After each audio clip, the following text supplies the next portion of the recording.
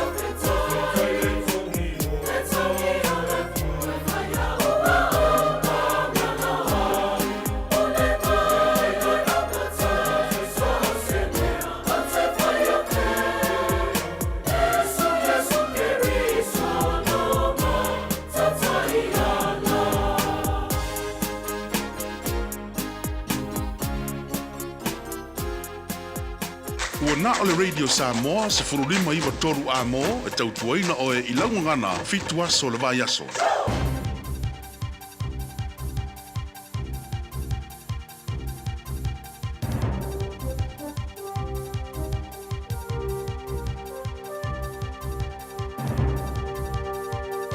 In this update, almost a third of fully enrolled NCEA Level 1 students failed the qualification last year. New figures out today show just 70% of participants achieved the qualification compared to 82% in the previous year. Results for other NCEA levels remain steady. The Ministry of Justice is being encouraged to check its systems after a website privacy breach. Thousands of rulings with suppressed details, including child sexual abuse cases, were published on the Ministry's website. It's now unpublished all family and criminal decisions, while a 4-week audit of rulings is completed. Sexual violence campaigner Louise Nicholson says children and other vulnerable people could be seriously affected by the breach. They have to check, recheck, triple check, quadruple check that their system is up to date so that this type of thing can not ever happen again. The Human Rights Commission has received complaints over a Christchurch music event using racially tiered ticket pricing. Collective Browntown Otatahi is marketing its event, Wave Sunday Session, as an afternoon of reckless abandonment under the summer sun. The group says its ticketing structure was designed to remove barriers for Indigenous people. It offers early bird entry for $15 while selling tickets to Māori and Pacific people for $20 and $30 tickets for allies. A Rainbow Mental Health organisation says it could still face closure as its crowdfunding campaign falls short. Outline Aotearoa's received more than $130,000 in donations since it began its plea for financial help in early December. It's grateful for the aid, but the charity has operating costs of $700,000 a year alone. Chief Executive Emmeline Pickering-Martin says it's unsustainable to always ask the public for help. We're cautiously optimistic, and this year we have committed to at least working through the first 6 months of the year and seeing where we're at after that. That's news. In sport, a 4-hour and 48-minute thriller to complete the 5th day at the Australian Tennis Open.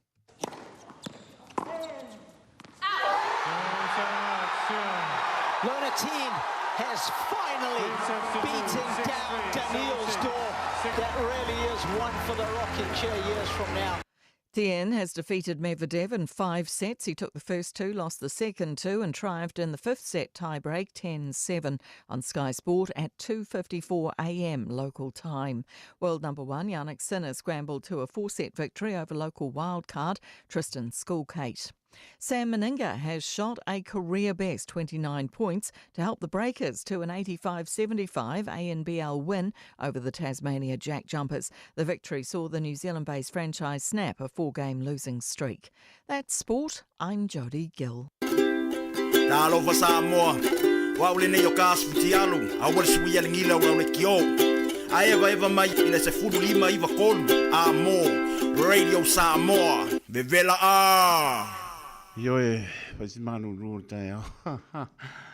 Wha minutu pa te ele tu lai ono I le tautua pa wawa le Radio Samoa programa na manu rūr tai au. Ngona lama pa patai I le tua e pe on tātou mori peo na pi inga wona mea matatau na pi inga po iatu ia te ia. Ia ono me sile saunia pea I lo tau soifua mora tātou wola. Tātou tari tonu e leo se amio tonu. E leo se tātou malosi. E wha maoni le alofa o le ni tau si mai. I le pongsara vai atu e a manuia mano longa le atoro tātou tunu leo pengarenga tofio na I anu whanau leo tātou mau ai le aspo popo aso lo tau so before le mātou wola ia leo tātou e mafuta I lungo pe au nganu le ea e ala le tautua wha le Radio Samoa su lima I watoru wa mo me tua pa manu lo tātou ni o Yesu Keriso e o foropa mpata lofa tu ai pa I maulunga o tātou tunu mai lava I munga maulunga pa ia se o pito I titi tā lofa lava ma lola so I formulia Samoa I ia lo tātou tua pa tā lofa ia pa au tana leo lo pa tuna pa lia so stapa o auto te roneia me sore so vine o lo pa penonta o suina le vai o so I fua wa lava ni nganga mo ia malona malo o foropa mpata lofa ia tunu malo le tunu Tau tonu lau sia pe tātou I wha mnianga sa mai no tātou tua ia mai se lo tō so I fua lau lei, ia pen po I so mātou wola, tātou maputa I lumo la ai lo tātou rii, tātou tāro sanga mō ia I le aso, mana aso, o whorowan pātaro pātu I atunu, e mawa mātunu, e lata mai, mā lon wholau, so I fua manuia. E a pia po I so se mautanga se ngase I mauta malawa, tau lue whala efu, ma puru si o tō whangan maro le turu tālo whai, si le fia le ri o ia lava le fo mai o lana wha mano longa, pa iantu, pa iane, pa ifo, ia maua le malosi tātou te au ngā mo ia malona whiri ngalo wha tālo whātu, tālo whalawa, e le whangaruina fōi, le uso o tuli o lātou whāsalanga pa pēna fōi tīnām tua pa pēna o tuli o lātou whāsalanga, a lofa tene atu, te tālo pēmo o tōlo mantua o tōre tāno, no whanga i le fio o iai se isi a taritonu, lo iari file mo le ri o tō potu. Tu musu o tō pingano fo I mai. Na era mātanga o fio le lalo langi, ma o mau ari so I fua. Alofa tele atu mo o tō, tūli whāsalanga, tā alofa, tā alawhalawa, e o na yalom whanau. Ea o lo whengai mano longa tama mtene a lofa atu por kalame o ma dore tai amo o tō, pai tautus pa ia, so swani la ngana no martasi na, so I fua e ai tō mātua, ia ma mātua peola e ai, vāni whapunga maro tunu, tā alofa lava. Ea ole tautua le Radio Samoa sulima I watoru a mo, por kalame ma dore tai au, ia le fō pātisi mai, ia le whiongan pantua, ia Natasha vai lua pe porto mata ia ni o folau ia se mato ngā rua tu se ia pa ia le ono le fiafi ke lo por sa ole ia por coiaso ni ia makuro le mate mano lo pa dar patu lo pengo para tua excuse me Natasha vai lua pe porto mata ia ni o folau tu le funga tai tu mano le usu ma o pa pe o ka ki ngia lo mo lia pele mo le mo ka mo mai pa dar patu ngang pa no Ia whaatalo whaatfoilo sunga le awao, ma le ngang whiwhia le nei tai au, whaatai lava le alofa o le atua, le fo I watu e vava I atu sula le tino, ia o loo maua pele so I fua lau le lau sunga le awao, whaatau nua I fo le tātou ngā luenga, o le nei fo I toi aso, ia wai le ngā tau le toi aso whai ngā luenga o tātou, ia a o le lua aso pito sili, o na whiwhia, ia o na ngai atu fo I le mo whai ngā malo longa, I le isi fo I vai so lumana ia fa malo lava le soifua maua malo fo ile fa malo si tau sala ya ni wa folau le nei tai au ia Samoa malo lava le folau manuia o tato ia les foraile happy ramare happy Friday to you all Io happy blessed Friday ia malo lava soifua manuia taito fa pe foi le afionga le fatua ia Natasha le nei tai au fa talo fatua pa ia mawalunga Samoa talo falava kia ora maloni and good morning. Ya, malo lava le usu moni lava pa tata la ponga la ngona lava pa mo lano I lumo le ni. Moni tau nanga la whionga pantua Natasha wo mai polisi ui o le tātou tautua anga e fo I le weekend. Ia, o le fo whanga fo I la whianga ia anga e toi fo I Samoa. Ia me vi ia le li pa mo fo I toi fo I mai ia pe fo I mai ia au kuso le tau sa. Ia, ai hala Pele toi fo I me fo I. Ala ko ka kunga menga I la whionga pantua. Ia ma sunga ia o ia te mai me li pe toi fo I mai. Ia ma no lamba le usu mo tau. Ia mai lunga le ala le lua ngai mai.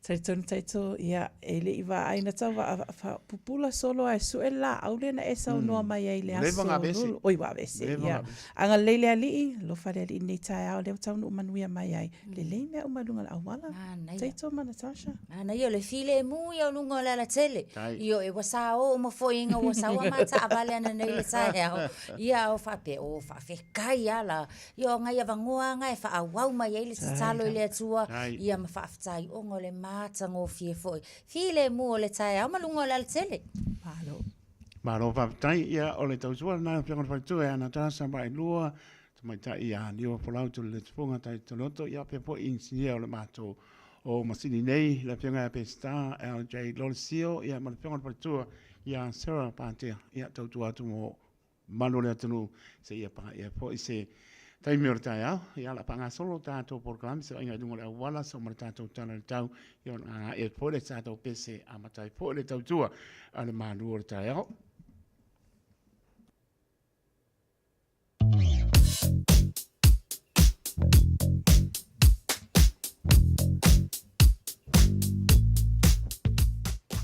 Lipoti mua lunga ole awala, mole sila fia malo la tunu, tonu nisi o to lewa uswatu inga luenga le nei tae au, awa fo itiute ma faiva ole aso farele, nisi foi wa mai anga luenga le nei tae au, ia malo lava fa malo losi, ai lo fa ilo mai ele waka kotahi Auckland Transport, ia o lo ma le pisi lunga o tato awala ile nei taimi ole tae au, tala fia, le se fa lave o lo fa ilo mai, tua lalo lava tato pulo kalame, ole malu le tae au, ina ia usita ia tae ala matu la fono, lunga ole awala.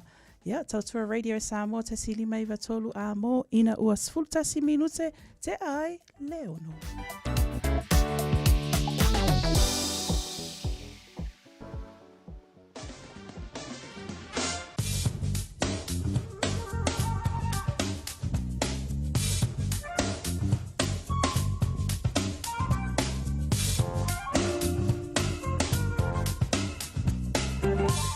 Tani tula mai su tasim la minutu wa te ali tula e ono o se vainga nai lungo le awala matai po nei tai au wa po por kala me panga solo se vainga po tana le tau o le mera pa moina e o kilani le va mai ati ai i o e losu fana ma pana lo iai i le so a wa po ni spainga o kilani se pulu wono lona ma lu le fiafia so vidi angi mai sau te sipo o le vainga mo antai au e pa uti munga o le aso tona Pauti munga awa fo i loso whālu mera wha mawina mo atai au ia malon manu le piapi e sepul mara fitu. O winga pat nāna tau ere mai le sā, tātou wo mo i tāpo inga le sā. Pauti munga awa loso wha le mera wha mawina i le sā malon manu le piapi e so fitu. O winga pat nāna tau ere mai le asonga fua. Pauti munga awa loso wha le mera wha mawina i le asonga fua malon manu le piapi e sepul mara ono. Patala whantu.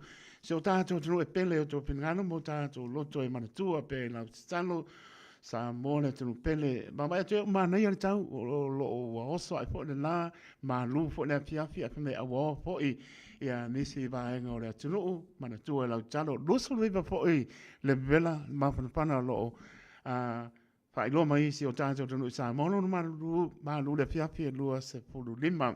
O se vainga i lutu tua ai po no po la to lo fa malu mai i le pa usi timu pe ia le ngalo po e fa pua le fati ia se pa ia lava South Island Christchurch mo na lutu tua ai o ma nei ia le manu o uma le malulu ala o manu la o fia la to sa vani na po fa mai amini fa mon tai to le foi u fang mai pai pa ia mako ngol monga ia ma lo lava fa tai o sta venga na le tana le tau ia ma sa ia i ngol awala ia wala ma si fio ma lo tato tunu i tato por klame fa nga solo au tato hanga e to foi le weekend tai mi lo to le mai su to le minuto o te ale tu lai ono tau tu ale Radio Samoa su lima i va tolu amo por klame ma ru tai au ia tau tu atu mo le malu le tulu ia se pa ia po si taimi o tai au ia tonu le wala fa mai fa no ia tato fa tala pa le na transa mani wa fo lau na ia tato pa anga kalo fai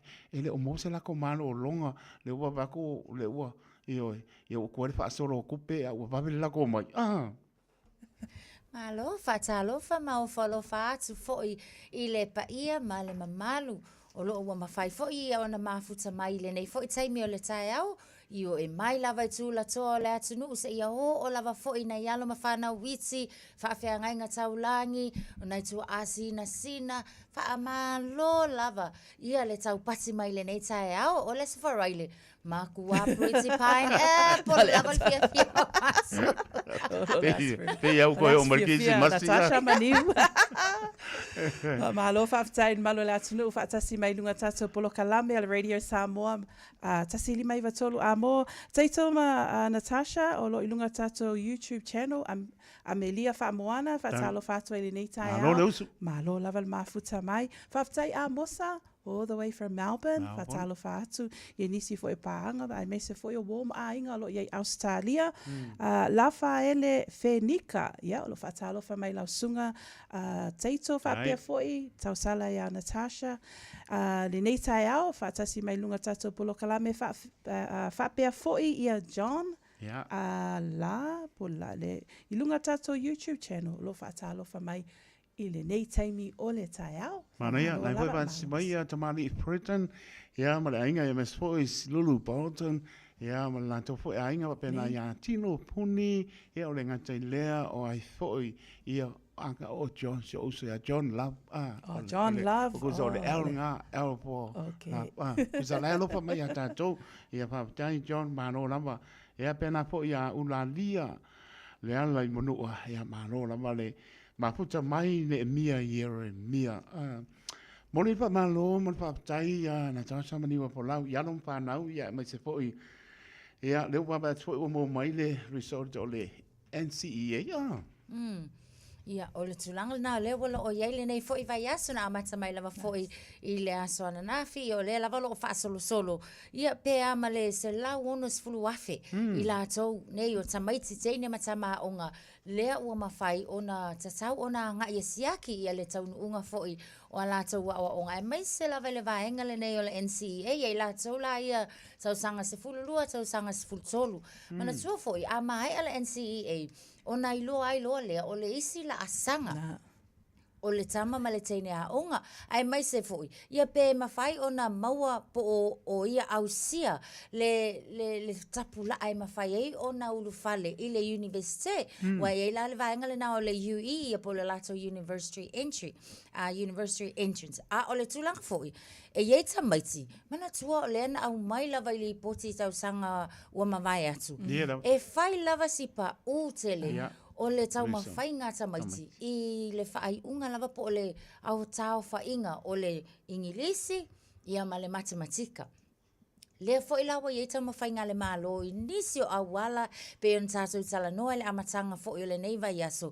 I nisi fo i o ta i ala fo le watu ina i te tonu o a onga. Ina ia tau mawhai fo i lea e whai a onga. Onga implements e fe soa soani le na ina i teine matama a onga. Mo le tau mawhai lava fo i a pasi. Awa e mawhai anga pasi uma isi vaenga. Ai ale pasi la le matematika ma le ingilisi po le literacy and numeracy. O nisi ngau koe whaawhainga tai lava i tamaiti. Ona maualo la tau awanoa e ulu fale ai i te tono universite. So e le whaapea fo i la o se tūlanga leanga. Ona o le leile o te tono New Zealand nei. Te leo awanoa. Mo tātou teine matama e mai se foi o le whaafafonga nei mātua. O le lango ina o le teine ma le tama leo o le pasi langa matematika po langa literacy po langa numeracy le taimile nei i le NCA. E mawhaia ona whai le tama koe alu i oi o whaia onga. O awala ia o le mawhai ona toi whaatau nuu. Tala noa i le pule a onga kalangoa i langa whaia onga. E o le kele i o career paths. Whaamole mole teine matama langa i tele whaafita au le tūlai. Na iei lava fo i tamaiti na maola tau ola, pulele ola, ona o le whewhei mātua, so e mata muli le tūlanga, fo i lelo le pasi o le NCEA, ai mo tātou, o la ia isi skills ngai ngā pasi ka maiti. I o le chemist, i o le tele o isi mata upo le nana pasi anai tamaiti. A ngā ilola o lato strengths na, o lato malo si angana, a ngā ilo e wa aipo o whea la le isi vaenga kaunga whaalau kele ai. Aina ilo le vaenga fo lele a le pasi mai. Ia wa i e nei tamaiti. Ona langona i leo le langona matamuli o le teine ma le tama.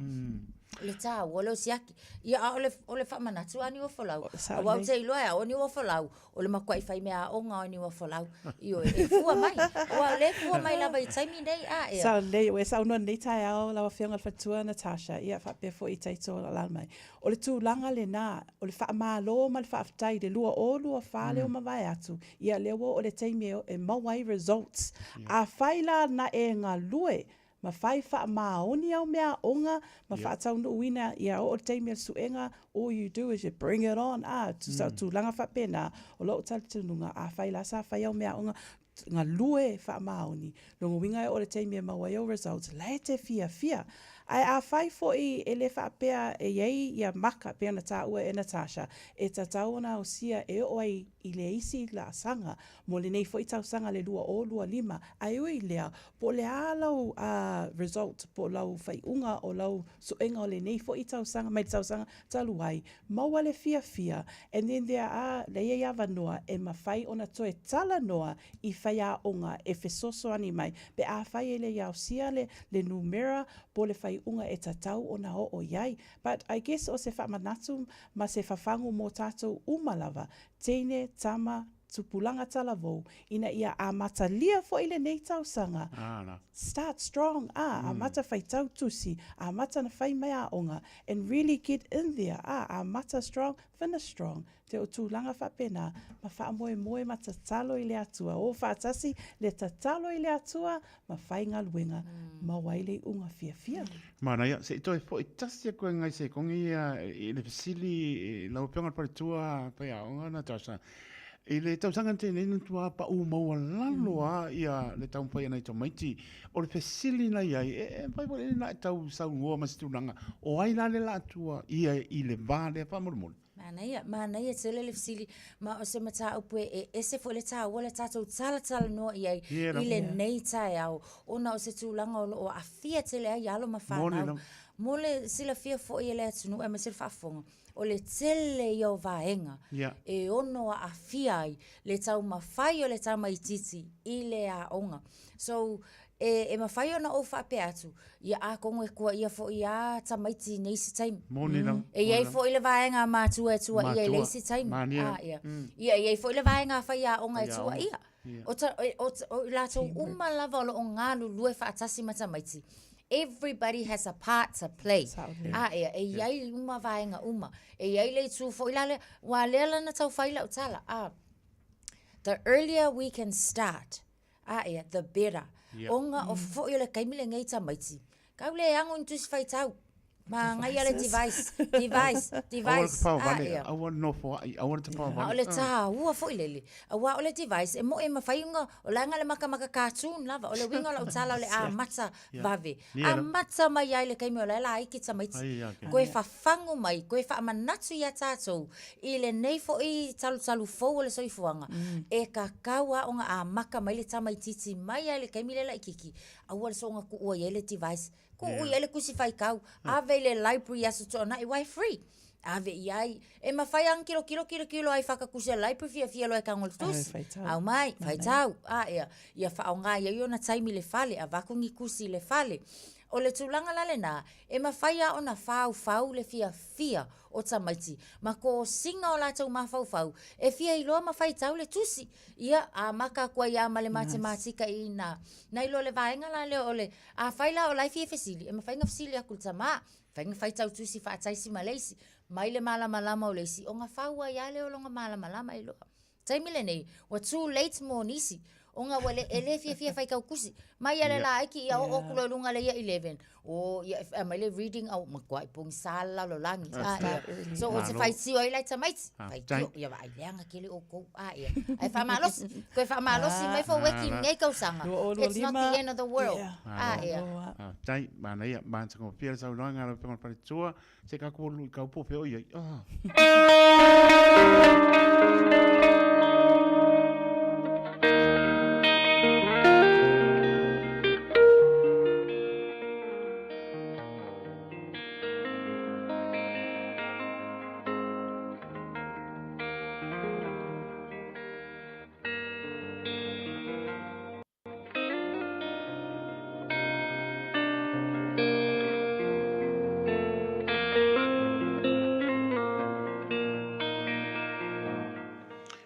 te toe whatalo whatu i sua whamamalo Iesu Keriso la Nazareta i lau whawhonganga Samoa i le nei fu i tula leo toi moa le amanoa tātou te mafutai i alo mai ala tātou proklama mai pe lawana masani ai o le lui tau mo oe mau whiu whaitau ina i le nei fu i whapoponga le tātou proklama le mua Samuelu lona matau pas fulmar fitu al whai upe fast fulmar fitu mua Samuelu lona matau pas fulmar fitu al whai upe fast fulmar fitu e whapea lona whaitaunga e iloa i fo i le nei whaaputputonga uma e le whaolaina tangata i ova i se pelu ma se tau a o loo ia i ova le taua na te tuina mai o tau i o mātou lima.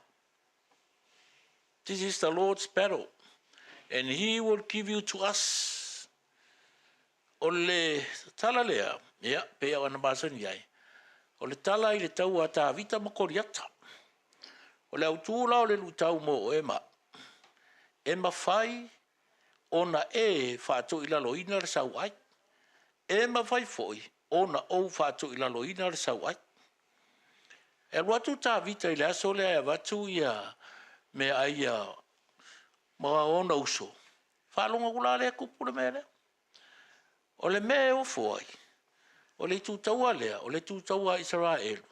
O le tūtaua tangata o le atua. Ai ua fefefe. I le kamaloa le kumai o. E le ngaka e maua lunga. A o longa leo. Maunga fōringa wa aia. So o le mea lai a vea malu ia te oe. Auange a vea fōringa wa aia. Auange a vea le leo. Auange a vea le kalaanga o le skaka ke fefe. You can defeat the giants. O le kele i o sau ai o le soifuanga le nei. Wanga whaawai vaia kako, whaapala aia kako, whaapopole whaafefe kako. Ai ai le maro si anga e mawhai ai. Ona e so sofa ina. Mawhasi o kia sau ai peka pēr sau ai. O le mela le ta ona mana tua e tātou. E mana tua e tātou le kala ka wika ang whai hako riaka. Whameke sau e ke au le pelu ma le kao, le karika, mau fōringa, makwhamalo kala anga whai mainga e kua mai. Au te aluati a te oe le suafa i ova. Wai vai mai. The name of the Lord of hosts le suafa i ova. Ele i alu mo se kusipasi. Ele i alu mo se kamau ainga. Ele i alu mo so ngā poko whaafika fika. Ngā alu i le suafa o i ova. O i nā foi, e mawhaina e whaatu i lalo ina. Le mea kongoa lea ma le whaafika auri le peo se sau ai a oe. Mai le ngā vai aso, ma le ngi aso. Ai mana o te manu malo, alu i le suafa o ke riso, e mawhai ai, ona e manu malo, ai o ke wha moe moe lo poko. Ia, whamanu ia mai le tua e lau whaafonganga, ia mai se uwhi au le ni aso, ono le suafa o Yesu. Mene. O le Love Local ua mawhai ona awina atu ai polo kalame mo lau community. Ua langalonga ina maalosi e le Auckland Council Local Boards. Te pena lau fala, mō ta whaonga i le Music in Parks. E se fulu walu kono seti, e le aisi tutongi. Mai ai Januari e o atu ia Aperila. Mai moa i le Opera, i le Botanic Gardens. Ricky Morris ma le Automatic 80s i Pakuranga. Ma Midge Marsden i Blockhouse Bay. Mō nisi whamtalanga, tanga i ana i le ourauckland.nz ma o omi le things to do. Jalo whanawha tia roa, ua te talaina nei le o nanga e veni, mō whaatangwa i au ki lani New Zealand. Numeratasi John Coulter Drive, i le Auckland Airport Shopping Centre. Tau whatawhatonu lava le warehouse ma le countdown. Lau whale o fulau i loa le e veni, Auckland Airport Shopping Centre.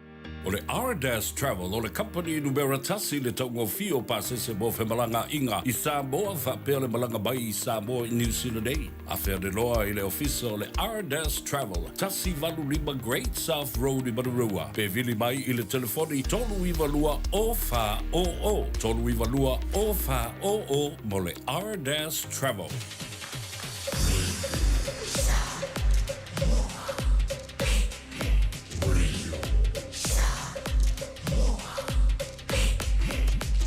Bye.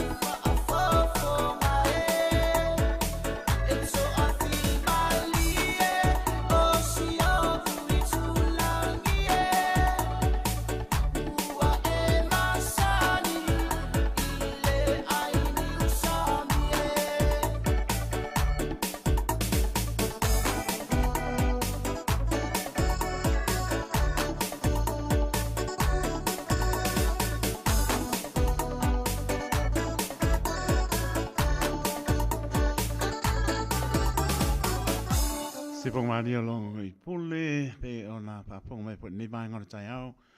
Ina ua tulai marita so tai mi le ua los po balu birute ona talo le tulai. Fitu pa pong mano le tato tonu lu tau. Ia spa pong po I le mai aso fo pe tato lia le anga le lo tato tai. Te fa talo fa tu tau tu ale Radio Samoa por clamer mano tai au mano le tonu. Ia lava o maputa mai ai o lunga le wala o tonu o mamau tono mo to malao pa penga venga ila nga te leo mo tanga se maro le tonu fa ta o tu li ai ia to fa ta no fa tu le to tu ale Radio Samoa por clamer mano tai au mano for lau fa ta va po ile sunga kanati matila welcome back uzo pe wat pa tu ia Florina ia mano la man blanga manuia e o se I la kulo se usuare kaya mriva ngan venga kanati ia ma Florina ne fo I vanga tau pa tai lo sunga le o you leo malfa pa tu ia pa salafa pati ia mano la leva mai mano la pa tai ne mia ia mia kalo pai pe ia pa po wina Danielu mai pa to ino sia fantu meti ti soli ia lo fantu mai la to umala kalo pai nina tulia tu ia mano lava puna o lo fai e kuasi ia pa tai ke line tuala ia manise mano le tunu o lo maputa mai e longa le apio fo linga lana fanta lango kamu ia pena fo ia manongi efu ia moa sale lo maputa mai te koma I Amerika ia le waso parai mato stofi mato tira mato ia lau tawa sa pepe tu tuli ia mai Hinden Avenue I Marabet ia alo fatu ia Aaron Sila alo fatu ia Moses io e turmo fono longo baiafe male ainga ia mano lava pa tai mano le usu tai ao po I pa manu ia Urilanta a Kelipa wale lori soli lo via soli tile Ioane ia mnison malo le tunu o lo fa pena ma puta mai ia mne fo la singo le ne aso le anga le mai o lo tato mtai tau tu atu le Radio Samoa su lima iva toru amo ia se pa e fo se taimi ole le fo tai au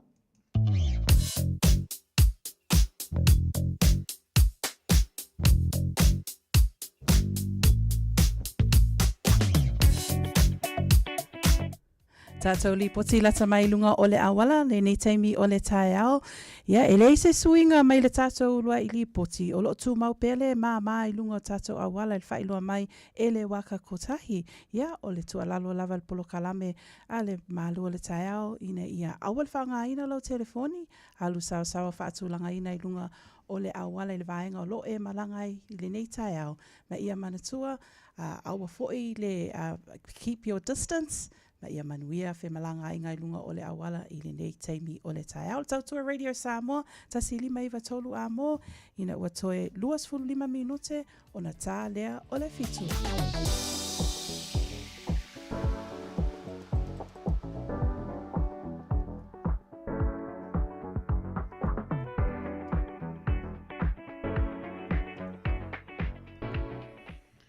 Mana ia mai le o ma lungu tai au o au so mai tai tau e se fo ile swing on le tau le we ai na ta sa ma ni o fo lau o le tau tonu ane tau nei ta tau e le o le manulu ai malu wa mana ia e pe de pi ai o do ka u le manga ia oi manga ia io e mana ia le malu taito ma Natasha ze mana ia e mafaina mai le ofu ma fana fai a o le vevela ia ko le lopo tanga e fai pe a vevela tele ia sa le e fia malu tai mana ia la ro fa mai ia le lenga ia le lali Ringa o tanga vai ana o tala mama le tau si asa fa tama no fo aro mo o lua.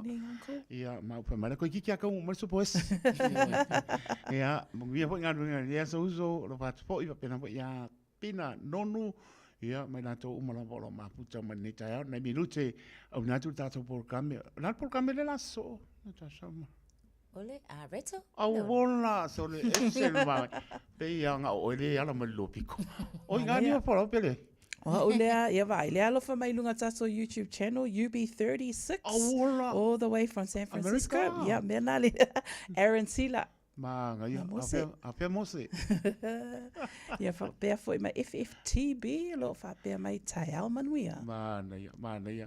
Malo le tonu le vo tanto anga et po le weekend ia bi ina ni le taimi e alu la ko ana ta sama ni o fola ese le alu ka ia mai le o te a le afo te sanga momo pa pe ka ika o le o ale ko va ko le o sufitu waso le masino januari lu o lo lim pe ia po le ia skili si masima ka sanga po ia o ka mirangi la ia spiri i shotato tonu ia la alu kon ki apa ora pa mai ska longa ngalu masanga yo o le voli o le pangi o le pangi o le lape ma ngai kama kuwai kama o le talonga le te vai o le pangi wai pe fa ingo isi tamai til talonga fo le o le kongi nga apa ai pe ka o le pangi isi tamai ti asola so a fa mai la ka ko e fa le pangi ia fa pe ia kamala le uma ia ulu ngai ai nga fo nga le mamu nga le wa kwa ka mai ulu lai pe ko ila lo ia fa kule wa kingi apa e lenyo o fainga e lenyo le vai aso ia ai le io kai pe la le bowling fo le fa tino i nei ia le talonga au palangi la ko ia o ka ko pingi la kingi apa male ulu ai fa ngo le pangi na ia la sorry ona ko a seki ai fa pe e ka o pangi popo ona menga o ka se ko mo pa pe e po la ka longo le pangi popo ia wai po i ta longo le ka banga ka sami e koso le mai ia nga kuia le pangi popo ia ai ko fo i pe ko fa ka wa po e mo manga pangi o ka ngalo ko ka manga au ke i fa ya ka longo nga wa ke le nga me okay lo foi kuza foi ga kuza ga ko io e kuza maka e mo ga ia walu la ska vanga pang popo lo mingo lo fi ai pang popo okay ke mo e mo ga ki al mele ia mana tu po ka ko ngai pe ko kusa so o Samoa saua le ki si masi aru Januari Februari mati e o ya pelila e ko e o ya samaliu te lo vo e pa ponga mano le tunu lai ya la spiri ka longa o la si be ma ngai ai fo i meo e ka le sia o la se me o manatu e o lua i se e ka le sia po le e ke look forward for ale ke aru ku la wala ma pa ka i se e ka le sia o lua ka a manatu i le fa le la ko mangua pese nga kongua metisi ola ia o ka mo e ko mo se papa lawa yo le ase mea o se si pengi wako ia o pese nga nge wa pole ale o mai iska ka lai fe kai mai le si piko e fa longo mai lo longo ore sore wa va bianga kuri vai la ko kuri la e maka o kia ia ta tonu ia o le mau o le fia le ia le pa mai so mai o le mai la o sili le o so i for tanga o le happy ai fia io la me ko pole la ka ko la ve tole ana ia bread of life sent down from glory many things you were on earth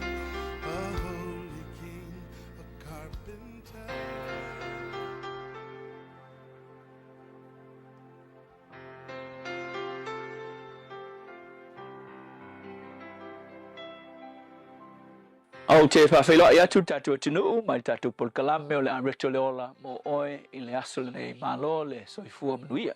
O le tu se maa reko e walu whai upe tots fuli mai whapea, awa PCA le au ngai le tangata, pe a whaina te maua le lalolangi uma, ai mau lona ola. Au le upu mo i le aso le nei whapea, aua le whaatauina lo whaavavau i mea whaatau o le olanga le nei. E te loa ele i a fio fua mai Yesu i le lalolangi le nei. Na fio mai o ia e iai le mafuanga. O le mafuanga, na fio mai ina ia e maua le ola e whaavavau. Aisea, a wafa i sila fia Yesu whai mai tala tu speia, Roma ono whaupeluas, o tonu whaupeluas futonu, ua ngasala tangata umalawa, ma wale o i le vi inga a le tua. Al mem ka ukia ngai, Roma ono whaupeluas futonu, o le totongi whai mai, o le totongi o le angasala, o le oti o le totongi le angasala. Wei loa, wo ti tangata uma le se ola pe le ngai olang e o ti tangata uma o le failonga faingo fia le e loa e moni le tala tu speia wanga sala i tatu uma peta e ele me manga i ngā fio mai Yesu ngā fio mai e la vea i oi a e oki a oe ke alu i le whawhanonga e whawavau ma wanga sala oi ai alu oi le ola e whawavau mea ngā sau ai Yesu ai ki lori ane mo fe bisfulua fe mai o i lato uma lava o e na whatua tua ia te ia na ia avatu iai le manuia e ta ua i lato o a talii ma whawhine o le tua Ioane tolu fe upe tos furuono whapea o le tua mai o le whatua tua i le alo o ia te ia le ola e whawavau a o le whatua tua i le alo e le o ia ke ia le ola a o le malaia e whawavau o i lunga ia te ia. So le upula le mo pe kaila o isi tangata ua makua marilia kusa pele o i le ola e whawavau a ia maria ona kuolanga i le lalulangi nei keleng whai i kala ula isi tangata e ia ila tala le sewewe au na whai le amat matanga al makoloku ia soi whakua a matale kalesia e le ia o inga le leifo ina ito inga ngā kaimi whakua a makalo mio pala luo ko inga fai mio fa le lalulangi le ingu pi o paki o inunga o pe mio ka longa fai kupe he vai ia fai lo fe au le sto ina onga ua fai lo na tofti akono fai ai pai tama ia ku uia mea le lalulangi ai o mai kau kua le loku le ngaluenga le tua ma ko inga la fe me kau kua loku i ko inga o mai tau tua loku ma ku ulo wo langa i le o Yesu ai fe mai tala to ina vai la sunga fa venga awe ke pule wala va ma ko ai ngaluenga o le kau kua o ngaluenga le tua ku salava pe ma ku ke le o le fa va vai i kala ba ai mun muriange ia maseki le o langa sita ba ngai loa na ia talia le ali fa o le no lang ma o le si o langa vi ia ile tua mun muriange ai o le mentality le nga ma le manatu ta tele o sita ngata ele ke ngai me o le fa va po ma la ia fa va pa wal me ia ma kwa mandire loko ke mi le o lai aleluia ngai mo oi vai ele fa va le mele ke ngo vai ele o se lam kau sanga singa mai kau sanga singa kai mi le ke o lo fa va o le me mongi nga o lo fa tali mai mo oi o ngisila o fa kau le fa va i me fa kau va e vanga kuluku nga oi fia me fa yo le lalolangi ngai ya me fa kau va ai misi ai le ali fa ola o Yesu i lo no langa matalia le fa vau o saungia le tua o talo te so swani so se tasio fa longo maua le avano e so fuai ia maua le avano na te talia oi awa oi o le ala e le ola ma le fa vau fa manuia no lo swafa Yesu amen.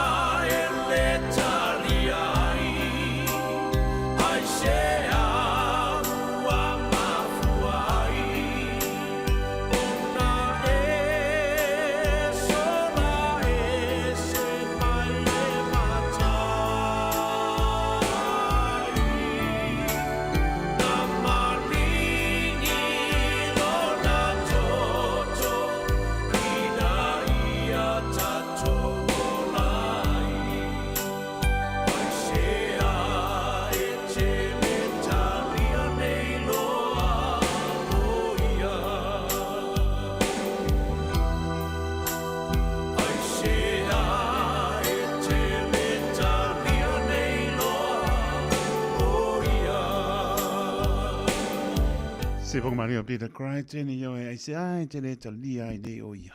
O umon tato talia le li. Pai mo tato whaolo le ntong yo le ina tato ang sana. Pa mai atu el tato por kame a reto le ola te pena ina pasta na pai le kopa. So ponga po i le bai aspo pe a tato o lia i le lofa malanga le lo tato atua.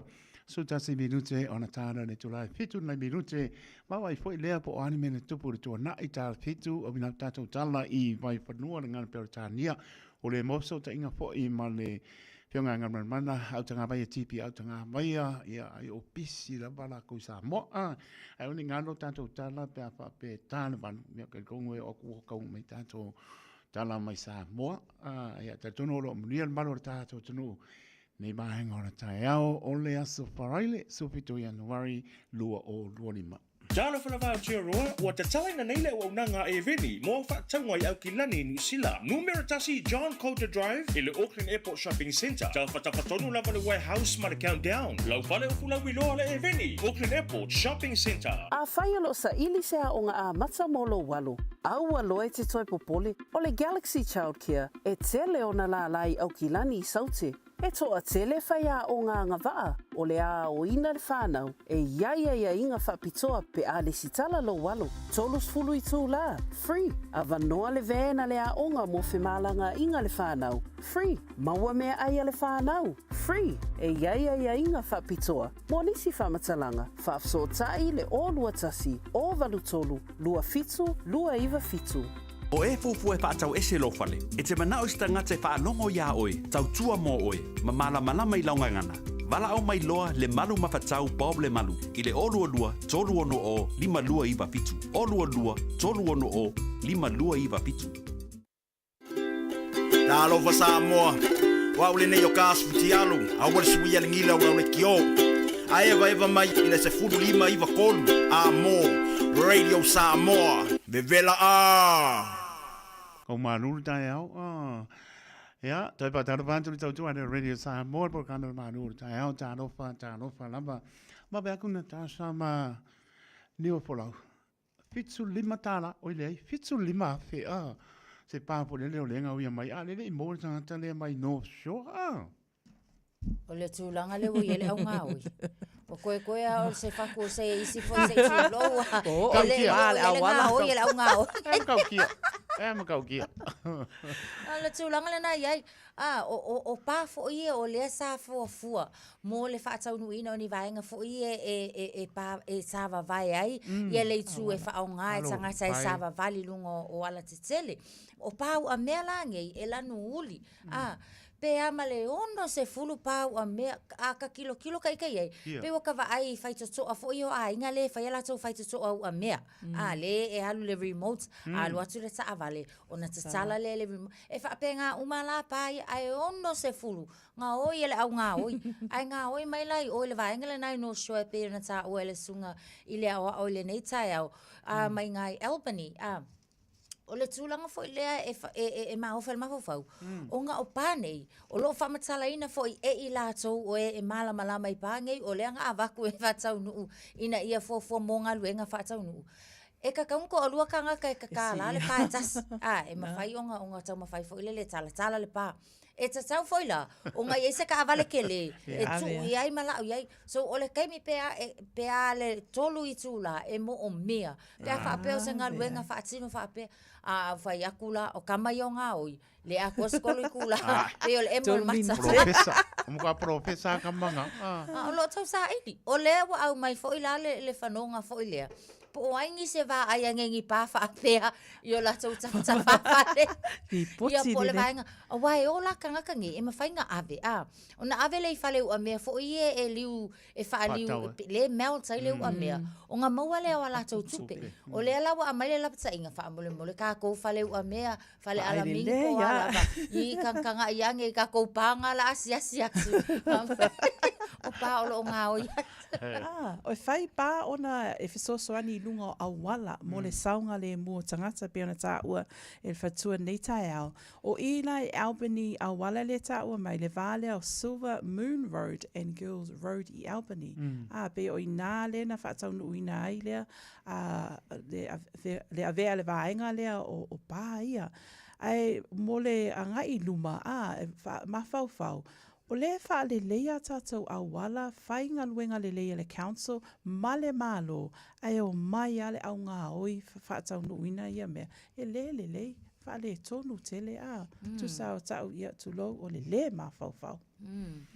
Tilo fo la ia le whaina, ila o le company, o lea na au mai ia le ngata ile na, o ila tau fo i o lea ua uma ona ave ia le whaiunga ia o lea o le a whausia ko pa, a wai le tau ngofie, a fua la ia, fitu se fulu ma le lima a fetala, pe ha o ina whaale liu tupe ia pa ngai wangau ia. Se lau ape, E matua i te le lava, le afianga fo i le, ia wai kakawang koe au mai fo i la ngisi longa winga, o le kupe mau mau. O le tupe ua lei loa, ia e ka uia whapenga, e lea ua lea o ngā akoala ngā fitu suli mawhetala. O le fo i la ato e fuafua, po o whiela e kaunga apalai mai ei fo i se isi fund. E fisosoangi inga ia mawhai, o na whaatau nuu nei ngā luenga, e ta tau lava o na whaatau nuu ina. Ia, e me se whaelo tā ua teimi nei a Taito ma Natasha. O le vai tau longa o amatanga le tau sanga, e taunga tā, ma whainga tā, so i fuanga lo iei teimi le nei. O lo tā ua le pune nuu i le eitu i Albany. O lo tā ua, ia, the cost of living, the crisis, ma le mea le teimi le nei. Ia, e o mai vaenga ia ngā oi, ia, e on tā ua Natasha i oe. O whea fo i lato e mau ai tupe, e whaatau nuu i nā i lea ngā luenga. Ia, le whapela e whankar ka o so i fuanga ngā oi lea ngā oi mai o la fo i oi a ngai la kampangi. Ia ora ngai la ka. Manga ia pangon bea ava pela la o la ko ala pela ka ke fa ka o lo mo fa le la o ko mara ko pa ia or ka mila nga ka just pretending por el ka sa bali solo ai ko ala o bidi de o a o ngi lo ko si lo o si lo ke pongi wa ke le lo ase me o la si lo ke pongi wa ke ia o ke ia o lo fe ko mo le pa e makau kia. Look out for them. Ole, va ve aku ia. E lu tau hina uma i tātou mātana. Pea o ve aku tatalo tātou mātana. Ai leo ka kanom ka nguru aku losi i le pā. O si alo toto leanga na oti mai tu lo leanga ngana pepele peke si masi i le whamai pore no kane vingi ana Natasha ma ni o pola. Kano whai. O lea lava Taito e tā ua le mta upu le nei tai au. O loo whailoa mai lunga le tātou RNZ News o le tūlanga le nā, baby with whooping cough, le o whaapea mai ia se tala whaanoa noa, ia lena maliu mai i lea wha mai, mantua foi, le sa whailoa mai i le tausanga taluai, ia November, lua November, lua o lua is an epidemic i totonu lava o New Zealand, le tā ua foi lea ngase i Samoa, ia a tusa, this is the first case i nei i New Zealand talu na declare the epidemic i le ia November lua o lua wha o loo tā ua mai e le Health New Zealand i le teimi le nei. I le teimi nei whapea se lau se fulu fitu o i lātou. Ua ngai i le whale mai le teimi le ia November o teimi nei. Ai to o tele o le nu Maryland o nei alo pepe o lo ta ua teimi nei e i lalo i fo le se fululua masina ia le matua po le ia nei pepe ia o lo a afia i leanga ngase lo ia ila ia lapata inga a specialist ina ia whaia ia tui pui puia ia e mei se foi ia peon ta ua Taito nei tai au o le mata halo matua ia mei se foi ia tātou lava prevent ia ai foi ia symptoms o lo whapea mai pe ia lai ia le fulu me whapena but take precautions mai ia o le tāua teimi nei o lo whailoa mai ina ia whai le tui pui puia Malo le ua toe tolu minuto na tāna ni tūnai fitu ia te mai lau papunga nisi o mea tupuri tūna i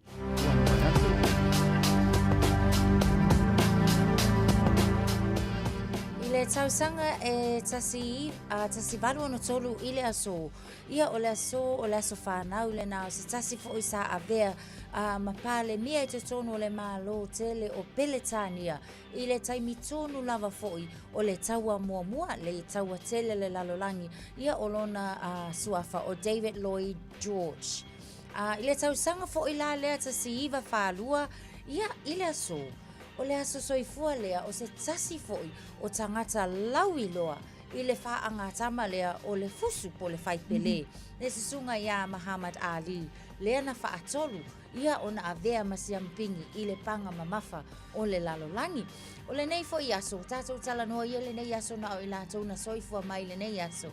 Ia o le aso soifua fo i le nei o le sa avea foi ia masiofo po o fale tua o se tasi foi o Palestine o Amerika le tamaitai po le tinalea ia Michelle Robinson Obama. O ia lea sa avea mafale tua po o lo avea mafale tua. Ia o le Palestine foi o le malo tele o Amerika ia Barack Obama e pei o na iai tau sanga mawai. O nisi la na o vainga foi ia mai latou na soifo mai i le ne yaso i tau sanga ua mawai.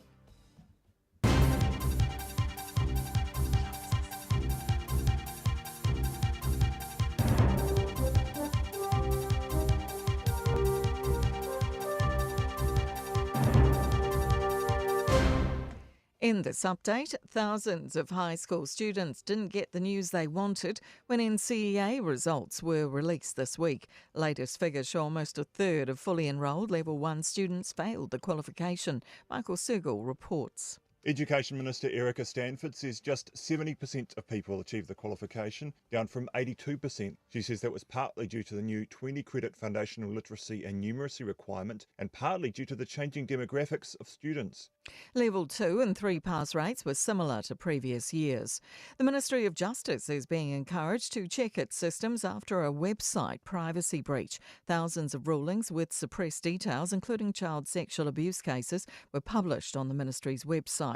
It's now taken down all family and criminal decisions, while a 4-week audit of rulings is completed.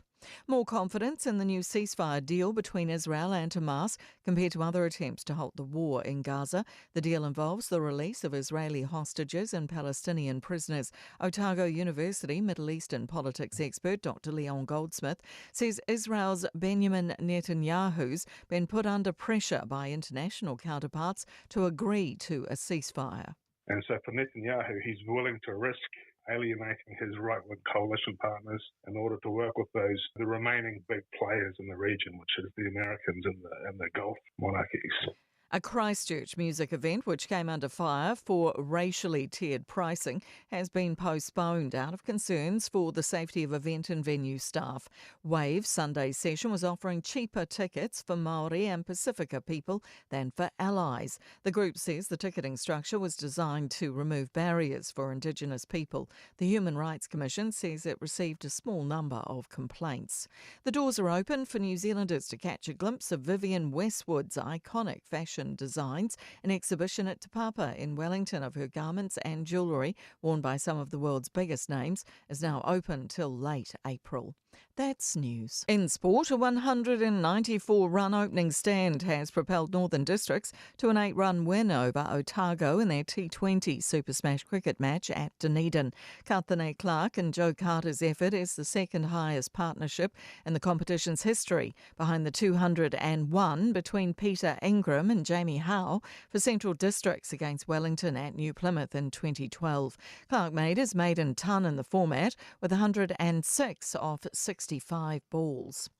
Lena Tien has beaten 5th seed Daniil Medvedev in a 4-hour and 48-minute 5-set second-round thriller to complete the 5th day at the Australian Tennis Open. Sam Meninga has shot a career-best 29 points to help the Breakers to an 85-75 ANBL basketball win over the Jack Jumpers, snapping a 4-game losing streak. That's sport. I'm Jodie Gill.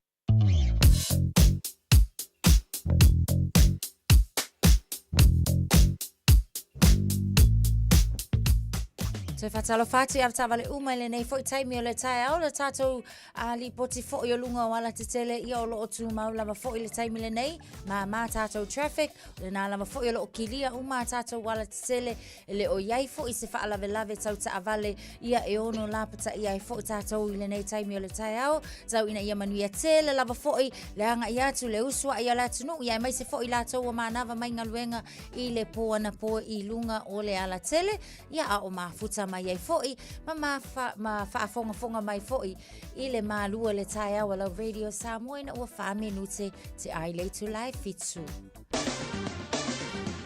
Ua mawhai ana au ina atu le tala o le tau i aso taitasi ona o le langolango mai a le Pacific Finance Limited. Telefoni o Valselau fitu whawha lua fitu. Taimi tūlai mai, whāmara minute le o te ane tūlai fitu. Toi whaponga maro le tunu au inate o tātou tala i vai whanua na ngāra Peritania. Mes toi vainga i lunga le awala. Ase toi vainga po le tala le taulo. Tu maulu mera whamawina i au kilani i losu. Whaala maurunga lo iai malo na manu le whiapi sepulu ma le ono. Winga le tau le aso a tai ala. Sto na ipa uti munga au aoa. Loa sepulu whapo le bela. Whamawina mo a tai ala malo na manu le whiapi sepulu ma le fitu. Pinga po nau tau e alin mai lea saipa uti munga. E oa loa su whapo le bela whamawina lea sa. Ia marona manu le fiapi e sulu mai fitu. Binga po nā tau alien mai i le ansang fua pe au dia langa leo lo tātou mtai pa uti munga au aoa, lo su wha, ia ma su fitu le manu lu le po. Toi pata alopa si o tātou tonu u, ne poi mai ngara tai au leo 5 minute u te ale fitu, tali tono tusa i tātou, tusa lawar te ine sa mom tātou te minei, leo 5 te ale fitu, pata alopa tu le nganga pa alo mātou, i atu nu e mamau.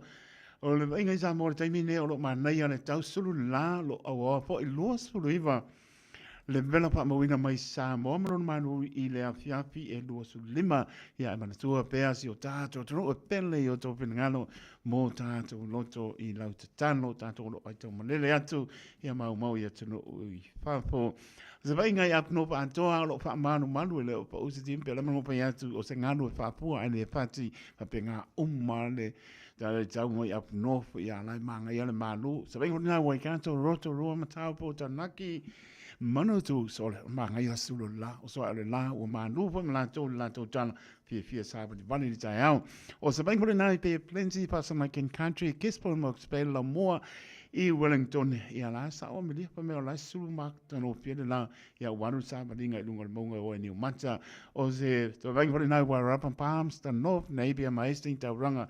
Se e pa i lama pito lalo i South Island, Christchurch mo no tu try go crusader o ide ai leo fa ko lai manu e leo manu lu ale pa pe o pa ia aga ko boa ia o nga e pa penga na mari so ifuanga le ko kiki fo yo mar kaimi e be be ser ka ko super rugby ia nga anu ale o la o nga ka ano ai ia wang fa fo ia o sta venga na tala ri tahu venga si o tato tu ai mai se oni se vainga tu tua o mor si pien maro tato tu no Ua loa le tautua le Pacific Finance in no ngā tupe mo so se wha moe moe. Ma liu, whai puiponga, aso whanau, sa whai whai ngā malolonga, ma so se wha lawe lawe. Apa laine lo le pacificfinance.co.nz. Pia bala au le oval se lau fitu whawha, lua fitu. E talo sanga sauna no ngā tupe i le bao le 5 se lau tala, ma le lua se furu hawhi tala. E lua minute whai lau talo sanga online, www.pacificfinance.co.nz. Ai tasi le tu lai whatali e se tali. E iai, ai inga whabitoa. Bala au lo le Pacific Finance Limited. Ile oval se lau fitu whawha, lua fitu. Oval se lau fitu whawha, lua fitu. 24 hours a day, 7 days a week. Radio Samoa streaming live on www.radiosamoa.co.nz.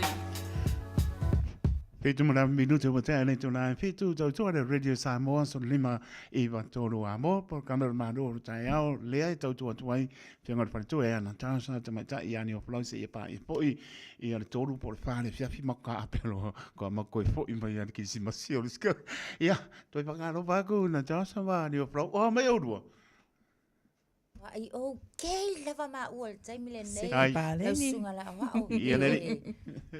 Al me sidia ngai ba ku ngai emo ma pe o lau ki si masin nga bi ko. Ai ba ia fo le.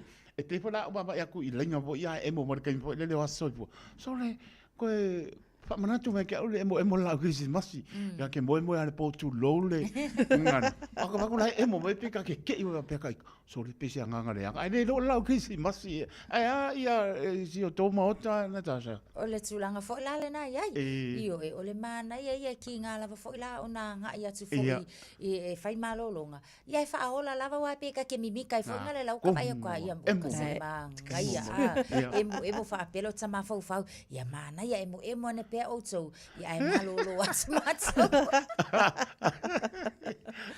se to pata lofa ne le tato pa anga lo pati ya tora sayo pe po ya sila so sengi na moli pe po istato tina pa mai ya stato tina ya la lau tawa sa pe tutu pa mai o riska anonga mano se o do mo fa ka pinge o ke le o anga ke le la mai fa ka pinge sulu ia sa pa ka longa ngai kai mo ki se masi pele ia te ula ia le ai malo su nga pinge sulung fa ia ba dalo wat ia ta wati pauli ia ba lo lamba lo eva mai le motele sala fai sale longa e uma loa sale longa vai to muri lo ana tasha pele le ai Yoi. O te le fa sa mo yo vai to muli ia sa lolonga la e o vainga na le amatanga la va foi o motele sara ia fa si mau ko sa o vai to muli o palauli ia na ke se abra pe ia le la o paku pa pa o lo kalmo ke se o le pinga te ako no ia le ma kai pese nga o ma ko pese ia ka un pai ia ma ko kai ora WhatsApp ia le sunga ia kanaki matila la o foi mai sa mo sionga pare tua pa tana pa toi foi ia karangoa to la ia le la o paku e uma loa ia sa la manu o lo i vai lo palauti ave mai so le o ngai ma me ke ale la sa o lo foi pena pa tu la utala e anga tonu manu ar fesili pa mangalo mai foi se leo o apa pe o ke le o malama e za tauana o fesili ngo wan lo fale o malama ese lo pia wan po le le ana pasa more confused pa ru fesasi ko pa ru fesasi ma po ia o va pela ia den pa lang mo se longa la ko ku la o Krismas mana ia malam lama a taito na malam lama ki lia le ai se poloka ma fa ia pe ora wala ma watu lo ta vale ala ma na ia ki lia ma foi fia ma le oli Lai paka lo fa me fo ia misiluki e ona tua o ia pe fo ia e te vise o fisa ia ma no la mai te vise le va mai ia mai la to a inga ta vita ia puna o lo fai e kwasi ia ma mangisi ke o misio ma nei to tele ala o lunga tato YouTube channel taito to e seti ola o lo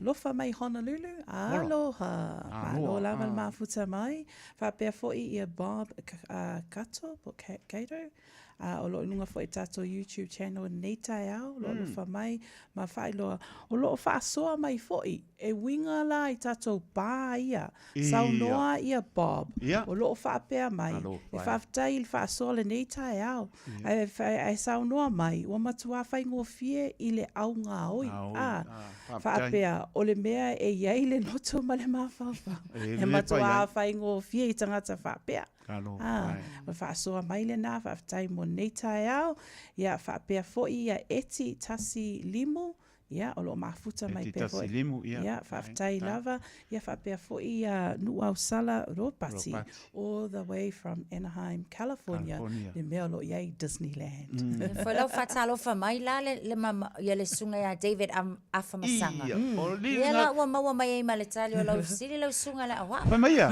e lo sale lo longa ia so o loa ma le taulanga o sa vai o sale la vara ma lo mafuta mai David Foi la sunga le Manuel Malo. Kasi nga li Manuel Malo, David Afamasanga. Ia e o kuanga o ia na ku fa kuloa se ma ko David Afamasanga. Ana ku wa ina pinga jo. Lo va jo. Ia nga wenga ia pe po ia po inis. Ia o sema fa tau I fa pe po I. Ia I sole. Lo ye fo imisa mai ava Simone Tafia. Manaia. Alatina and Rose Tupuola. Papetai. Lo me tuitama. Ia Ana Maria Vitale Malito Atele o Ilato o Kai le ngale. Kai le ropa. O whaalongolongo mai all the way from Waitakere, Isisifo, Waitakere Hospital, Whaftai Susie, Taase. Ia alofa atu fo I oto umalava o lo ngā lue I nā tātou whanmai Waitakere Hospital I le Waitule o Sisifo. Malo lava ngā lue nei aso. Whaftai mafuta mai. O koe maka le whanoa Osaka. Sole. Maka urianga liki le pārangi. Natasha. Sole. All the way al pārangi wape ule au ngarka kokeng. Se sainga pe se Samoa. Pe ma Samoa. Ala ngai lo piko sainga. Kia. E mana te opo tu lole ngana Samoa tau tala mana whanolo. O kanga saun kau sangaren ke ia pu. Le mo pai aku yang ngafi. E pu ka. Au maka yang po le whanolo nga pai. Sole wo mil ka le saula le kenge sole nga o koe recover maranga came back wora le ko ia spa all the way to the bank all the way to the bank o paku mano ku fa mai man ko hor ka po inga ngu ele pe ngo pe wani sta longa lua mama ai mai mo ai fo I po le au ia mi so o kiti ia le po sau ni mai ia le super rugby Sa leta. Taito sa ta alo tato au le basketball.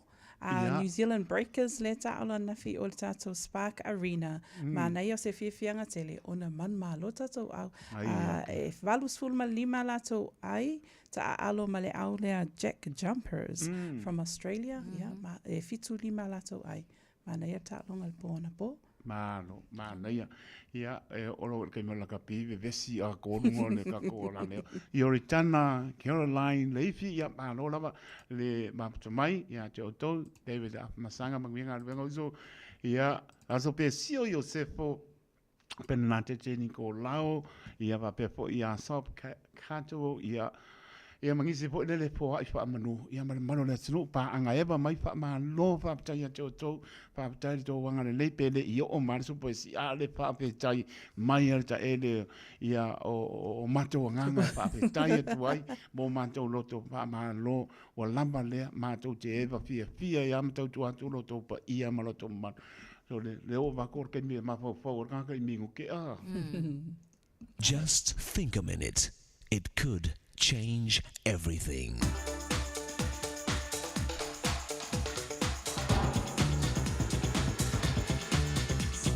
Think a minute. The first most important ingredient for success is motivating yourself to act. You must believe every day that your actions and work are moving you closer to your goal. You are the one who makes or breaks your success. The second ingredient you need for success is skills, your abilities that you sharpen by using them again and again. This only comes through practice. Practice does make perfect.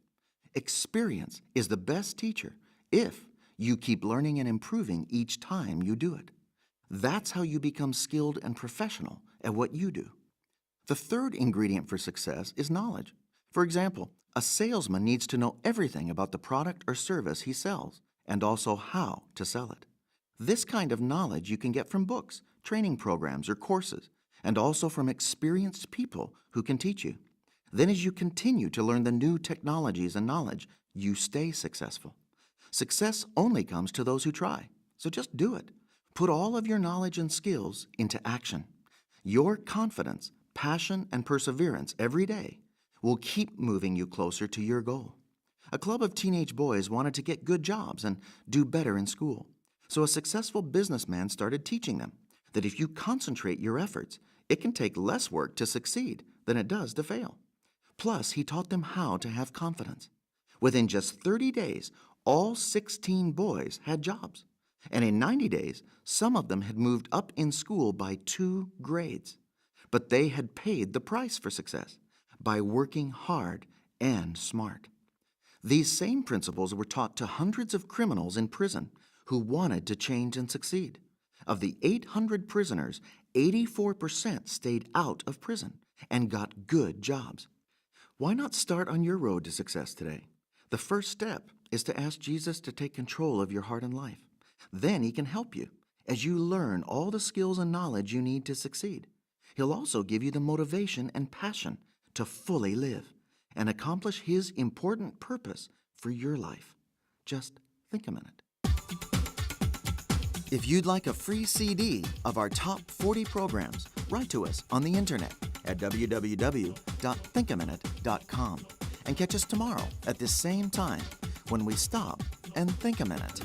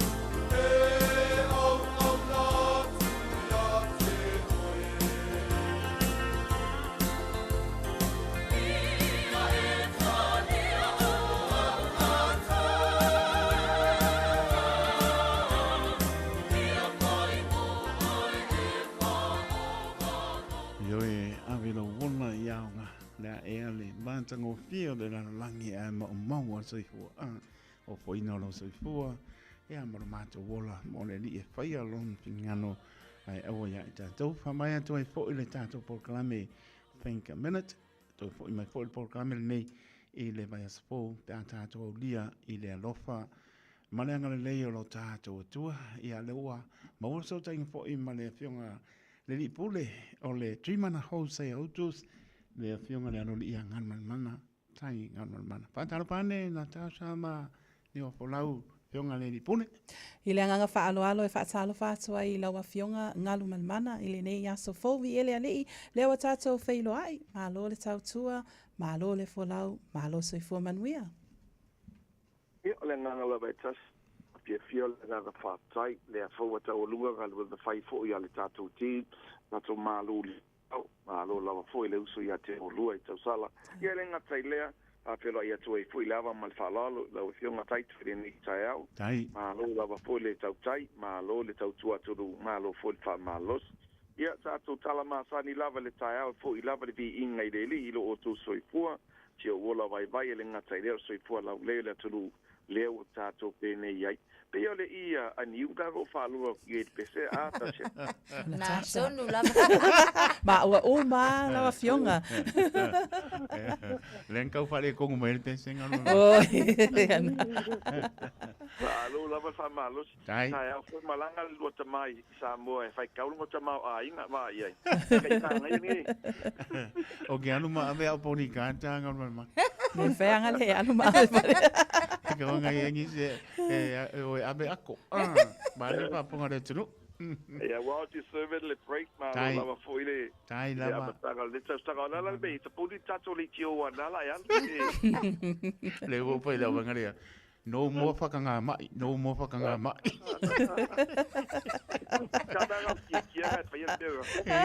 No mo whakanga mai.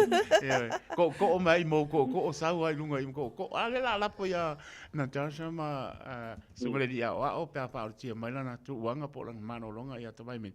Ia ola ia la tai mitali ia foi. Ia la bia foi pa singa mano longa no fontanga po le kali. Sia ko foi mai ia malangang fa no. Ngarman mana pa pongon manu le tunu manuia po le.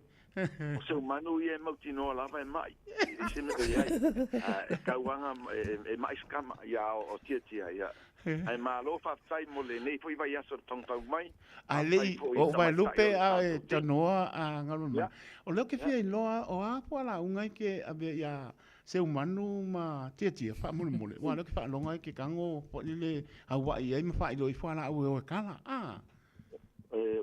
Low wal fa fonga ngale tunu mal tatu team on mele ye wa uma ya fala au pu ye mo ya la ave fala au pu ave man fala ya maro va te longo ingo o uma maro lo sio o ngai fala wa o piu fala au e fo va ele ya la ave ya tu na sol fonu fo ye fa na ya fala au ta mo ya la ave na ta mai e tu lo fa la tu la wa la mo fie le ko ma ile va ngare ya mo ye va se pe o mano lo sio ai malo la va fa ai tai ma wala no alo di poti fa mon mole la wa fionga tai la sa mole tunu o te fa pelo i mo fa talo fa tu sio wa tu pele le nei tai au malo la va foi so i pomban ria malo foi for lau le nga tai le so se to vine au na le tu so se pata fai taulanga ya fio i patele fionga te bai te sa fio ga i felela le nga tai le o le su foi sunga i fa fenga sunga i au fa penga ai mai se foi a lisea a fa pe foi e kopo tai o e kalesia tai tasi ma lo la nga due ma lo foi tai i le nei foi paiaso le ngata le afia tila mo te pat il tato patalo pa ma fan lava pa fela e tu ia sensino le tulu ma yo tamama tina ma tua ma lo lava folau ma lo fo ile le tapo inga ile nei vaiaso fa tai fo ile ale soi fo manuia ele ngata po ile pa ia malu pa le malo pa pe fo i lungo le al tele tonu fa finga venga ele ngata le tonu tato ainga tai tasi le tau singo tato matua malo la val fa malo si malo fo ile tau si ainga vainga pe na ile tato taonanga ia lo tu mau pe le isi lo yai a pela no utala no i tau sanga tai tasi maso tai tasi leu fa nga solo ina ile wala sabadia le lusu lima tau sanga le tau tua ai le ngata ilea ia tu langa masani lava pe ona yei le aso i tato nga venga fai o lova aia lava le anga leo le li ai le ngata ilea o le pape na le lango o le tato wa tulu mbo de tuet pa malo man fa tai pamna tuatu a tala tai o le tato ofisa mai la palvalu se pa ia lava le lima le fiafi te le lava taimi o tu lava le ono fitu o ia lava le tato o fengal venga pe ona pisi le tato o nanga tele tātou appointments a tai au, fa mole tu sama le fa tātou appointments tai au, tau tuana, tā pena umamaya tātou tūlanga lava, whapeo ilo internet banking, e te tau o na whaile so, pia whapeo leise internet banking o iai, ia ele ngata ilea o tātou pesilipi, a whapeo fo ilunga ole lau i meli po tonu fo lau telefoni ia, e whailava na whapeo na o na sosoani la offenga venga ia vaenga, a e tā pena mai lau sa ia tātou tradings,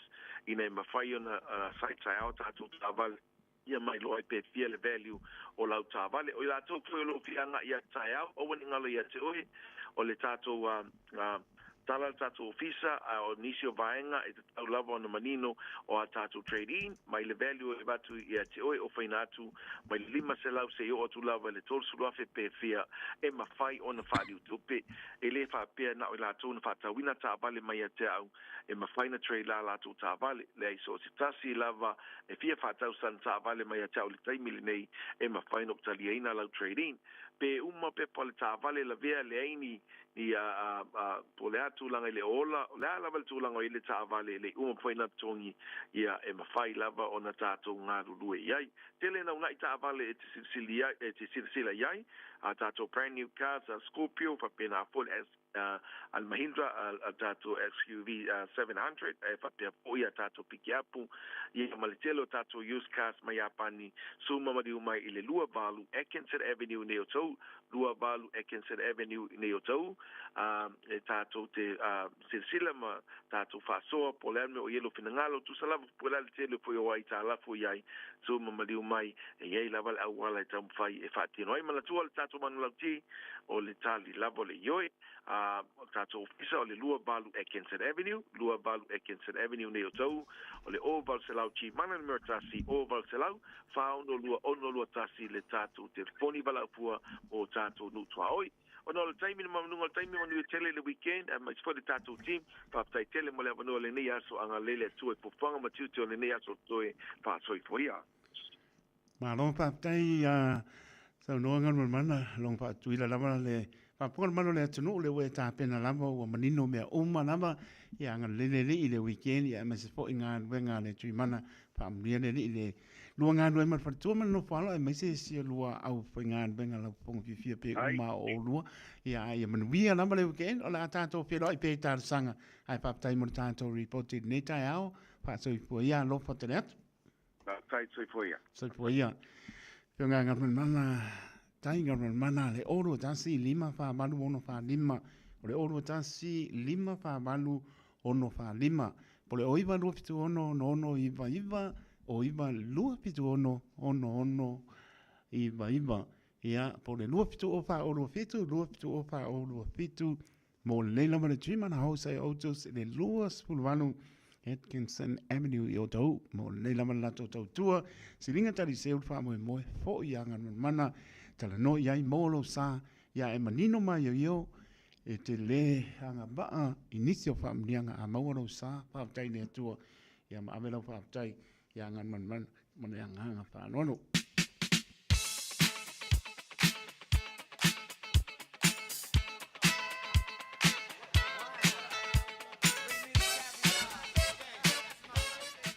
Luas fruiba birute ona tara le tu lai balu ia nau tala tato leina tolu pitu tasi 5 i vatore numera ia e vole tato apia folinga ia e foi mara tato YouTube teno peia ngai foi ia mara tato emaili Taito o le tato emaili o le on air at radiosamoa.co.nz Ia nau tala leina Fatalo fatu i lewa maua mai le avanoa a sosoifua Fatalo fatu. Talo fatina. Lau sunga le au taito. Ai mai se foi tau sala o le tai au. Pa tua e Natasha fa pea ni o fulau.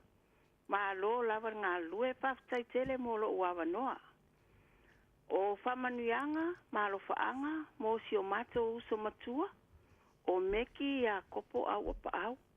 O le aso. Wa atoa i ai le varu sifuru maratasi o tau sanga o lona soifua. Uso, whaptai tele i whamalo o longa, a le atua i ate oe. A wā o matua fo i lo soifua, Ai o loo whaamanuia pea le atua mamaua pea lo maalosi. Mātou te alolofa tele mo oesi o mātou uso matua. Paulava ia maua pe i tātou le whealwhani. Maua i tātou le whetau siai. Ai awane ingalo n tātou whafo i le vi inga i le atua. Ia o alofa anga nāma whaamanuianga. Whaftai fo i siau whanau. O lo o tauno nofo matausi oe. E ui fo ina ua whailangi fo launga tama. Ai o lo pui pui marutia lava i tātou uma. Ia o lofa anga nāma whaamanianga. E watu i o uso i a sao whai. Ma a pulu i maangele. Whapea fo i si o tātou uso. O lo whaamuli mai si o tātou ainga i Samoa. O Asia mal whanau. Ai mai se fo ina i ainga o malava o tātou. Australia, Samoa, ma New Zealand nei. Ai whaasiri alo whaanga o au nei. Ma le whanau. O tila whainga. Christina Matuuta Malfanau, Cheryl Stanley Fapea Quincy, ia manuia lava lo was whanau, pa o popo ni siasu se tele, molo soifua, paftai lava molo uava noa, manuia le tau ngā luenga le ne yaso, soifua ia. Tai lava tina, soifua ia. La pato nai tu, Natasha, ma iopora? E le o taunu umaini a tātou whaamanuianga i lunga o tātou YouTube channel, whapena fo tātou api fōlinga. Ki lia fo i matatou e-maili. Si meo nai whai lotu e nei uma sa ngā lotu ni tāia. Ia nau a pia tātou wala au muli nau tono mai. Whatalo whātu i le fo e lo i lunga le laina. Ia, sila o matua lei nuna ngā lelai. Alon se fua na lau, tau a sā, pepe, tuli, mai hindi ni emenu, mena opet? Ia, whaaftai mo lea wanoa. O lea te whanongo longo e tula waso o wale kira o pala ki lau ke le lau le ki o. O lea lofa o lea tua. Ia le o tape. Whaaftai mo lea wanoa e lau fionga. Lau sunga i le a taito, taloto. Ai. Ai maise o sausala. O kakakeala li kaya. O le mea leu ke le misi ai ko por kalame. Ai lava. I wake up all morning, earlier mornings, ia fatalitali e tule amatanga o le tō por kalame.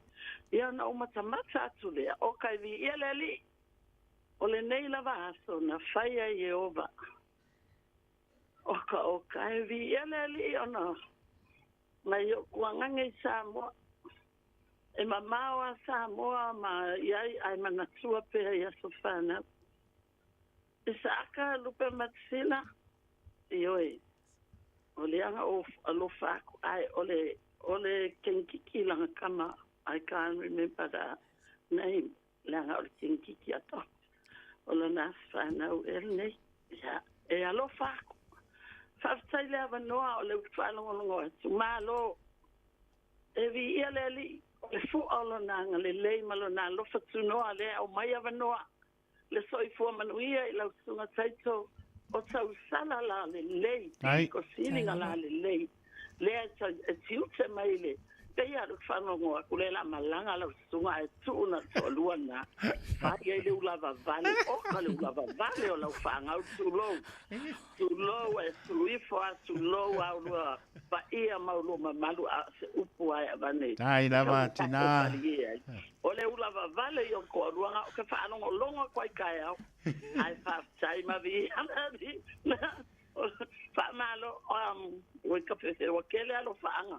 Ai e alo faku foi la mo la sunga wale falo longo e ya le voi la tu wale le ngalu nga ona fono sanga le kalisia na taito ia le tai na matina ia male vano o fa manu yanga mana ia manisi foi ya fa na o malneya e vi ia pele ali i mai tu maule lo fo le anga le tu ai ia nei o to por kalame o ta alonga o so se tala o ato saunoanga. Tai. O le sai o whainga mea, o le saunoa mamalu. Tai. Ai maite, o le alofa, o le atua whamanu e tele. Tai lama. O te ilia malona whanau. Alofa te atu lau. Manuia for the weekend. Ai ia le ali pa manuia le tua. Manuia for no sanga le afia. Ai la matina. Alofa te atu. Nga foi lo, nga lo su ese wai. Fa mai su nga lo. Okay, koi foi mai. Ai la ko luanga pe va ve. Tai la matina. Ia soi foi ia la lau. Soifua. Soifua. I love you all. Lo fatu. Soifua. Tai soifua. Soifua. Fatalo fatu I lewa maua mai lewa vanoa. Aso soifua. Malo soifua ta maua loa vanoa mo aso soifua. Ya, talo fa. Talo fa di wa folau. Malo lava soifua. Pa velo fioga sa valauru. Ya, lea manuia lava faaftai ta ma. O la soifua ka ka ni. Sere, ai va de lo raga. Ah, vou ia velo su. Sunga ni ya wa ya le ota. Sunga le wa. Muia faaftai le ota. O le uso. Ya, kan kongo manuia po ni sila masunga le o ya. Sani. Mano palo. Era vai baguia sisi lo que polongai. Le ai. Ngai ke pile mu ai ma e soifua mungui ai. Kau singa le palitua ya ni sila. O lo kai mi. Ya, saunoia. Saunoa lo sunga le wa. Ai, sunga le. Ya o botau sala o taia o bole avanoa ia le o vala watu. E fa mungui le sofanga o se wa fine. Ya potoai sa tiu kao. Ya, manuia tele a fine no waso soifua le so ato ia I fast food tolu o tausanga ya familia le tua ya te olua ma le whanau ia le anga le o le tua o ia matitau ia iova pe o le maunga siona I la tou o le whanau e tusa ma le ala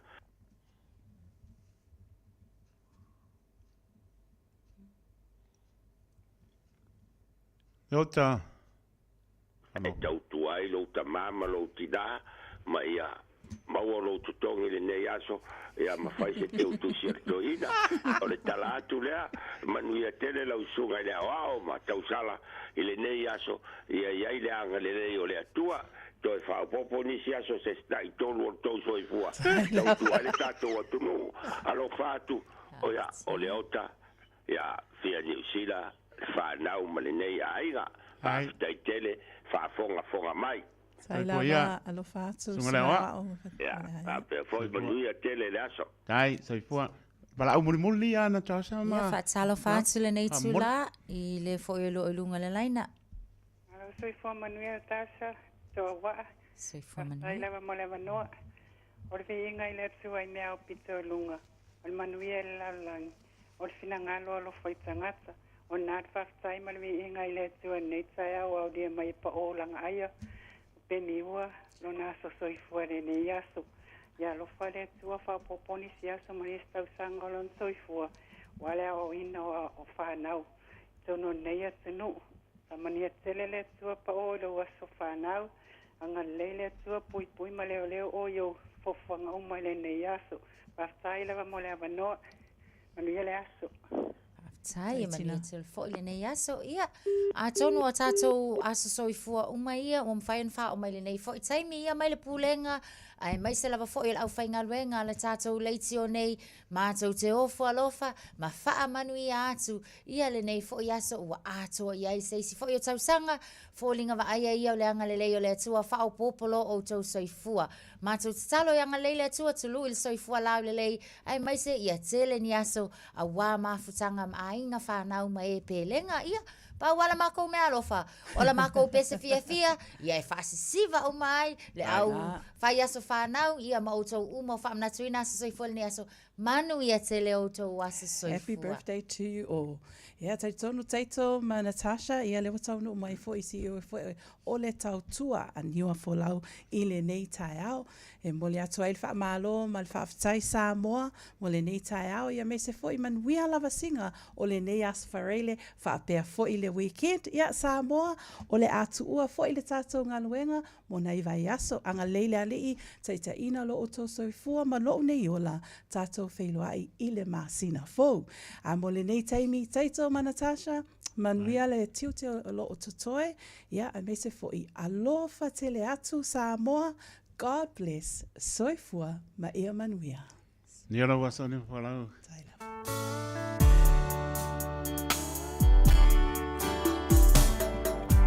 La uvele vai ngocho le lai le tama fucha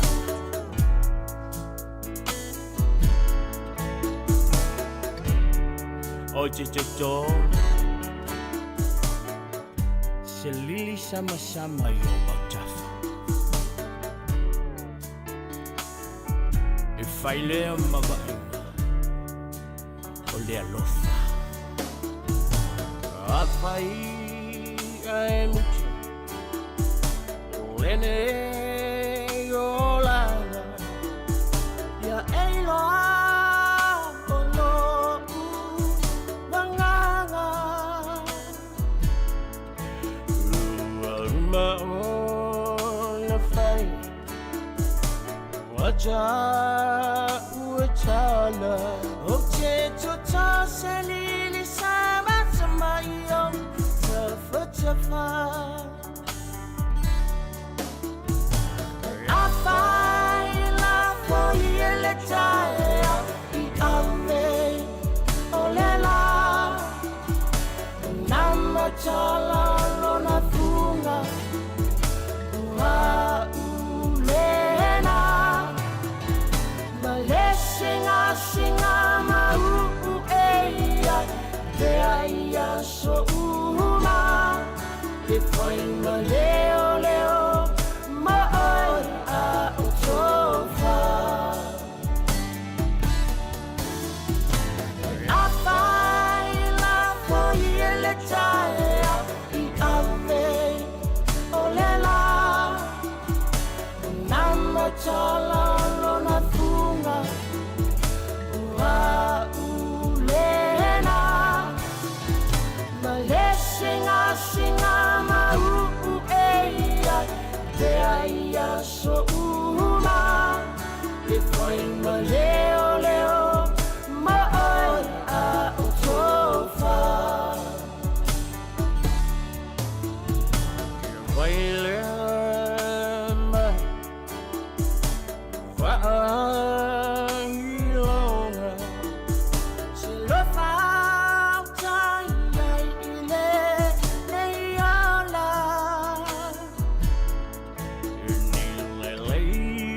Manila Ile chama fuchanga Awa ile choy talano Ile pala pala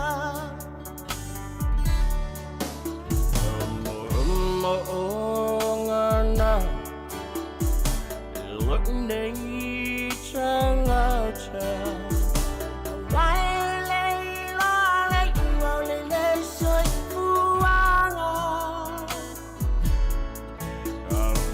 Chava selu Chacha fola umai Tasilo cha alunga sa alungani I find love for you letaya I ave olela Nama chala lona funga Wa ulena Maleshinga shinga ma eya Deia so uma Depois no leo leo Maoi a utofa I find love for you letaya I ave olela Nama chala lona funga Wa ulena Maleshinga shinga ma eya Deia so uma Depois no leo leo Maoi a utofa La uvele Vai ngocho le lai le tamocha. Oje jojo. Selili sama-sama yo otafu.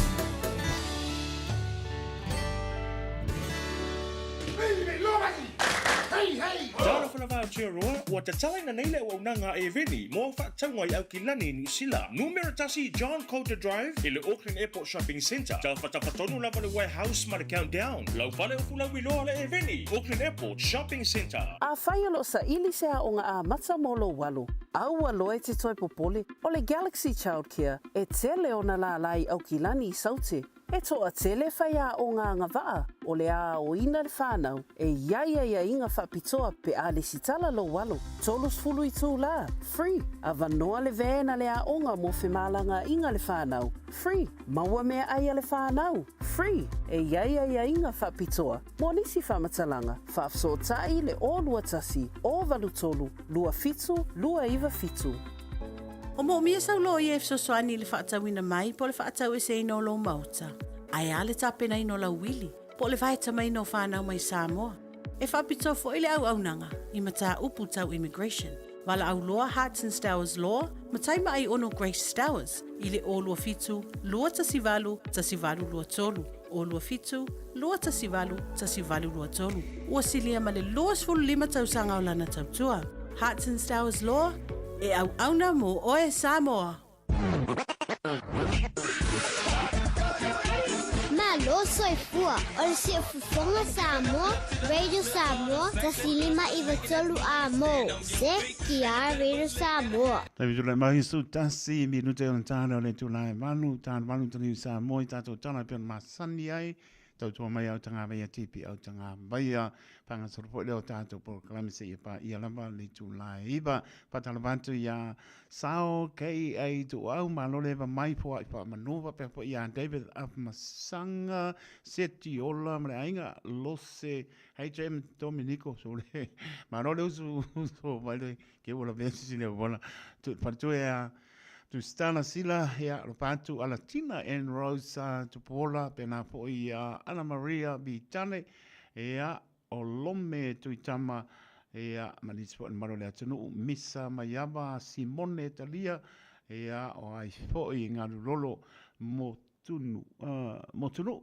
ya manona ya manona manoro toa pena mai sini Australia o ai foi fa vale le fu semi ia malo le tunu ia lo patu moto o malava susi ta se ia mana ainga e va mai West Auckland parto ia Marietta Marietta usu ia ria foi po panga so Marcelino Brown ngata lea o mani I Rome ia malo le tunu Sarah sa papena po ia toke tu pa fo I Marietta ia lo fat fo I malo le atunu le ua babata jo tami ua iva minute ia ona tale o le tula ia fo I valu au nata to tala I Samoa Natasha o mai o seki mai ka o nge O leo o le lava masolonga nei tai awa o tai ai foi whaatalo whaia. Whaatalo foi nei mātua I le nei taimi ia mai se foi o nei teine mata maonga ia ai wā o lea ele ia ele to atele. Ia o isi o mātua o la ua leva foi o na tāpena nei whanawiti ia e tutonua o ngā mata wā o leva o le la foi wato ia e la to wa onga fa malo lava matua le ono sai ia malo foi le papale wai le faingo fieta le tonu lava foi faingata ia ai fa aftai malo lava foi ia le tapena wa fo tapena ngona yalo manai fa na mana tua lava ai lava se tulanga foi le pe yo le tulanga tau ia la to ta mafa ia o lava ni tulanga wa langona wale o foi fa so fa mole tala noi fa ia onga awane I avea na tulanga ia matulanga fo I pona tia ai ia le o ato na yalo manai fa na ia onga mai se lato o le wa matala to wa onga le nei fo tau sanga o nisi lava o tama mtene a onga ma lo ia to solon sai ko kiki a ko ia ka ko nei fo tau sanga ia ka le nei na ma me antu le tau o ai fo ele o le Christmas Na si mai ane uto ma po tau o loale wi ai e mo kwa le kene se pikor kon kare wi ai. Natasha. O le tūlanga le na o iai tātou le nei fo i vai tau o le soifuanga a wa ia o le alava fo i wa mai tau atu tasi tesi ma le 5. Lea na iai le si itanga fo i le mai i le tausanga le na mawai ate i o ia te sema. Ai pe ita ia lo o mai tau atu lava fo i. Ia e au lava fo i ina to e si iti atu i le tasi pe tasi tesi ma le tolu pasene. Le isi fo i si itanga lea o lo o mai tau atu iai. So o lo na winga la e le o mawhai lava o na iai tātou si tūlanga fo i le o le anga i lalo. By grocery food ia o le lai mai tau atu ia o le anga ia tu le lua tesi ma le fitu pasene o lona winga mo tātou lava ia o vaenga nai te tau lava foi ona tā pena pena mamau iai masau niuni ia wa e le o toi whai ngofiene yaso e moni lava foi ia o le foi wa amata ona tā pena whanau ia wa onga a o lo mai tau atu lava ia o le lava o lo anga ia tu ina si itia e mawhai lava foi ona o ile tesi tolu tesi ma le tasi pasene o vaenga umala ia o le fo i o mai tau atu ia o le tūlanga le nā mō tātou o le tā ua fo i o le sila fia e le atunu ia e mai se fo i o lo mātou i loa ina ia mawhai fo i o na whai mamau fuafuanga a wa a le aise plan ia ua fail fo i tātou e ele upalpalangi if you fail to plan ia o lona winga you plan to fail. Le lava la le tapena pena atu, masau niuni, whaata atitia le lei fo i ala fua ma fuafuanga, e taitaina i fo i le amatango nei tausanga. Ia ole a whapena fo i na pā ulia tātou, ia matele ai fo i nisi o tūlanga whaano noa e ono a fie tātou au kulanga ngā. E le o koe sau i lalo le vaenga le ole a lava e apa and away, lau sunga taita. Mano, whaptai. Mana ia sau nanga i tūranga uma, o le apori tūranga pēn whamarosi pē tātou i nisi fo i taimi marone tino o lau apa keki. Mana tō tātou, tō tātou manga wa ama me ano whare li e whai o le poto. E mapo po tonu ai, e te tau sili loa i manu o lo te taa le vau e polonga ro. Ia pape po e te soi fua whaatu stusa. Ia lewa ka kua kinget pala lesi ainga, so le ngā o steika me lai kau sami ai. O le meo kupur ko inga, fo i loa lang whanga o kinga. Wai vai le ai pika ki ka ko ta yo e ring ya na ka ko pale la le na ka ki la lo stay ko le umanga le tu langa nga le ku pongi pa la ta tu sai so i fu pa tu sa tu lo le mamano le tenu le asi me mangu yo au ngal pati ya bibi i le al bibi ya le wa mo me fo ai mai au ke ko ka usili se me o ngata i me o mai e ke ka sa miai o ai ma me so i fu mo la ta ya mana ya o le nasa mo na tunu pele o la pa keki ale le au ai ke ka pai po le e o va ku fiku ka ma le si ai e ka pelo e va ru ka vale a la e ko ki lu se la wa fele lo ai bola pe un mau con pesca fa ma lo skingo naya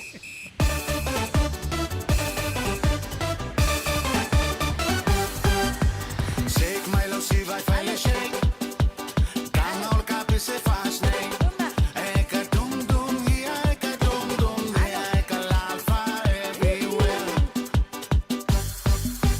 shake my love se vai shake can all cap se faz nem é que dum dum é que dum dum é que lava everywhere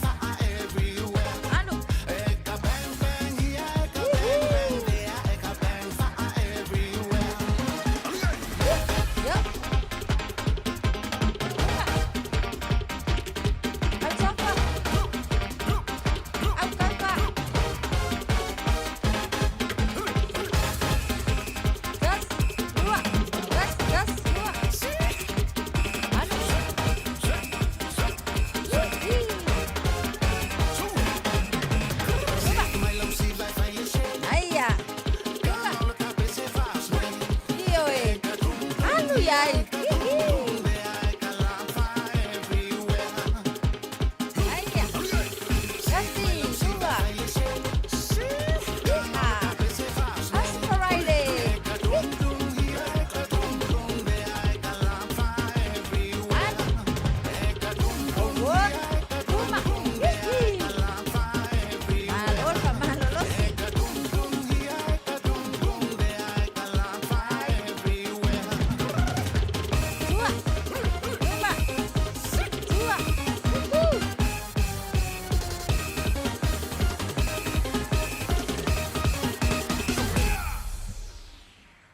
Mana vai tonu, mana vai fafo. Koe kasi mana vai tonu, mana vai fafo, malofa malolosi. Radio Samoa. Taslima iwa tolu. Amo.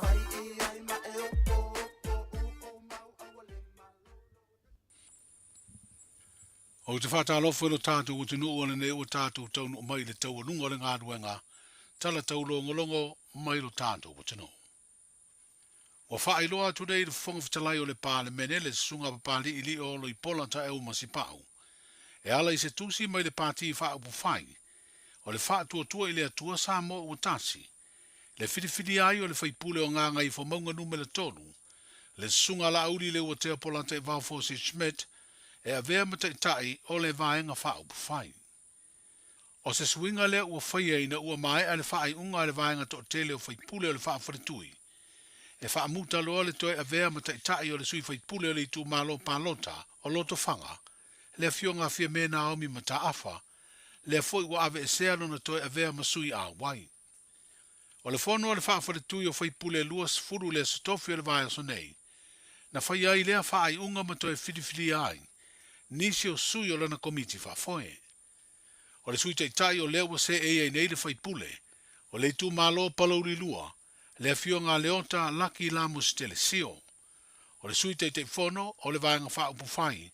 O tu lai mai e le sui whaipule o whale a lili mua mua. Le fionga to e lupe paumuri nuku o ne semo. O isi to finga o le te utupe. O whiriwhiria i aire whaipule te maitai o palauri mua mua. Le fionga muripola ana rosa ale morio. Ai lango i aile whaipule o si umu, le tō whātu uu ana si le ota. O sui whaipule o sāle ngatasi, o le whaipule o whaasale le anga numera lua, whaipule o le whanga ma whale ase la, whapea le whaipule o ana alofi numera tolu, wa avea ma whafonga o alii o le whaafwaratui. E tō tolu o whiriwhiria e vea ma whailau tusi, e leo ni sui whaipule. O tofi minstalang o langolo u mia sui whaipule luas futasi. O le vanga whaupu whai o le whaatua tua i le atua sa mo o tasi. Wa lau manu ia o isi ia to finga o lo sila sila i aile te mai te ipāle mia. Wa ave e sea neilo na toi avea ma te tai. Ma sui a wai o le pāti. Whātasi ai maisi minstai to lima o lana kāpeneta. O le whailo inga matu stala le vāso neina whaelo ai e le fionga fia me naumi mata afa. O lo fa solo lana ngā ruenga i le ilo ina leo to finga minsta lango lango. E pei foi o minsta o le kāpeneta. I le tūlanga o le whātua tuaina o ia o le pāle mia. La tau te ngā ruru e whātasi. E leo ilo pe wha au au pea ia to finga o lo tau ave to tele o whaipule. O le vaenga wha upu whaina teita ia le pāle mia. A wau o wha iloa e se mori mau o le aso wharaina nei vai aso. E tu ina tu ai tusi i whaipule. I la tau o umia ia to finga. Ina ia toe whaafo i atu ta vale maisi mea tō tino le malo. E mautino a foi o isi whaamanuianga e pei o tutongi, i tofi min stālango lango le a le toe maua, ai whai titia le tutongi o le tofi whaipule, mo e o le a iai se whai unga e whaamuta, lo lātou toe tau aveina o ia to finga. O le leina telefoni o visota inga le whaalaputonga le tō mbanga mo e pupua ngā tia, e mawai le viso soani mata upu tau i sa wanga i to tonu o ainga, i le teimi o alo le atunuu, whapere rarolangi aso fia fia ki yusimasi, ma le tau sanga fau. O leo o whaeloa e le whaalaputonga i tēne wala auna o atu, mō se viso soani. Sa moni mawina le tō manga, o nisi o wala auna wha o atu e mātua na mana o mi ai se viso soani. I whaafitauli i whanau tēne la iti, i le mātutua le sfuru wha le sfuru lima tau sanga, wa fia o ese mo lato wainga. O le sila whaala tonga tasi leo mafuanga, o le su e o nisi o whanau teine, ona ua sa sao le fiola sa o loto e au noa, ma se va inga matua. Stasi o wala au na sau mei New Zealand, na longo ina aile to o manga i se fesoa swani mo se tamaitai, na saua ina lo na to lua, ai o se saua nga fo i e whapea ana le ai lea wala au, e le iloa o na sana tia, e mafua i le fefe o le tamaitai. Wa ave ai le whautuanga le Palestine, le whaletua i asiri niu lina changi lea tunuu, ina ia wha ai loa ia i tu ai ngō sāwanga, e mawhai ai o na maua se la vea ai e wha amutai.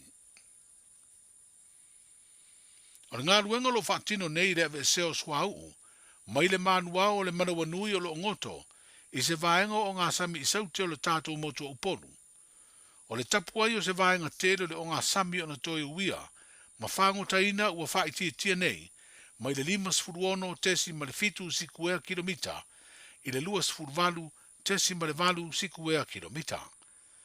O mafua le whaiti tinga ina ua maea o na whaia se suenga po se test, i le swasami ma mea olo le ngātai whale, le ana whaatino le no whanga suenga whaasaya nisi po le SROS. O lo whaawa pēa ia suenga pe tai ua whailoa le mta ngā luenga te tele le malo, e ala i se whaasara launga, e ui ua whaiti tiele o ngā sami o lo a fia le tapu, e leo mawhai lava na toi whangota ina lea vaenga o le ngātai whale, i le atu sa whata. O le asa lua sulwhao te se mo le tūsanga le te nei, na whaalaua i tele ai mo le si le fia le atunuu, le 2 kilomita o le te leo le o ngā sami o iai le manuao, e sā o na uia e ni waa mani tangata, e o lava i waalele whapea le au whangota. Manuia tele le whaiunga o le vai aso, soifua.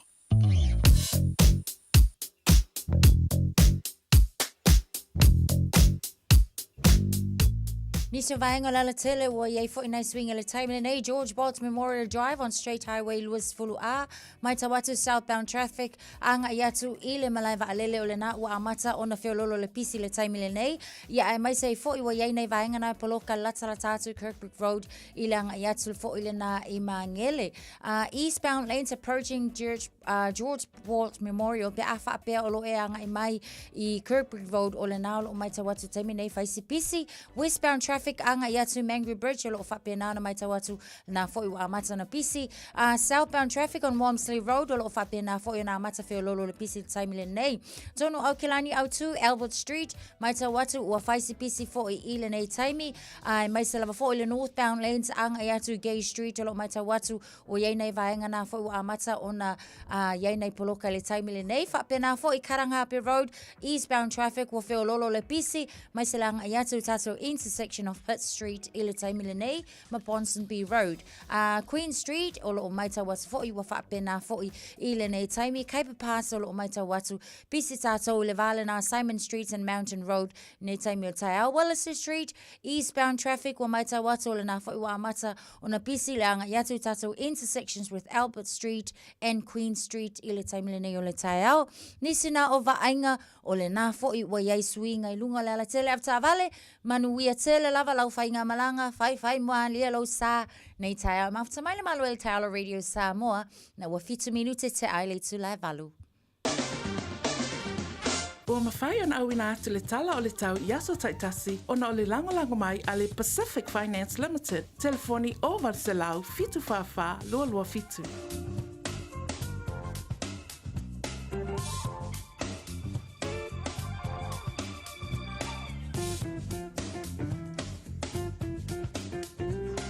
Tani tōna mai manu minutu o te ane tōna manu whapona manu o le tātou tono i tara matapo i mai Samoa nei tai ao. Tau tō mai au tanga vai a tipi au tanga vai a. Tō au minatu sporo rua. Ia mara au minatu muri pe antane tōna fitu. Au te pole pe a misi le panu. Misi su lua. Au minatu muri pe antane fitu i le apiafi o le so. Tō i papompo le manu le tono. Tō i vai ngai lungo le au wana. Wana mau por kan panga sola. Tō i vai ngai por tala le tau. Wana mara sirpia tira le manu le tātou tono.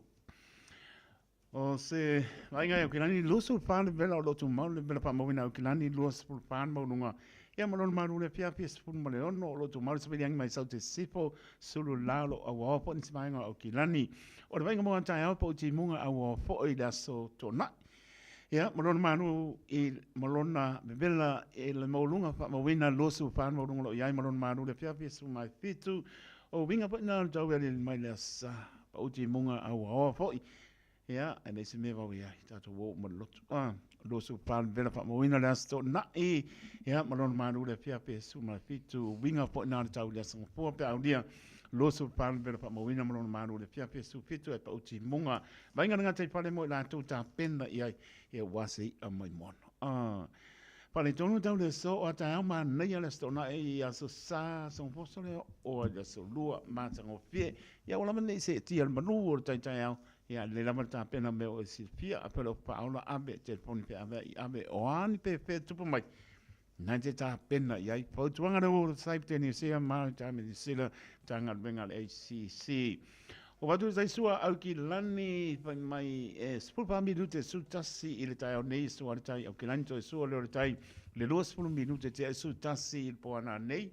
O le tai sua i o neanga lua spulu ono minute le lua le vavea ne lan sua le tai o neanga toi sua le tai 5 minute i le lua i na audio le so. Tai sua i marukau hits, lua su 7 minute i le lua le vavea ne lan sua le tai i manukau toi sua le tai i le 10 minute le lua i la audio le so ma le tai sua i Morawai 1 minute tasi va bene la na sua le tai i Morawai ona to sua le tai i le 5 minute te tasi i la audio le so to fa ta lo fa se ta to no sa mo ya ma no number for lau i le u tanto ia le sa sufito January lua o lima to sang po to tai pe su lo tanto sa la so le ne amato le kong fa penga po yo to o lo tu mal ver pa mo na mai sa mo lua su iva na mo no lo ia mo na manu le fia fia lo su lima ya mana tu la tano lo a po o matu ia le lua tolu va yaso le sa lo longa ia ma se lapta ia po na tangi man lo si o se fa ya bi ia ne mana tua pe sa mo e nau tano se va inga ia no pa to lo mana ia le malu a wa ni se va inga pa pena po ni si o va inga no tu jo ai se pa ia pito la lo sa an inclined state mo no tu jo ai on ko ma nga ia le malu no ia sa bani ka ia sa bani le fiafi ia mana vai pipa a to ti no tama o se va inga na tara tau ia me se po le va inga nga to pale va inga si o tato tu ia bonisi ma enga foi o nu tu tua ai mo si le pia maro tato tu no Ua mawhai ona awina atu le pōkala me ale malu o le tai au ona o le lango malosi ale e Veni Carruthers Limited i le shop B5 i lona tuatusi Numeratasi John Coulter Drive, Auckland Airport, Mangele. Ua loa le tautua le Pacific Finance in no ngā tupe mo so se wha moe moe. Ma liu, whai pui ponga, aso whanau, sa whai whai ngā malolonga, ba so se wha lawe. Apa laine lo le pacificfinance.co.nz. Pea wala au le oval se lau fitu whawha, lua fitu. E talo sanga sauna no ngā tupe i le bao le 5 se lau tala, ma le lua se furu hawhi tala. E lua minute whai lau talo sanga online, www.pacificfinance.co.nz. Ai tasi le tu lai whatali e se tali. E ai inga whabitoa. Pala au lo le Pacific Finance Limited ile ovar salau fitu fafa lua fitu ovar salau fitu fafa lua fitu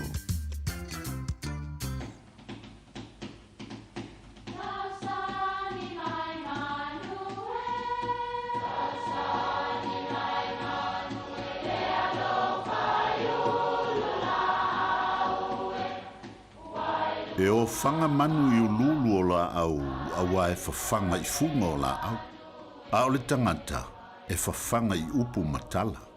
O le mawhileo o alanga upu mamuanga ngana sa moa maona whaapongai e a fua i lona sio mianga. O lona lea sao i le whaatufunganga o le iloa whaale aso mai le tautua se ia o ina pule. O alanga upu mamuanga ngana ua lanto mamanuina le tō whamanino a Samoa mana tua foi e tāo fitau muli le atunu.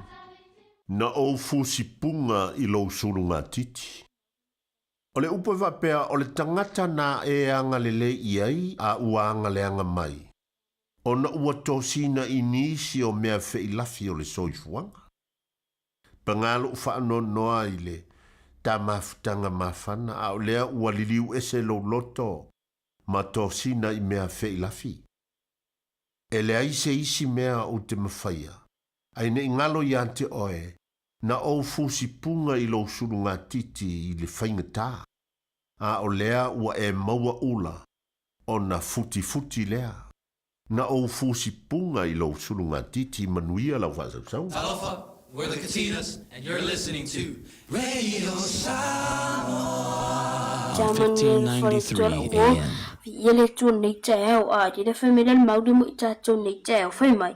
A una I fa awo ma tangata I tangofi. A u fo I te o ma tangata roto. Ina nei e fa awa o yunala. Ona maua I dea o lo wanganga I de mai ia amen na. E fai mai.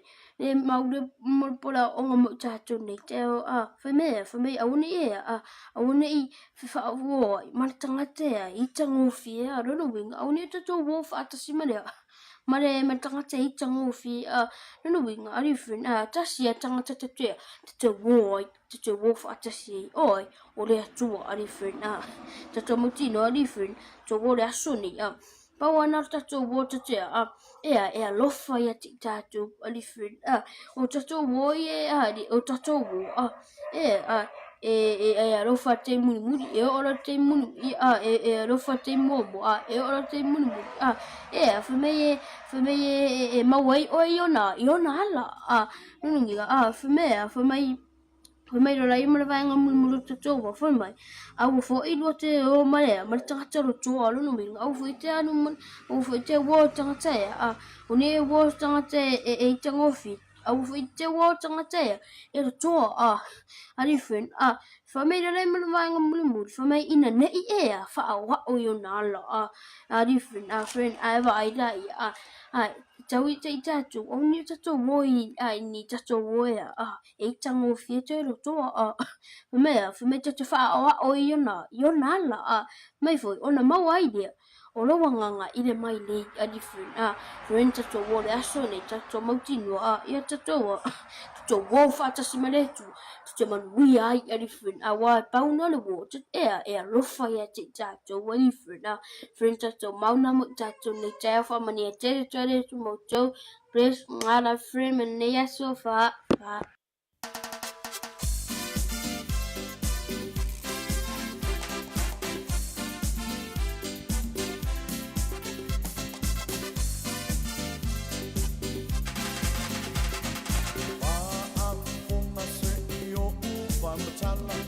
Tala malama lona mala awina ai le fili ngawale o le tino a o le nganga wa o ye o mai ma ai le loto le tangata e apo apina tapa lo na toru mai ai o sama natani elu le no fa ba tai ma o sema samuelu pesili ai ese wo mai e tau le a tali ese toile wi e tabita Now me I let you up, controlling that when I find my only, find my lossy.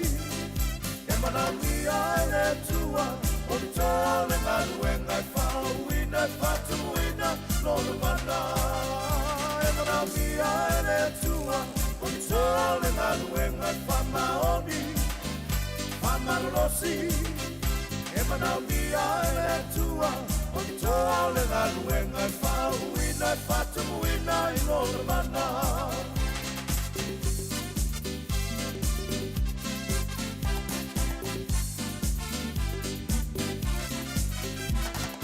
Sa leo ma moe lona tama, ma lele loa, o vala a winner.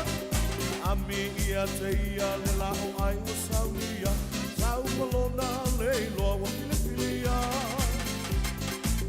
Vai a Samuel ina tula ia Oia lena wa Filipia Tata wa fa'awina iluma ono souma Ono sofia ilea oia ilea nga Ema na mia ele tua Oni sole na nuenga fama oni Fama losi Ema na mia ele tua Oni sole na nuenga fama I fought to win, I know the mana. If I be I let you up, but it's all in that when I found my only. Found my lossy. e manau mia e le tua, o ni tole ngā luenga, whau uina, whatamuina i lona mana.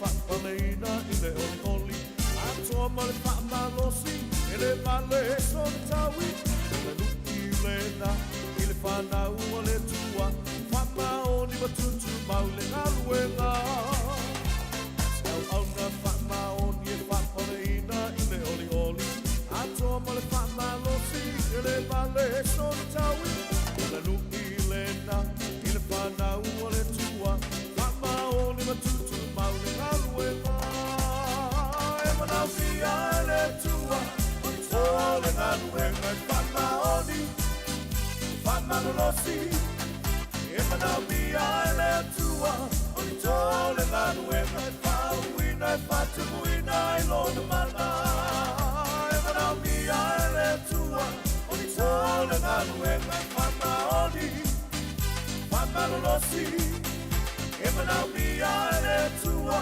o ni tole ngā luenga, whauina, whauina, whauina, whauina, whatumuina I lona mana, whauina, whatumuina I lona mana.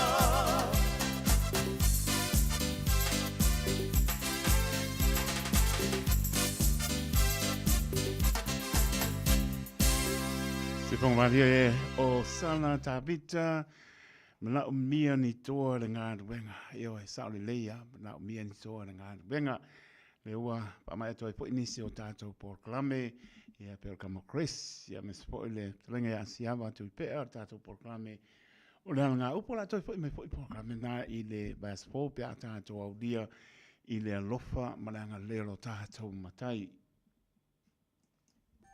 Ta alofa Samoa. I mawhai na whasoasoani atu Dr. Chen pe a whai te a fiele mai suka. Tōta mawalunga, le maua se whanau, mai sela, whatu ngao, ti ngā le ua po tuli, whaalusi le tino puta, ka nesa, ma le tino mangeso. Maua fo i le kulini fulunifo mō nifo ti ngā, ma toi whaafi lesi ai lau mānawa. Tele nisi o loa e whasoasoani I lo soifua maloloina. A whio ane loa e wa ai Dr. Chen, I le tuatusi lua ono Great South Road, Orahuhu. Telefoni lua fitu ono tolu tolu fitu fitu extension numero lua. Tala falava Samoa o foi nei o eni ma le tatou whale tā wale lauiloa o le Car for You.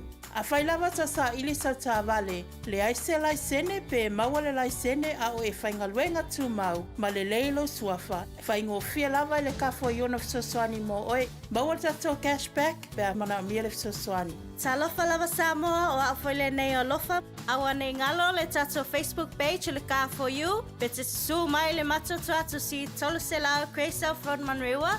Pe faso tai mai le mato telefoni. Ova se lao lolo a fitu whaiva no walu pa fisili mo en po alofa. So fasa I fua. A whaialo sa ili se a onga a mata molo walu. Aua loe te toi popole o le Galaxy Childcare e tele o na la lai au kilani I saute. E toa tele whaia o ngā ngawaa o le a o ina le whanau e iaia inga whapitoa pe a le sitala lo walo. Tolus fulu I tū la, free. A vanoa le vēna le a onga mo whemalanga inga le whanau, free. Maua mea aia le whanau, free. E iaia inga whapitoa. Mo nisi whamatalanga, whafsotai le o lua tasi, o valu tolu, lua fitu, lua iwa fitu.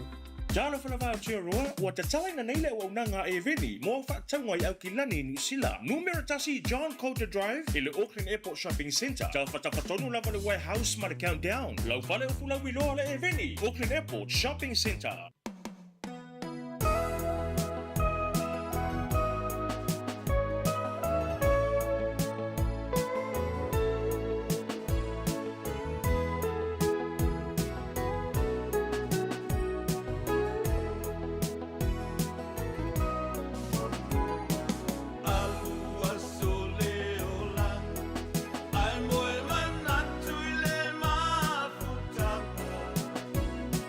Money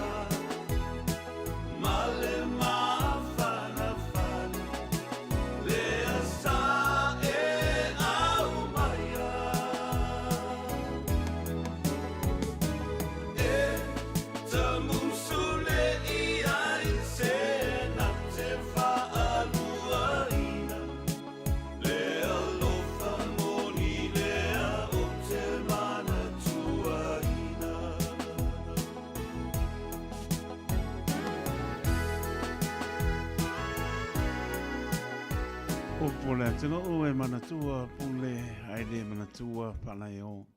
Se pongmanio hasuao pelise mika aile manatua le alofa. Tavi lautu lai mai loso lima male apa milutu wate aile tu lai manu tautua le Radio Samoa so lima iwa toru amo. Toi patalofa atu le tato porklame manu urtayao le antoro tato tunu pelabo maputa mai o tunu o mamao. Ia le ngata leo au te rone au ke lani manu tua oi mai se lava tu a sina tano fai mano le pale mano fo lau lofa te le atu mo to so i potoro i mai le li ia wa topi matute o ton tau sa ina nga sur tai ia o mai tai nei ia mo lunga vi inga fo le tua lofa te le atu mo tu a sina mai se le atu tato no au penga venga to fi le tua fa no manu a wasa mo tai au mano le fola mano tana i wani nganga mo ia mano mano ia me spo la to pa to lia ngase o le tino so se mo ngase mo to mano lo fa tu programa mo to ia fa mano longa le ni se ainga fa ngai fa no noanga o ni se pele i maptanga o mo sia le malanga mani ia fa me se le nganga o le ni talanto le tu nga mauro ia oli mal fia pa talpati a fultone ma ainga mano lava tonu a tonu tali aua mara ainga pa aptai la fumalo ma ron ma to mai se silia to inga mala pe na po ia rai a jona ya como fish so kere yo ma fish maska ko pangeke pantu marieta mara ainga ro sina ati manos io alu ia sia kama ngalo ka le lua ia lo poteniato pe na po ia ai lua samo ia manisi o malo le atano ia misia e o mono lakso ala va kun ko kupe ko va kun ko esi leti sio ia pena po ia se o pesta male ainga pa male le fu semi ia aso pe sio Josefo le ngata leo sa note Collins male ainga ia mano la pa tan malo le tunu ma mai ia tanwai lewa tanu mal tlenga ia so ono e tono tato malne ia se va pon malo le tato tunu de fiangi kontenga saba penanga nga i mai ia ia na po se tala marka ko makeki ia mai se o men ko kupu i Samoa ia le o tau mai le o fata si malapi to malferto ia Natasha ia be el fata ba le o ne fai mafonga tau moli o le pulenga le Radio Samoa me so malferto ia Natasha ia mateo polo fan fata lo fatu ia o le uso vane le swafa so alo ia le mai matala mai au to yo pa ia mo marfa mai o tapu a lofi o pa ia o Samoa le anga ia no wat fatingi o tau sana ia o polo fan fata lo fatu nei tai au le matango pio le lofo le baba ai po isu lo ke va solo ngai ki le va solo vai maku ko ekipa lo ka udua maku so la ka so ya swadi morning kai ko so fo man vie o fatua tasia ia fa fela fo ile au tapu ai mena au fa fonga mena au sile mai mo ta tu atu nu vie le ko ka fela ni ka ya to se ma kai ko malo o mai sa mo si wo muanga se mo e te ia se furu lima pesilia Natasha ngang pa kalia ku mo e ia tanta ma vai le mena ngang pa feli wa ia fa di mas furu se me ava penga o Samoa ia ke masalo le ama se i ron mele ia Samoa ai o ke sau mai Samoa lai mangu ia Samoa ia ma ko pi ko ngusa vai o lo ma wol ma los lango ma ko nge ia mo ke mika ma ko ia sara fa ia o le ai le vi ia o le vi o ses ia o kulanga nga ia pe fa o le fa sidi taito i ve vole yo ngol fa tua manu ia Samoa termino o sawa ia me se ma to pe no sa vai me o fa mo manga malo fitsalai nei tai au ia o te tal tun sei tatou tal no ia le nei fo tai au o tal fo ile malo la tunu po le ase tu langa o fo ia ile fa ile langa ia mai se fo yo le tala mai tatou manga ma tatou talo i le atunu fo i Samoa pe la vona ta o ni se por kala me o te atu wa ko fa ka si kalo mar ku kama ko la le ku kama alua ma singa harvest ai harvest foi ngang kaulava fa pepa a ver sainga o me sa ola nga sainga la wai o ia nga fe ko mui fo ia supermarket ke ngai sainga au i o sainga kauva o la ku ka oloa ai la ki ka ko lo fa ka o ngala i me ko fo ka ko fa ro a fa ko sko kam me le ai la ku sainga mai a mai de ko se furu a mai de fa se furu ai la me fo fa mai e fia fa mar ko ala mai fiku fa ale ver fa fulu ko fik e me e lo sainga O e po ala sei fanga le sei nga. O fanga so ale pa mo pa ku. Ya o ska la ku nga mo manga pe siling ya. A lo so fu mangu o mo manga ta vai a taito ma ta se pe si de faltu.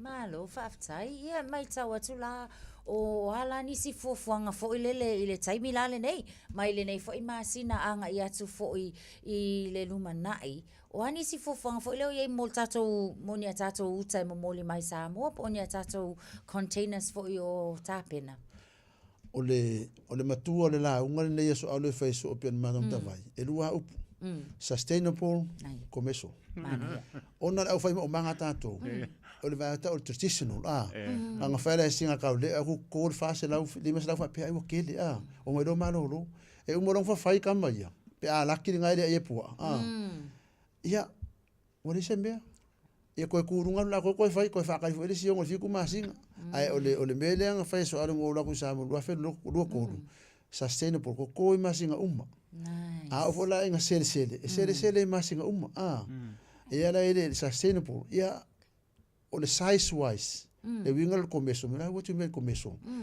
it is size o ka ko fa me e o kan kalo fia va ko fia estos e no se furu fa sele e fixa o kan kalo mga mi o fil container o le commercial la nga inga ia ke le mo fa ka pisingi so me sa winga e ngo ka ko fa ka du mar fa pe o la vanga nga le suka me wai la me al we de me la kiki ale alu sky is the limit tas mana ia tselele fa o tanga ia mai se fo o tanga i mau fo i ala to fa i le tulanga fo il tapena ino o le fonta ma fia mai se la vale tu ia wai tawa o le au ngai le nga telefona ta ma fa tu no no mala la fanga mana ia ia o le tu tau sele o le mera nga e o fo na le nga ka au mai silengi so le o ken la fia ai le o e peila o isia la fanga i o le leia na ko ele e fai mo la ko ma kiki ai karango ko yai ai fai mai e mau ainga e wingo le upu e le ainga uma e mau ka e fo isi ainga e le vai mau mang pero kala sko ma ko afala ko ringo le pancake e ira fai mau mang e fo le pancake ai awa ko le pancake le on ma kiki e le fa ka mi ka ko la ko ai fa ka mo isi ka pe ma ka mudi ora ia fa kuanga ke donga e ke le ko me ka le pa eu so ko ko la inga le fa ko sa ka lo e le va fa lo i fa le va fa kwa fa le ma me fa le ma ila ia ku la nga ia i le fa e le ka ka mo fo ai fa mo manga ai nga fa inga ia mo selling fa le ke le ma fa au pe commercial sustainable mana ia so le wai sa no fo i ma e ile nei fo tai au le tulanga e ile au fai ma manga ia fo ila tu ele fai ma manga se o mang ko el pese so kama ka ki fanga ele se ma manga ia o tulanga fo ia mana ia fa amna tu le nei tai au ia ai lau tu fa so alo o ani tulanga fo ia o ia il tato market si fo ia il tato market sa mo nei ni sila nei tu fa fo ile atunu ia po antu langa o ia ile nei fo taimi ia ma le solonga fo iluma o lo o ia tato market o le market fa sitting ia tasa fo i taito fa ngala atunu e pe antato fa ilo va so to nai o le fa unga o ia ngwadi masingi ko ro va yaso e fa ai o fo mercado ko al market o ngo mai o masinga le fa nga ka ko market ia o le ko ni winga lisel market ia aso alo e mo fo fai maka video ka vale so ano ko so sa mo fere mo mang e ka pungi dal ma ke ki fai ngo yang wat ko ka se yang wat ale ka pungi no mang so ale fai mo mang wa fo de fa pe ka pungi ma ke on ka pungi de mer ka ma fa ka lo ka e ma wa e ko ke la fa ka ka lo ia ai mai si ngai outlet sia sa establishment mai ki sa mo la mga amia mai la ko sa palai e kai lava sa palai ka lo mai ka ko ma fiki au ko ke au ka ma fa ka lo e pe ku langa nga kal makeki askur ka se yang wali ia la fa umaka ko ma kai mingi ola fa awa winga la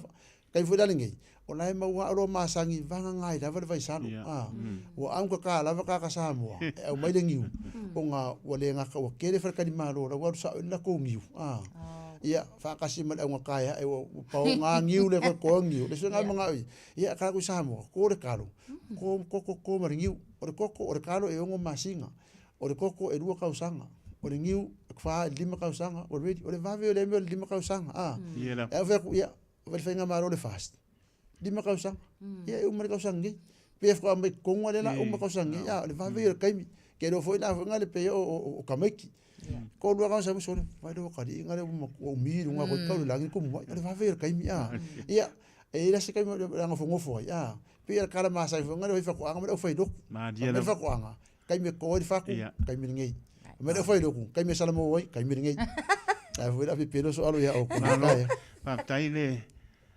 pong pa tai po is alo pa pong ma le tonu mas po ia pa tu ia Natasha Rosie Crichton le ai pala mai taluanga e pa ia reporti e le o fa po fonga mai o ta o le fa i le o le soa po le o soa fa i fode a fu ku dunga le ka dalo o ye le alu dalo pa le dalo soa e ku dunga nga le la pa mai po fen me o po ko e mau sa mo pe le mo fa sili pa mo le soa e se fa i fu ka akele ele se fa i ka akele pe ka singa vai se fa i se ngu ke le vai fo soa ai nga dunga le nga dalo ai a fue mu volonga pa ku se ai sumari e ai pe nga de fa pe fa ki fa alif o fa nga fa so ia o ai o le fa so nga so ai se ha mo o le fa fu pe ai fili fa ele o lai ia a ko ngo kalif sidi ali maro le ko yo le foi ke mai ia tasa ia fa pe ele se fa ia no nga o la era ni tasa ve non ko du au manga i nga la fa ka pe pero mo le ko nga kala lo kala sa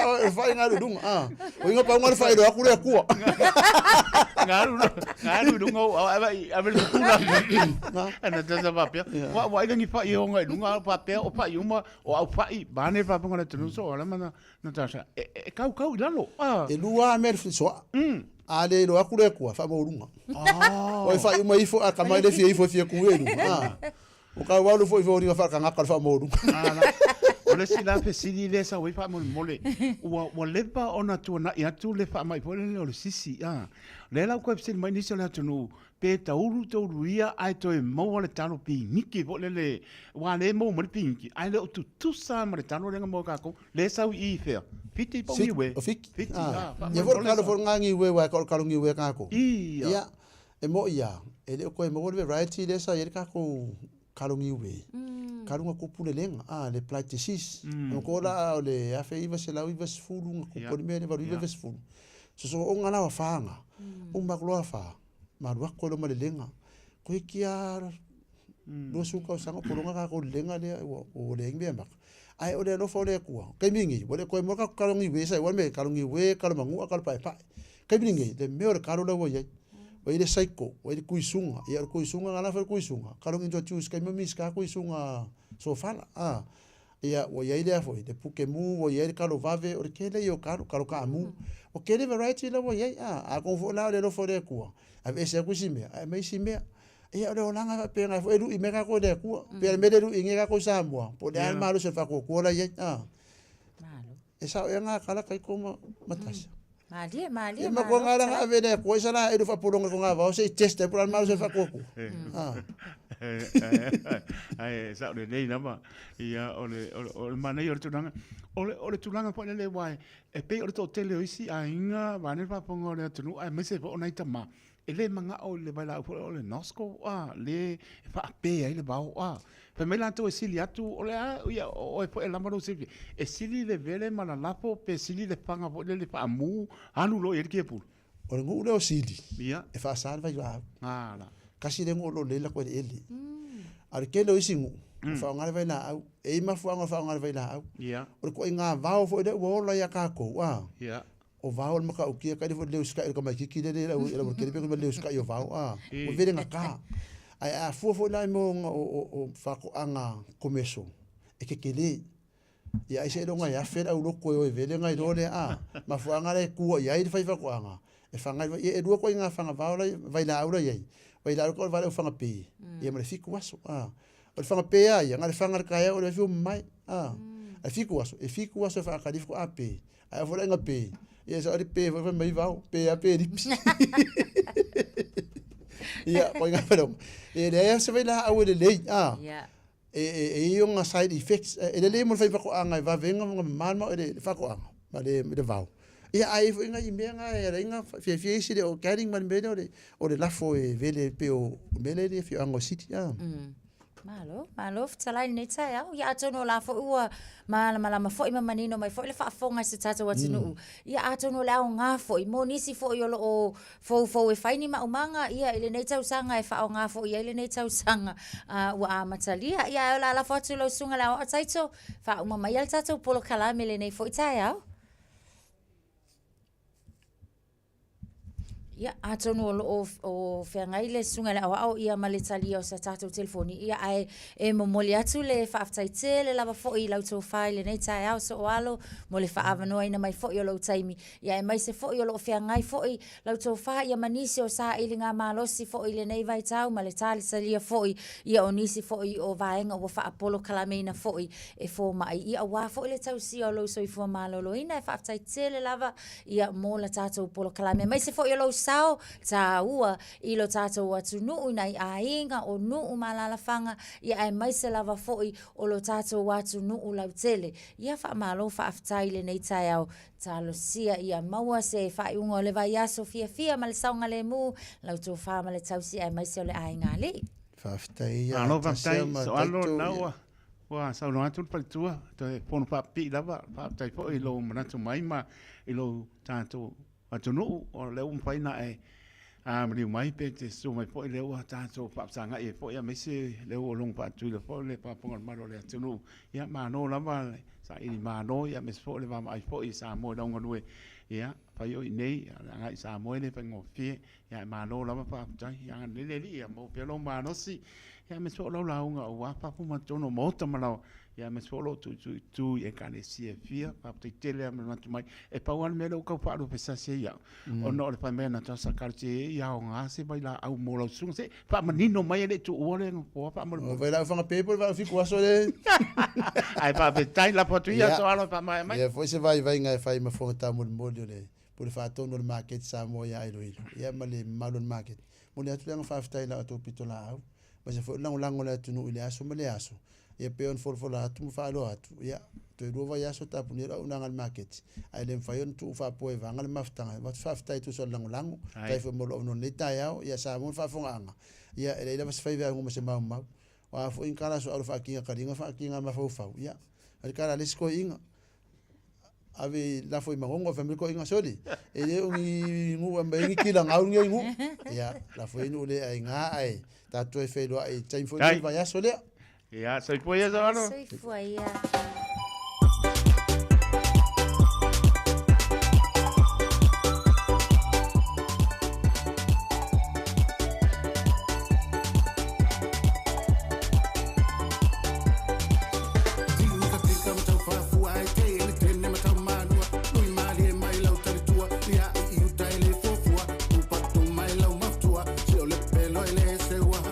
Seu mai i lau manu se fuel le papatua tinga tinga matau fa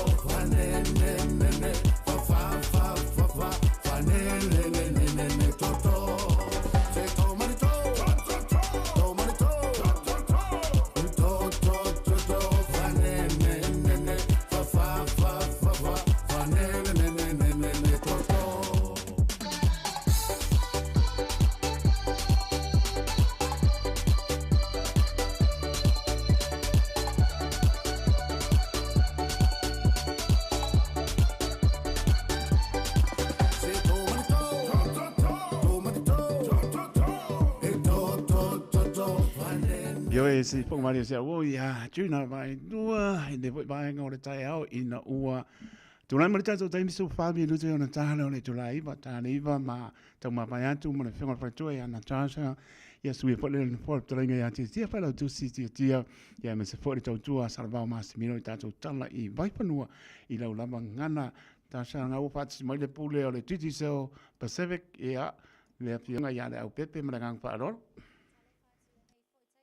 Paselo ia tule sa se lue le nei tai au le sunga le au ya me se foi ia le tau sala ia Natasha ma lol fo lau ma lol tau tua Malo le soifua manuia, ia, tātou tau whaivi ia le atua, le nei fo iwo tātou au lia, le nei fo i asu wharai le i manuia o le atua, malo lava, le soifua manuia, malo fo le tau tua, ila wa fionga, ia, mal tātou company, le nei fo i vai taimi.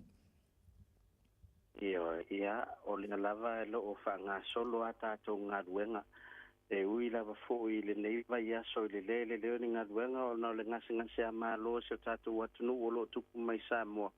Ya tātou te no foto talo pea, paule tūlanga le iai.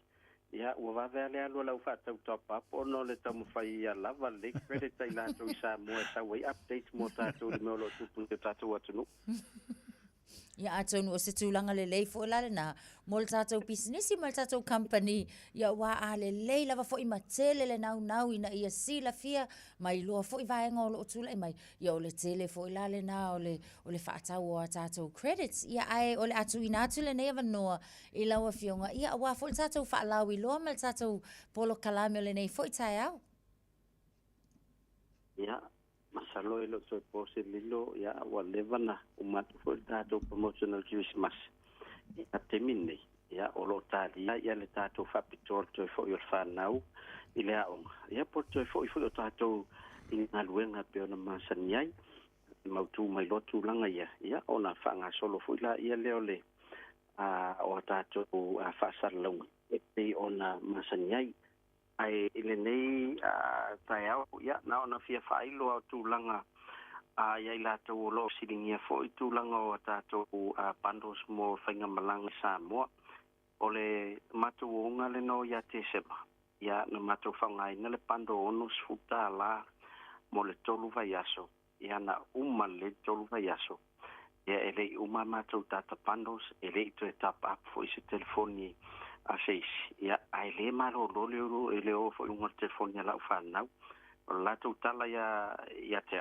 fa mai soli e mia tolin fa ngali ia le tata nei Samoa li na o i silo le vave io le alole atu e fa pena se tatu atlu io a o i mia tona vave ia was slow no winga slow le pili ia la sa le alole al internet ya e fai alofa fo isio tātou atunu mui tātou lo saungi e fai malanga ai tātou pando ono sfuta lale na uman fai lau sim card ya top up ile fai sau top up e o vatu ono sfuta la Samoa ya ona ya ngai le tātou menu masan star 123 hash ya ona e alu le prime ya o inala e mau waile ya tātou pando sia fautua ina lava pando ono sfuta la pa fa pe ova malua va ya sole te malanga ai Samoa wa fa va ya so validai ya a fa ya na tasiva ya so ye te fiwa te pa ngama fa tino mau nga luenga ya mai matamata mai tato po kala mel radio Samoa ya so tai tas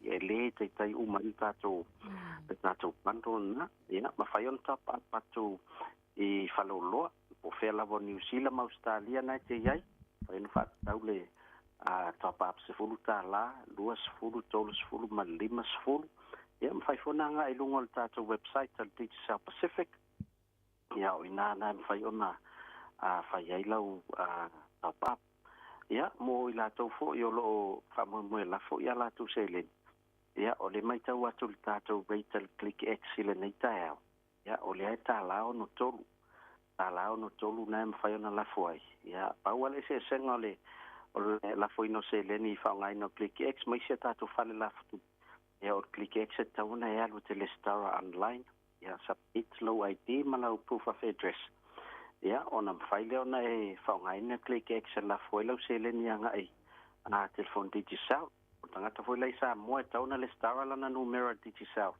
ina ia mfai ai ona ta unu atu se leni ya na pula le o te mo le ama po la for se leni wai fai ai runga lo telefoni e te le to tau walu se mea e o le whaingofia na o le tātou awaunanga a le tātou ClickX i lafo ino se leni a ngā i le titi sao ia mo whaataunga i Samoa ia o loa manoa le tātou Pacific 40 ma le lato tautua a tālo whawauta na ua mwhai na lafo vauta si whaloloa ova ma se lau whaloloa i tonu o polu na sala whai ia o rai al whaloloa i la talata ia le tau ainga la fo sa o ia tālo whawauta ina o ifo whai lato whaatau e le te tau o sa le longa pe o ia pia o whai ngofie mea uma ia ma whai na tongi e cash power ma whai na tongi e pili le vai ia la fo mwhai o nau tuaita vale lau o tele a tātou pamu whao popo e o tuaita vale a i sala whai na ua iei le amatanga petrol station i sale longa o iei fo i nai lalo maa lava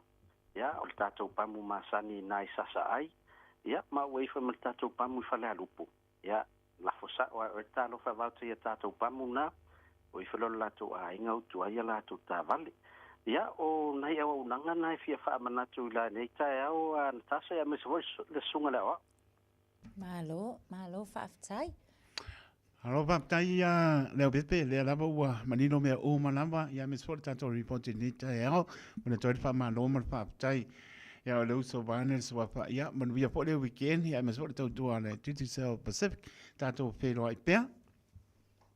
Ia, salor vanga muli lea, taito ia manatasa pe atu sai malua fina ngalo ia ele mfaiana tu ual tau ngolongo pe ayo o email tatu community ia olo ia ile pa moe le nu o fasito uta ile lato ngalwenga malu le tua ia o le wa mata ia lato sa ilinga so soani ia wa enge New Zealand e mese o kilan ia wa se so soani mo ngalwenga ia o le asota ia o le afaile lato si vai nad partaiso ia ina le luas futa lale le ulu al tatu sival na ia e vala ua tu mai ta ma fanau o ma uma mai fasto uta me se la tona fo yo langa falenganga ina le fakasa ia o tatu me mo le aso tae a fio mai matala mai au a fai fasa o e lo ainga polau e kalesia ia ona e sa ia il partaiso alo sua tu atato fatalo fa tu si ka duas futala na to alu le fa io la va taito mal vanga le fatanga tonu na io to sa ma maksiva ia ale fa mo monimea o se soani ia etapen penai foi ia tu langon ngadwengon mandola wa mata ia fa taitele mo matua pono ni taito mtasa ni tele wa faiva o ni aso pepe mruena weekend pa so foi ia ole Pionga leo pepe le tautua le Tutu South Pacific tala noa le olu tasi limon tolu whawha, olu tasi limon tolu whawha le tautua le Tutu South Pacific. Salavau mas mino pa tale tu laiva toe o tātou tala toe wha tāua ina mai fōi ia tua inga o le ngaui mui ka pepe.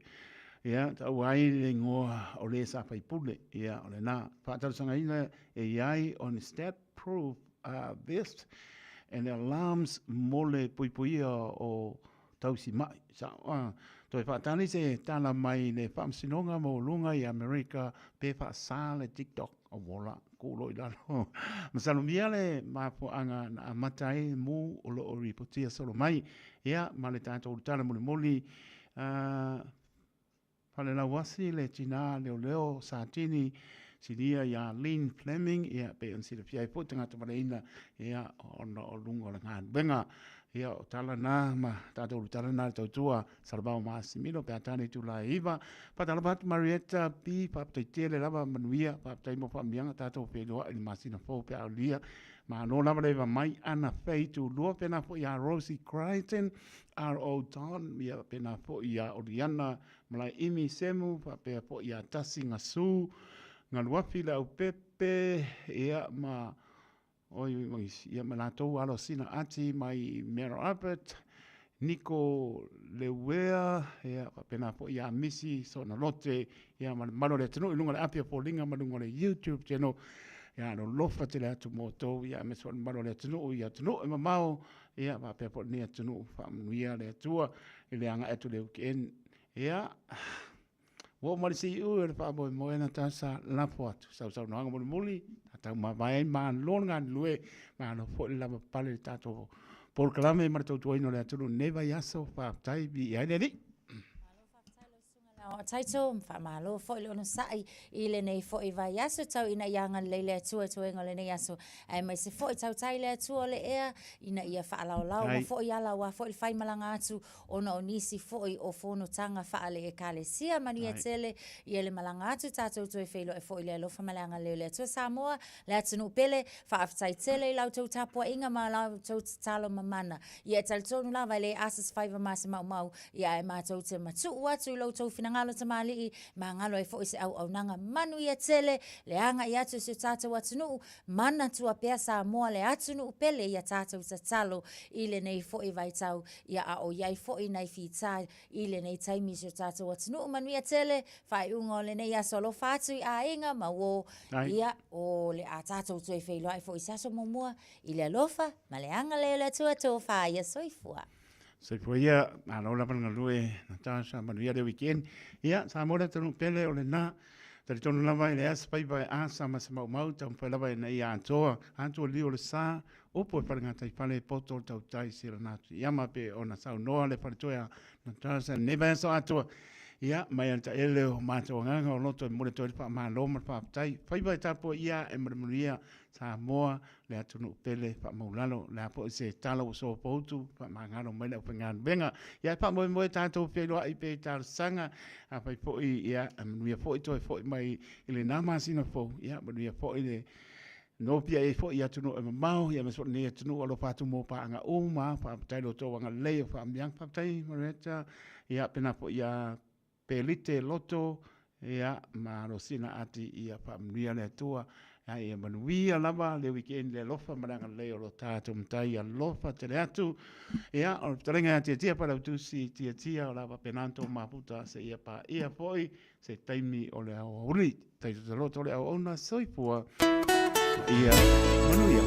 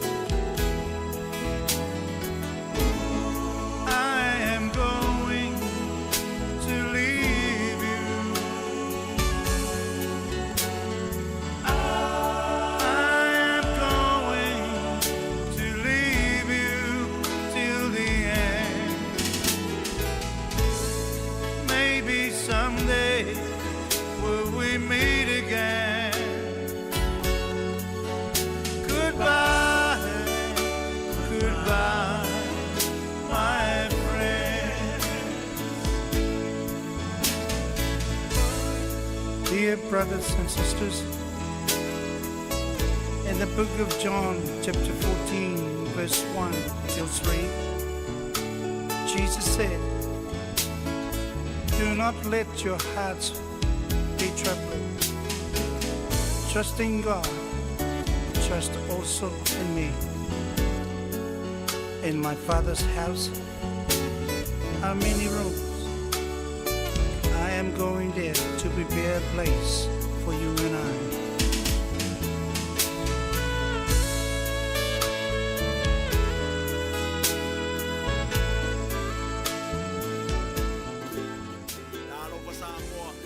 Wa ule nei o kas futialu, a wale sui ale ngila ura ule kio. A eva mai ina se fudu lima iwa kolu, a mo, Radio Samoa, vevela a. O te whaafeiro i atu i le nei fo i tai au ma lole fo lau, alo mai o tala la Radio Samoa. To e ta ua mai fo i lea a fio le ngua o le sa faipule mua mua, Galrace Garaman, i lona tango nga oi o loa, a o iai fale o loa. Reportia le Herald o lea wa amata so esu e ngā leo leo le vai aso le nei wha atatau i le wha asea wha asanga ia Galrace. Ma o le Pakin Savvy Royal Oki au kilani le wha ai unga le tausanga wha ato a umatu, lea e ta ua mai ai. O loa nei e wha apeo isi na tuu i le ato wha atau, a o isi na tuu i lana ia lava ato o lo asoa. Ma o le taimi na totongi ai lea wha ato a wha ato nui nai loa, e langa uma ato e lua. O ngā o inga uma nei na maa ua fo i mea po e ata i totono o le supermarketi. O Galrace o leana wha amawai mai lona tofinga whai pule mai le pātia le Green Party le māsino i Anuari le tausanga te anuai. Ina ua so e ina i le ngaoi, muli ai i o ina o na mōlianga i le māsino mati. O lea sona nafi na whale la uasia i le leo sa tini senior i Len Fleming ma i moli mau na toi ta o tino i le sui o le ofisa. O le pō lea na whasi o ti ai a o iai lungo tiute sa tatau o na malolo ai. Whai tau se launa iai le Trafalgar Centre Nelson ana nafi, e whaatua whaatua i a len ua tolu se fulu ma le valu tau sanga o tau tua o i o se leo. Ma o leana maliu i le aso le tau sanga fau ina ua so ai se tasi o te avale i Nelson.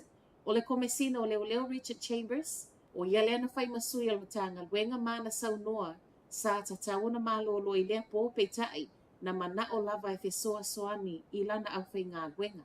O le maliu whaafua se iai fo i o len, o le urua e tina leo lea ua whasi o tia i lunga o le ngā luenga ua wha amawina i totonu a New Zealand.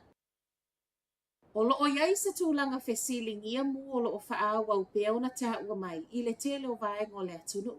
Lua mu i le North Island o le ema salo mia le mafua anga na amatai. Ma e o lava fo i le mu na tā ua mai le mata whanga i sisifo o au kilani le vai aso nei. O le isi mu i rangi TK o le ua mawhai ona tā o fiofi le sosolo peitai. Wa mau ai le lata i le tasi eka o tō ngā paina. E o mai le awauli ana nafi, ta ua mai fo i le isi mu i Northland.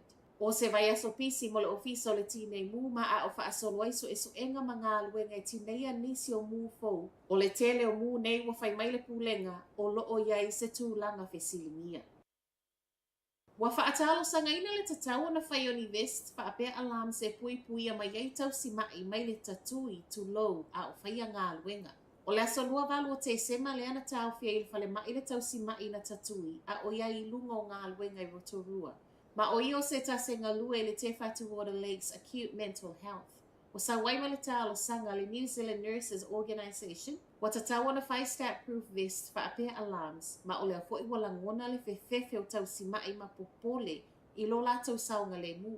O le mata upule nei na tula i mai Rotorua, wa wha ma vaya i lava ma le tamaita i tau si mai lana ngā luenga, wa se lia ma le lua se fulu tau sanga o ngā lue ai. O ofo e pui a mai ei tau si mai a o alarms i a vaveaiona i loa taimi wa mo o mia i le isi le fesoa soani.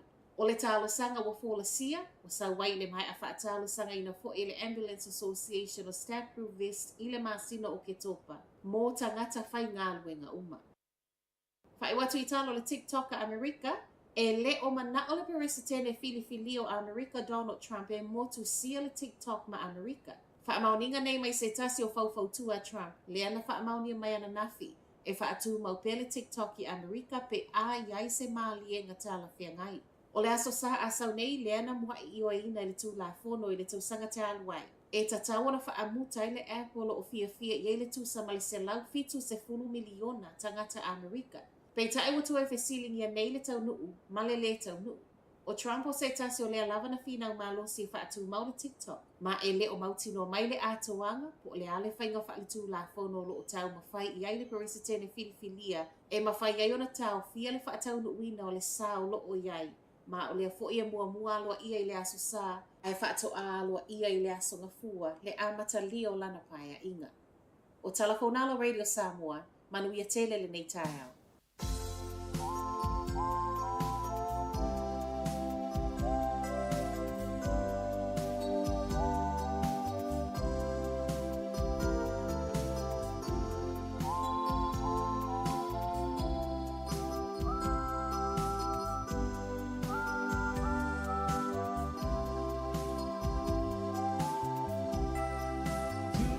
Siri, Siri, Siri,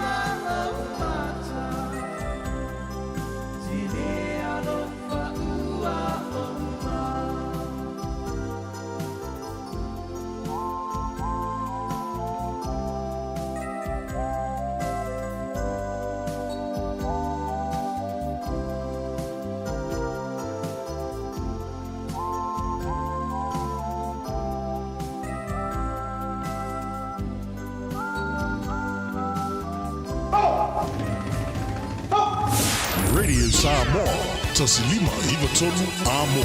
Ua na ole Radio Samoa, se furulima iwa toru amo, e tautuaina o e ilangu ngana, fitu aso le vai aso.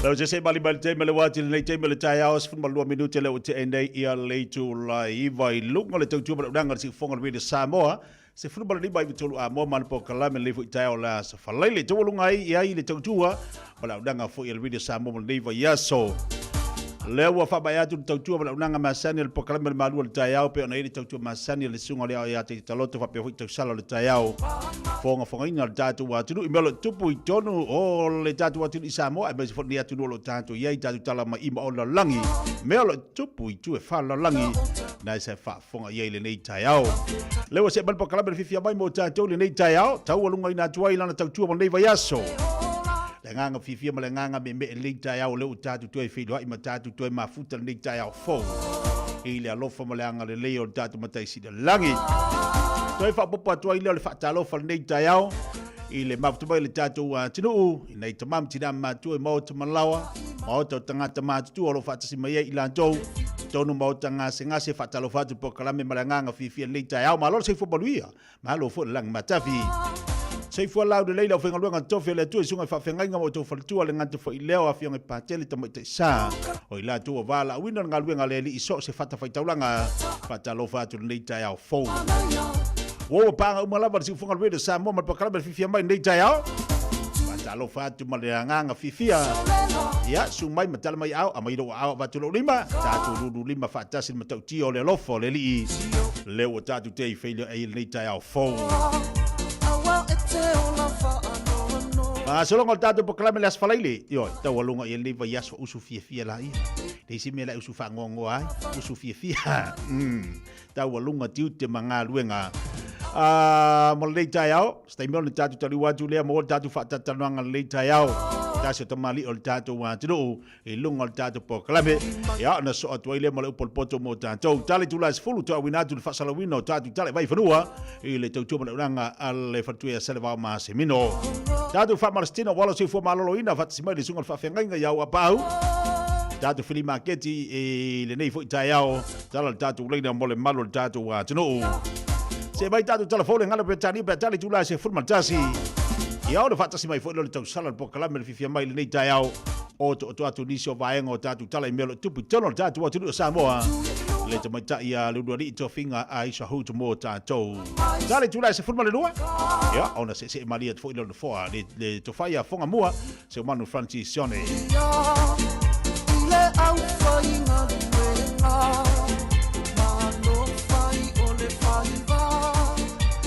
ole tatu pakala me le tai ao le wo yel tatu malo fa longia pe ona to fa ilo atu le fa fonga mai le tatu wa tinu ao le nganga fifia ma nganga fa tai wo le van tau sa ili se va no tatu pakala me ia ile fa inga la tau sanga ai fa fitai a mata le tau sanga ai maualo ma le va no pakala me fifia mai ia ile fo tamali o tatu wa tinu te ilo a ta wa tuneli sua fa tamali o tatu wa tinu o sta mali wa e sitfia o se mali fo ua e loa ia po ua e mamlama fo tulanga lo iai ia ona faiva lo filima i tolo tatu wa tunu lewa fatasi mai le sunga ia ta iao Dr. Matavai Tautunu pe ana ufai lo atu tasila ta mali e eselo fifia ia na pokala mi fanga solo o ia o se faia onga i tolo tatu university ia i Samoa iona tiu tembo na faiva lo filima ile mene o ngana Samoa aina utaututulia ona o ia se fomai ia oia fo yo se tangata nga ngana i tono tatu watu tatu nga ngana Samoa ai wa amata le tu sanga ai wa ai alwa ia le sunga le fo mai o tu tono au te ro o pu va e lo mo fo mai songa ngafi yo talo na malanga mai le sunga fo mai ia inisio fo fanga fale ainga to ta liu mai nei to e maua to inisio fo fanga fale ainga ia ai pu vai le po kala me fifia mai o la na no fifia wa matal ni tu sanga ia o mawanga lo malsunga fo ma ya le la ma fata sin le tayao su ye fo lo fa fonga le tayao lunga tatu pokalami ya le la tu sa watu tatu pokalami ia i la fu tu al tatu au danga mal tatu tu ale fa tasi male sunga fo mai ni tao ta iau ma lo se fo mo ia malangi ma tafi fia wa ta fa ta lofa mo fa fe lo na no u mata mo fa longo yo pokalame a o le wa ta lu li mal tao fa ta lo fa tu balanga fa lo ni tao ta iau fatu tia o fa pena foi ona e tu le foi ia matali ile pol kalame o le fia mai le nita e o fo fa talo fatu ile fionga le pulisili fa pe foi ile malo le au fa inga ruenga le tio Samoa au kilani nei ia e fa talo fatu i au ona sina le tu o lo fa pena ona fa fale le malu i fata faita ulanga e fia o Samoa ia matunu e mamau ia e me foi nei e no e fa talo fatu ai tupu mai e o le tunu tu la toa ma tu la malai ia teina ne fo ile pa ia lasi o Samoa i so se vai panoa o le lolangi o fa penao na mai moa mai e nei pol kalamita ua ia e fa pitoa fo ile fa talo fa nei tu la taiao pe ona saunoa a lau tenenga tia tu sai fo ile a wei mai i nei fo i vaenga o le atunu ia oni fa lave fa le ainga ia le tu ua fo ile malo ele fionga ile tia kono o la faele au silfai ia o le fionga li tia kono ia fa penau na wala au ia le tua ia le ua awai mai ai awa foi ia ona sauninga uma ia embeni no ai fa talo fatu foi ia anti fa fo ma risati fa pena foi anti makulata malanga mai i Amerika Samoa pena foi anti kalala malanga mai i Australia ia le ftrainga ia ausilfa i kalolo ia male ainga sa silfa i male ainga sa ta iao fa pito manu ia tasi se fa talo fa nei ta iao pena foi ona mafuta mai ia le tamai ia le malefanga tioata ia male fionga ia le levanga ulfale male fa nau ia fa pena foi ona fa talo fa tu le fionga ia le ota fa lo male ainga ia e me se foi le fa talo fa ile sia pele ia o su ato filau no e maleota ia manor so ifo maua manelangi ma ai mai se fa le fa talo fa bitoa i alo ma fa na wala tu no lo fa penau na fai malo longa ile nei vai taimi ia o fo ile to te watu ia o onga ile fai ungol nei masina manor so ifo manuia malo le langi ma lau sungal fo mai ioe wata i lo le te lo pisi nei vai taimi a matanga le tausanga ia tapena tu fo i moa onga ia le ngata fo i leo o nei malo longa nei vai temi ia ua pisi fo i tiute ma fai vai tono ainga lato ia e le tu uai le osi ainga ai o le whaafitai tinana e pisi aua maua mai lava leva noa e whaasao mai e ona le whaatala ulato le tapo kalamilita e au e se le tau o nei ava noa e le tue maua ia wa ai malanga tu nei Samoa ia ona tu e tama fai atu fo i lea wa tu e pisi fo i lea o fufuanga ia ai maise tu langa loi o amele am tanga le tausanga ia ai maise fo i tu langa pe ona ita pe danga malita usanga lau sunga fo ma ia faftai tia mo le fesili ia o tapen penanga lava o le ilma tu lava ia pito la au fa ia onga e vea fo i le neva no e fa talo fa tu ai le fionga te mai tai pursili o le tato universite fionga ia professor tu ifuisa apati la mosa fa pena foi sui pursili le fionga ia pesta Dr. Desmond Lee Hang male malu le au fa inga luenga le universite ia o anga lava ia o le ninga luenga fa ia onga ia o le teiminei ia o le wa mata fa atulanga mata pena ia le fufuanga mata penanga mo te usanga atoa o le ala e a foi nei wa mata fa atulanga foi mo fufua ia le ta pena ino le stala al fa na wa onga ile fa unga nei masina ia ona mata e foi le o vaenga fa le o onga ia mai masina February se ia pa ia te se mo nei te usanga ia o fufuanga na o le e ta pena te mo nei time ma lo va tai o le avanoa le se mo se fa so ala usunga fa ia onga langa tasi le mata upu o le alo ave nei fa na wa onga tono nei atunu fa fonga mai fo ia nisi o atunu me se tatu atunu sa a tono se so sani o le hase ta ua ila o fo ipito la o lo to ave ina le ngan sa mo po le tatu nganga nei tono le universite tatu atunu sa la se ta ua nganga mo tatu fa nau i tu tono a onga mai se atunu o lo tatu ia i fa fo nei ia mo le facility tia e ta ua tele le tatu ngana le anga o le tasile ta fata ua o le tatu fasino manga o le tatu ngana sa moa le ngana e tau tala ai ma le tatu ngana e feso ta iai e langona lava le fia o le loto ina ua fa pena ona va ai atu i le pitola au fo ia matua ai mai se fo ia o tatu tua a matutua o le winga o le whaamatalang ua ova ai i le tāua tele o le whaongaina mamalu o le atunu o le tātou ngangana i so o se vai panoa o le lalolangi o lo whapena o nā lalampapa awai. Lo wingo lau tala e mamoli le anganga whaaftai i la tau o lo whapena o nā lala i atunu i whafo.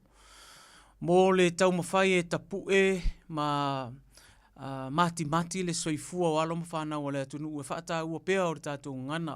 O se whaataita inga ua uwa ai fo i po kalame o le ngana e moli ai le wha malo i le whalapuputonga le whangsa, whalapuputonga o le awa onga o le ngansa mua i au te Roy New Zealand.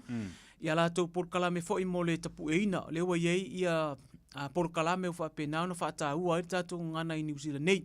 O lo iei fo i le por kalame leo le Polyfest, whapenao na whaali ai a tātou tū ma tātou wanganuu. Mai se foi ia o le whaataua ina o le tātou ngangana. E iai le vai aso le ngangana lea e masani o na wha lau iloa e le tātou atunu o lo alala i te tonu o New Zealand nei. Atu foi Australia la tau fia foi le anganga i le vai atu i le tele foi o le sao o matua ia mai se le community o lo whapenau na la tau ngā lulu e tapu e mati ai.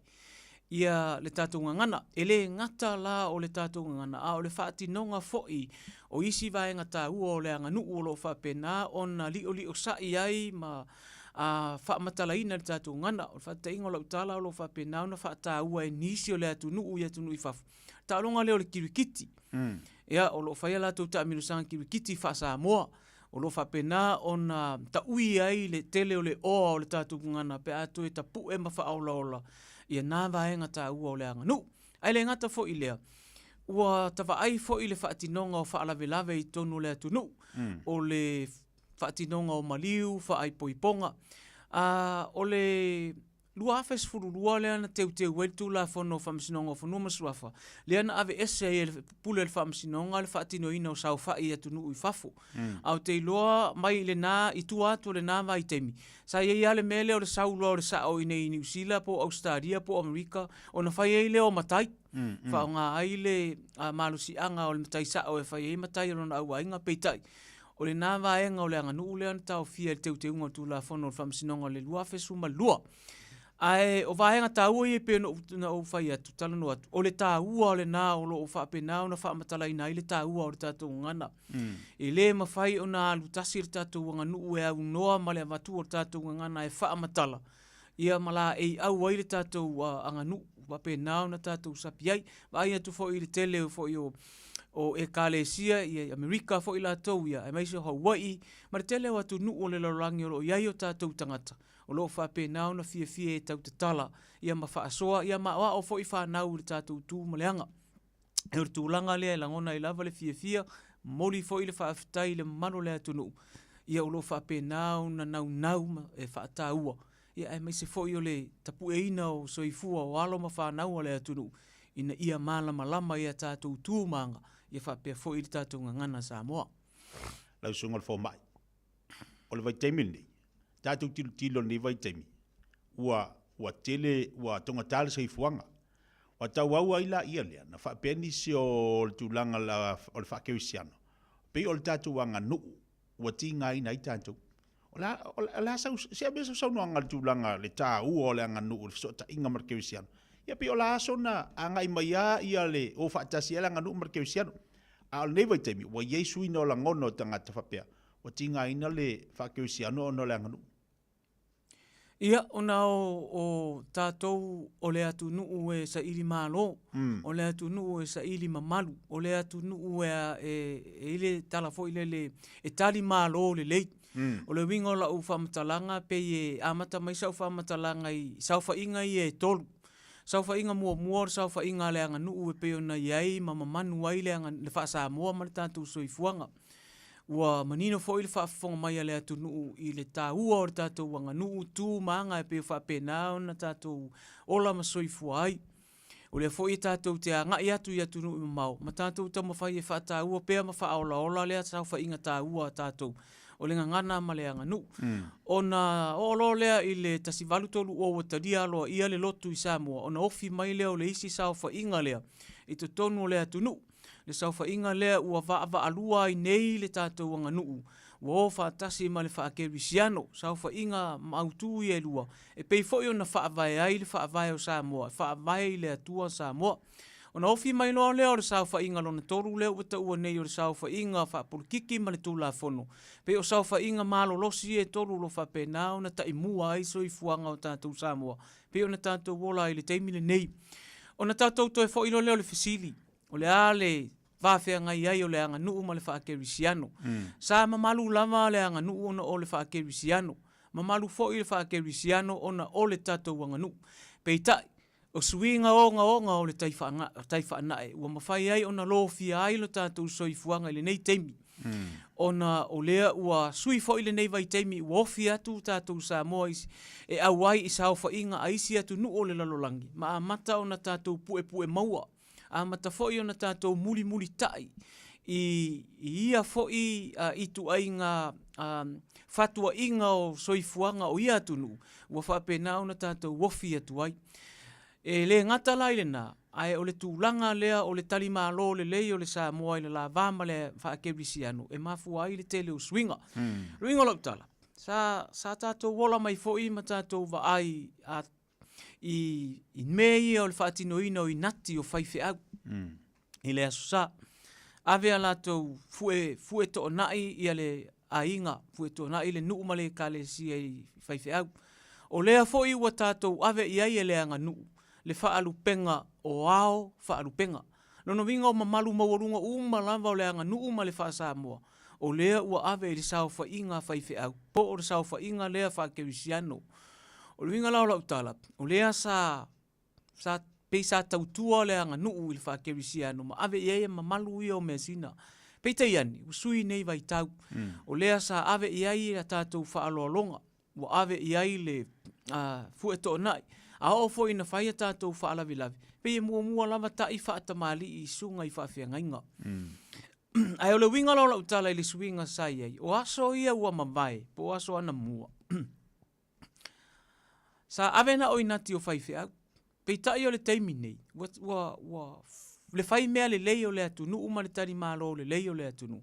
Ua ave ai mamalu o le atunu. Ua ave i ai mea le lei uma o le anganu. Uma le whasa moa le ngata o tau mafa. O tonga. E o foi i whaalanginga o le atunu. Ua ave foi i vasenga o whawhiangainga.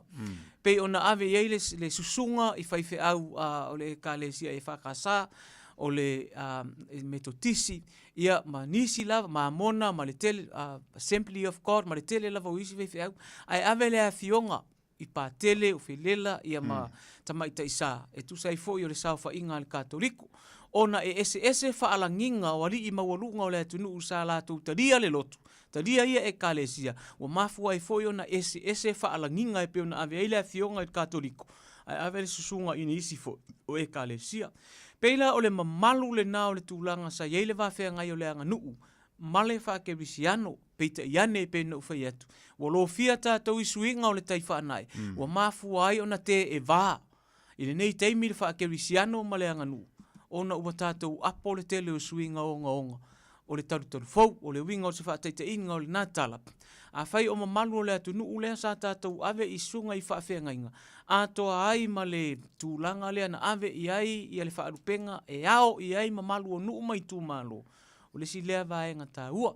Peita i ane o suinga o le onga i ne tau whai e tu whaatasi i ale sao o vasenga o whaafea ngainga e ka le sia. E peona i ai le tūla whono fo i lea o le tax o whaife au. Ona i ai lo lea o le langona.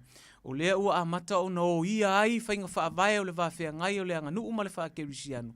Pei o na tātou iai nei, e na o na watu o nei whaataita inga whapena e tau talatala ai o tātou mawhauwhaunga. E pei o na tari ai le whesiri lau te lenga tia, e winga i le tūlanga wa iai le anga nuu ma le whaakerisiano i le nei teimi. Wa ono tele o na suinga e tūla i mai. Ona ua tātou anga i atu tātou te ai filo i fatua inga foi. Ia mawhainga whaavai, o atu nuu te tele o loo whaapena, o na ofi atu iaisi o tātou atu nuu. Ia ma tātou militino whaatasi ei, i pūlenga whaale mālo, ia le fo i wā awhi atu ei, ma tātou tūmanga, whaapena fo i ma le whaakerisiano. Ana ia, manino ma malama, vaenga ia na tau whai atu ei. ia mai fu isa nga lango lo sunga fo mai o lo sunga fo ia onga lo to avina le tatu ngana ia o ina ia nei fana o le ngata fu leo nei tupulang la sa fa malo simo nei matu mo nei fana ai mai sa tu una ia lo sunga fo mai ia ta ia ina ia una ia le tau tala le tamai titi ngana sa mo wa o mele te o te lo nei ta ilo matu uma e ia tamai te mai ai e malo si kele ngango le makua la ku le fari ala e fifia kama e kaua kwa e la e ia onga inei e ngangan sa mo mlingiris ai amai fale a e ngangu folo ala sa so ani lo sunga fa ia onga ia e fa amala si awa nei fa nau po nei matua ia una ia le fa nga ino tatu ngana ia tunu ifa ia malo fa ftai ia ila wa ia ti tilo male vai fo i pe na si tele fo o atunu e awa ia ti ai mama futa tele o ainga ese fo ia inga ia male la to ia fatua inga male fa faile lenga fo yo alom fa na a manino fo mala male sauno anga a love telling tia a inga e fena nui o tatu nunga fo ile tatu o mai lava mai sa moa o lo tatu mala ile ngana ai pe o le tatu nunga fa filosofia fo ile o le tatu awai se isi asi o manga ma se isi society ma se isi atu nu o lo tau tatala i tu manga le atu nu e fa pe na na fa ngofio na afia ai o tatu tu fo i manga ia me se fo i o tatu tamali anga e pe o tatu o mai tatu le wingo lo tala o le o tatu mai atu nu o papalangi tau tatala i fa papalangi e pe e tau ta ina i fo i ma pe o tatu militino fa atasi ma le fo i tu ai ngasi o manga e pe ona tātou o lai, pe tai. E iai lava foi a inga e tau tū lava le tapu e ina ma le mati ina ia me se foi o le whaafai le lenga o ala tau whanau. I le tātou tū ma le tātou ngan tā moa. Fia lava foi e wa ai mai ona pe fōlinga mai o le wha e kāle sia i te tonu o New Zealand ma Australia ma Amerika. O le vaenga le nā o lo whapena ona avea ma whai ngā nuu i te tonu i e tunu i whafo.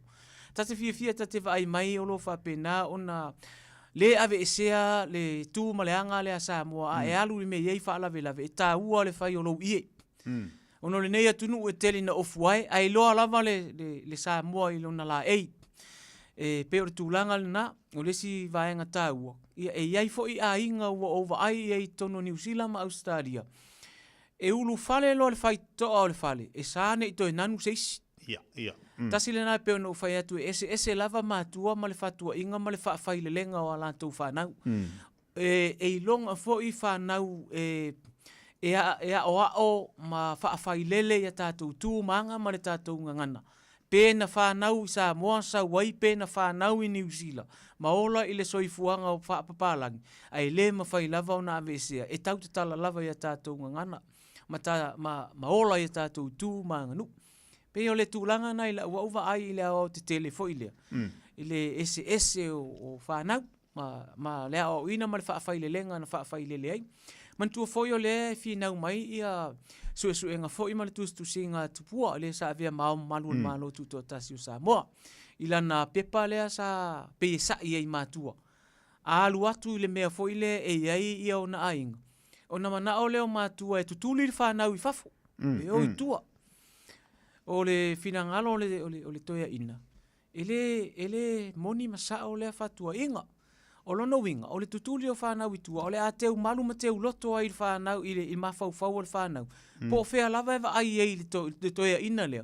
Ua whewhe fo i le leva ai ei. Lono winga o le teimi eva ai ei. O le teimi fo ina e alua i tua. Ai le o se toia ina ese o le tamao le ainga lea ua luatu. Pe o tūlanga nai tā ua ili whaafai le lenga i tonu ainga. Ai whaafetai o lo whaapena na malu pea le tātou ngana ma leanga nu. I le whaafai le lenga mātua o lo whapenao na lala i tunu i whafu. Ma lo whaaftai tere lau sunga le whaiao. O bakere whisiri a wanga i mai runga kai pokala me wai mai wam. A se taimi, le lei, ona o le taimi o lo whaisi pisa le whaiao. Ngā le wa wai atua tele i a leanga i mea le tātou wa tunu ma lātou whisiri ona wa maua le avanoa lau sunga le whaiao. Ngā, whaisi pisa lau sunga ai. O la tase e mali tātusi. O lau te baba i atu wa ile tusi o lau mwhai ona atu e tu whatsia pe ona tau tala man whaiunga la tau sanga ai whaaftai o leo e malanga mai. Ia, e whena e saunua le. O la lingua le tusi lau mwhai ona e tu whatsia lau sunga foma. Ia, whaaftai tia ia ua sisila mai foi le malu le atunu le tusi le nei o le polokalame lea fai mai le university o le Samoa faasoa o le polokalame na fua mai i le lua faaiʻuga o le lua fesfulumaleiva ina ua taofia le tumau aʻoga ma galuega ona o le covid sefulumaleiva lea sa mata ona taofia mai le amataga lava o le lua o o ina pei sa mai ai se finagalo o le pulega le university o le afaoga ai ia upenga tafailangi ia po o auaunaga faatekonolosi faanei ona po e fai ai aʻoga le fanau faaaogāina ai le Zoom ia o le Messenger faapena foi le tele o auaunaga faatekonolosi pega foi le Google o le auaunaga so se auaunaga lava faatekonolosi e faapena ona faaaogāina e fai ai aʻoga le fanau o le temitonu lava le nana amatai ona tatala le tio ma le TV le University o Samoa. O lea la sa o faaogāina ai loa ia le TV lea ma le tio le University. E amatai loa le polokalame le o Samoa faasoa o le winga o le polokalame o Samoa faasoa. E faasoa atu le University le anganuu ma le Samoa ma le ngangana. Ai faapena foi ona faasoa mai le mamalu o le atunu. Wai le mawhai ona atoa sa mātou auaunanga. Pe a le fi faasoa i le atunu. Pe o le anganga na lai ona faaingoa le nei polokalame le Samoa faasoa. Muri le anganga faafetai le sunga ia Mulipola John Lafaele. Ia faapena foi talainga ia fesasa ia i Filisi Tuimasevi. Ia male fionga fo ia sanga polutele junior ula. E pe o mātou to fa ia sa amatana filitanga ngaina le amatanga le nei polokalame. Pe ta iane o le maitau ale university le temina amata mai el polokalame le tortau sanga taluai. O le polokalame au pito i sili lea ona lau i loa i polokalame umalava le TV ale university ma le tio. E fua lea i le au fai o tangata e matamatai ma tangata foi. E amatua la tau finangalo tusia. Ia o le ivas 10% o finangalo tangata e faasoa atu. Ia o le tūlanga foi le o le lango, po o le positive view e avatu. Ia e salpena o se 10% foi ia le au fai o tangata. Ia whapena foi ona mai o la tau finangalo foi le faasala esi. Ia po negative comments foi le tatou polokalame. Ia e whapena lava winga o le tunu. E iei lava ia le tūlanga whapena, e le mwhai foi ona tonu masao ni ala o se whatinonga o se mea. Ia pe ale ai foi ni whaitionga. Pe lava foi o whai ngā malo, e le mwhai ona le leima atoa se whai ngā malo. Ia pe ale ai foi ni whaitionga e tu inatu. Pe tonu o whaitionga le nai le lei atoa ai le tāpenanga o se mea. Pe te iane, ua tele tangata o le atunu ua tārusanga mai. Pe mawhai ona tuu le nei polokalame i se lominga, po se tusi. O le mafuanga lea sisila tia pe o le onga tonu o le tausanga le tenei na whaamuta i loa ia le tatou polokalame le tu mau. Ai tau mawhai ina ia whaatau nuu le tusi le nei, nea la ua mai a lo mia le lo minga mua, mawhalau i loa ia. E tolu vaenga o ta ua o le tusi le nei, o le vaenga mua o folasanga. O la unga. Pe o le mea lea le pito i sili o na talo sanga atu aile manu le atunu. Ai mai se lava sao fa inga matai. E le ngata o matai o lo alala i Samoa. E whapena fo i matai o lo alala i atunu i fafo. E fia maua ni fola sanga o ala taua la unga. Ia ua tele fo i fola sanga lava e fai i lea wha lave to e fai fo i lesi wha lave. Ai peita iane. O lea la ua o manatu ai. Vaenga i e toru. O le talosanga mai foi le atunu i fafo. Ia malama whanau i le folafolanga o whaalolonga. I le ngata o folafolanga i tutonu o whale. E whapena fo i mafafo. Vaenga lona lua lana o le tusi. O le vaenga lona tolu o le tusi. O la unga ese. O le taiala lea ua o tāpenaina. E fisosoani ese uma la unga i e tutonu i. O le la unga whaafeiloai, o le la unga whaafetai, o le la unga o le si, o le maliu, o le la unga usu, o le la unga tali.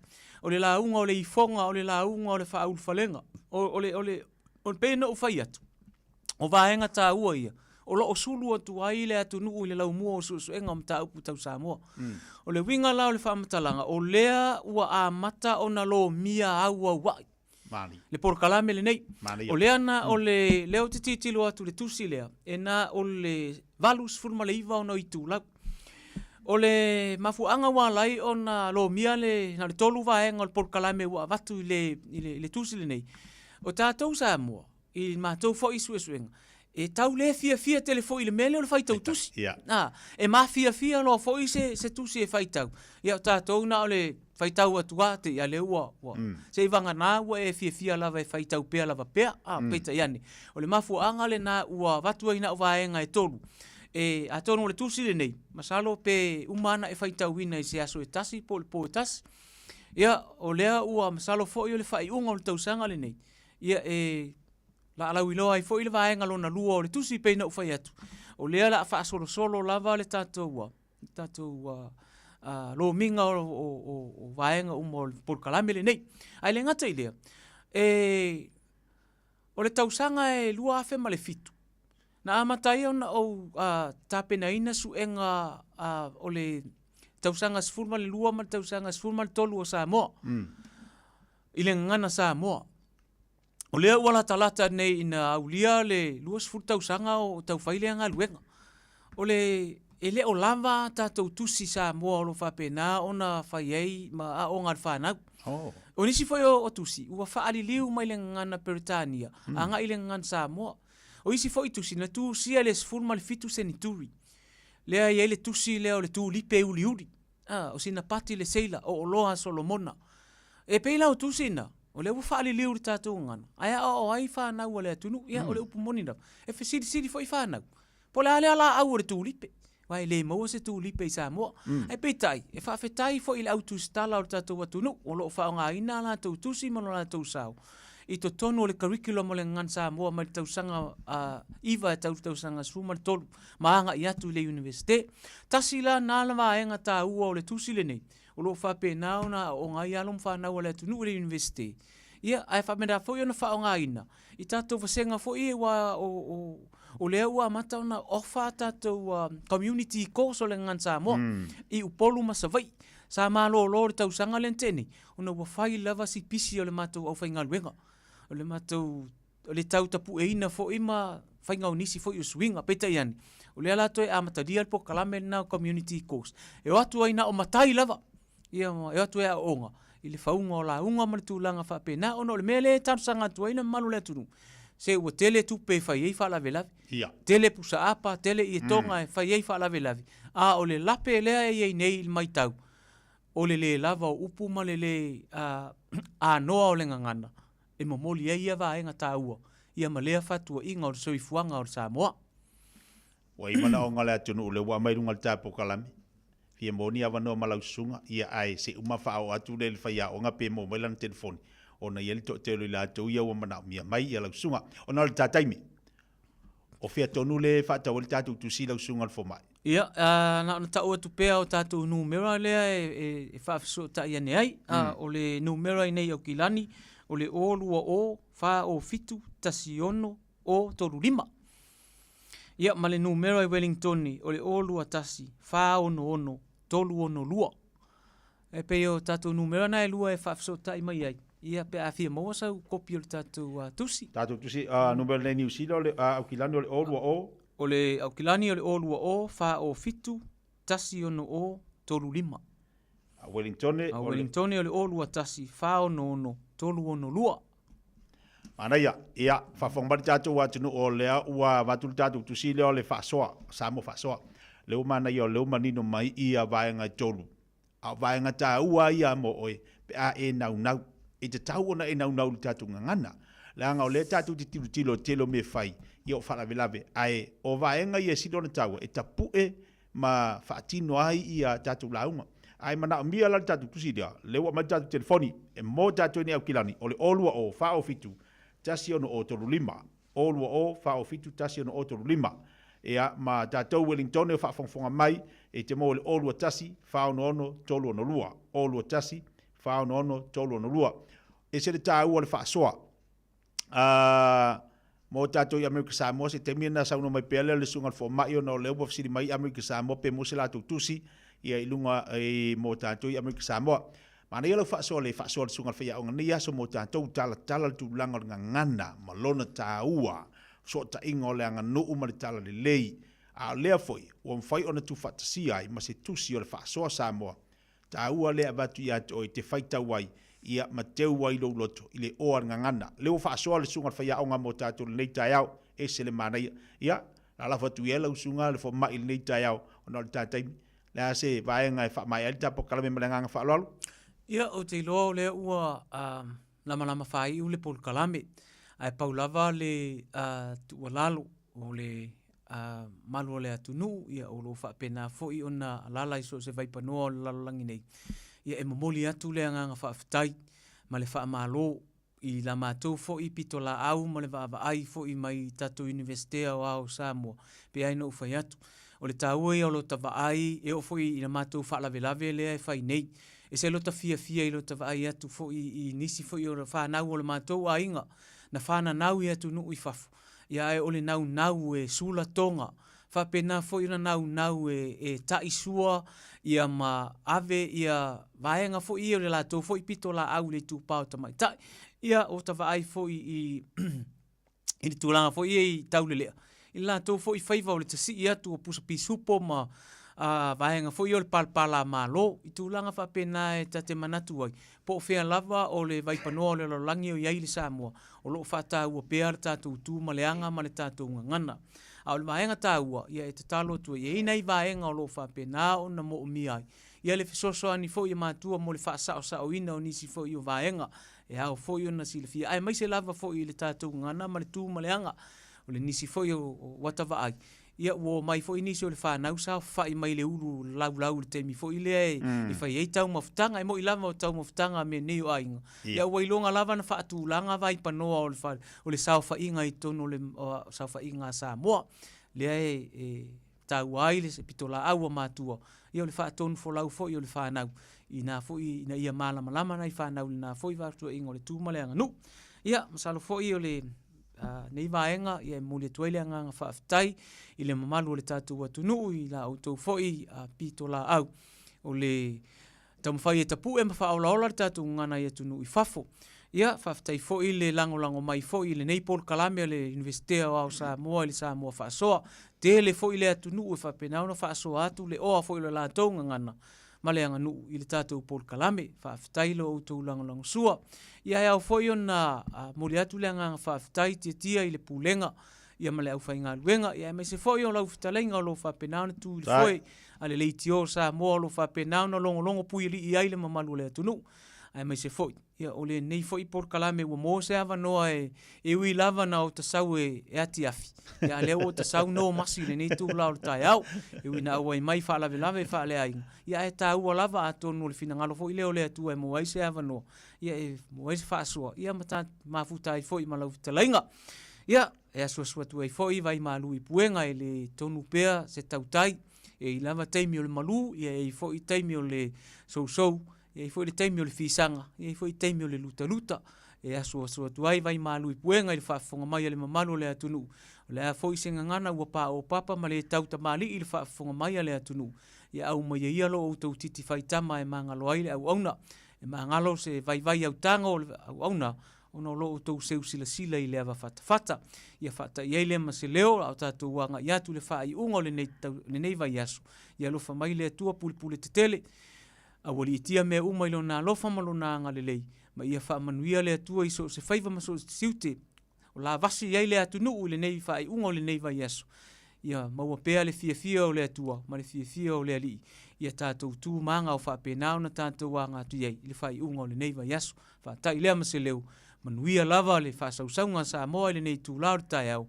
manuia fe au mga luenga o le nei aso ai ola le fatau vaa o le au auna i le lofa o le atua so i fua mai manuia malo fa tai saunoa i lausunga le faiaonga ia po lausunga le foma nei tai au ai le batu stela laitu o mo tātou ia i Hastings Palmerston North lea e so tai mai wala umai tātou telefoni lea o le olua ofa o fitu tasi ono otoru lima ona o le to te fisili mai po feo o nai au toi mo tātou tu sitasi al telefoni le te wala umai ai Wellington, Christchurch po o i lātou lalo atu ina wala o le olua tasi i whao no ono tolu ono lua tātou Samoa leo te wawa ia tolo fisili mai tātou hani pale se uao fue le fisili mai po feo Samoa te iloa e malanga atu ia le sungal whaiaonga ia tātou Samoa manino le po feo Samoa le iei tātou tusi Dr. Faun mole o Australia le fisili mai po fere fatau pe muse tusi ala to Australia ia na o Sydney na iai o tusi le na avatu inai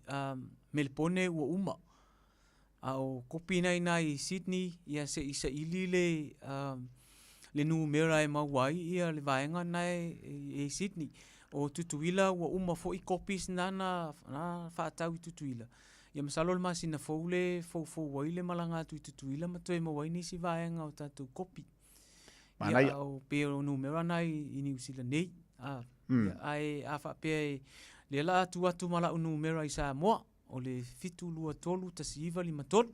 Fitu lua tolu. Tasiiva lima tolu. Tasiiva lima tolu. Ma le area code o le ono valu lima. Ia. Mo tātou lai sini lea e te vai atu. Ia, o te lola amo mas telefoni po neighbor le vaso fo po le vaso fo. La afso tai atu ai lunga tātou po kalame mo tātou wa weveva ma tātou e sini le sini mai lunga tātou tusi. Ia ai o le fitu lua tolu tasiiva lima tolu telefoni al sungal fo mai Samoa. Whaina so ta iai ia mo tātou tusi marea to tele tātou i o wala au mai ai mo le atu nang whaftai tele la wala usungal fo mai to e whaftai atu me sisi upe siri atu nungal whaftai ma le ngangal whiawhia nei tai au o le mawal nei awa noa man nei lau lau a whaatasi mai iai ia wa e whaasoa tu langal tātou ngana Samoa i lona tāua ia ai mai se fo i lona o te lenga ia ili whaanga ina e alo mtama whaana o le tātou atunu alo whangia le atua lo se fuatau tua ia mawale o ngana e mawale malosi mal fa malolonga mai leli ia fa wa wina ilu wala awina awale tautua ina o tatu watunu ia mal tapu ina fo i o alo ma fa nau sa mo mo ata yao ile tatu ngana manu fo ile fe nga ia i tutu ma fa bal ia tunu pe malanga mai ia ile sunga fo mai to te liu fo ile to sa mo i tulanga ainga mal fe fa awina wala awina ia nga leile to mo pui lo sunga ia ai mai se fo tulanga pe ona ia manu te leina le ia so lo sunga fo mai alo fa tele atu manuia le yaso ia fa pena fo yona manuia tiute ma faivo to ne yaso lo telengi tia ia manu tele ina fa sausaunga Samoa ia soifua mai manuia ia le lei fa tele vala bail tatu atu mai la tolo ma fto mai ngal tatu pakala nei te mele tai ao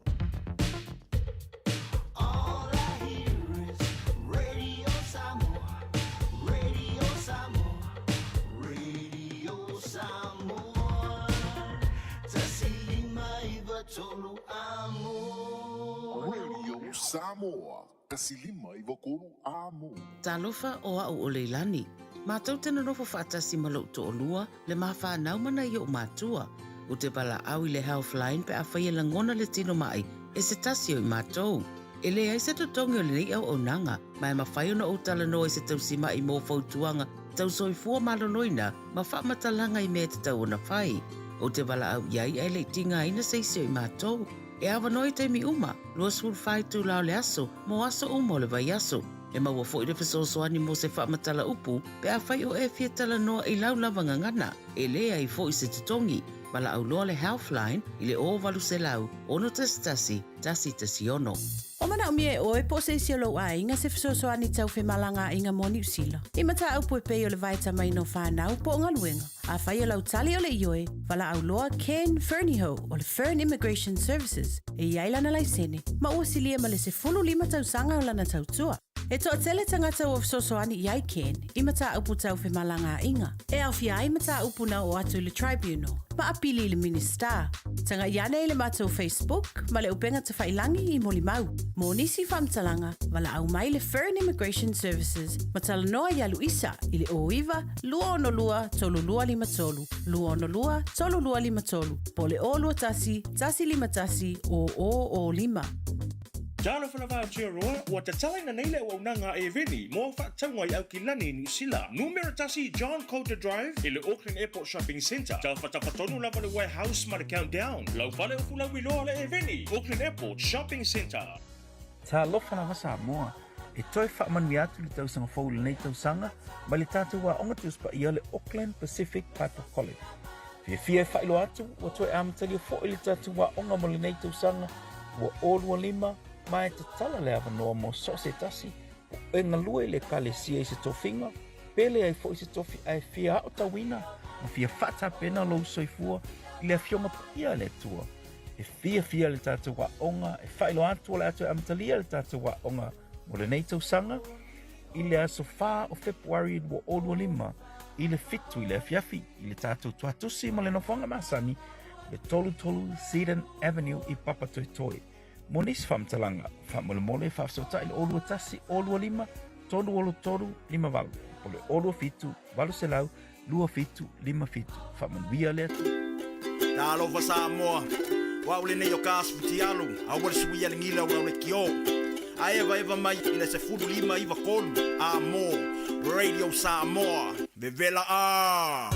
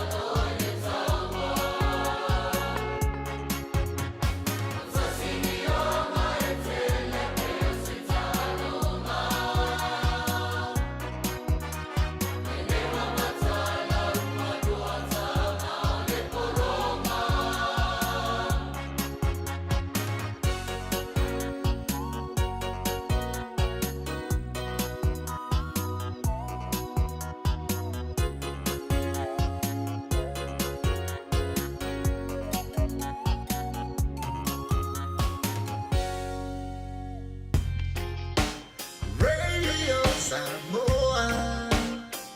Tasilima i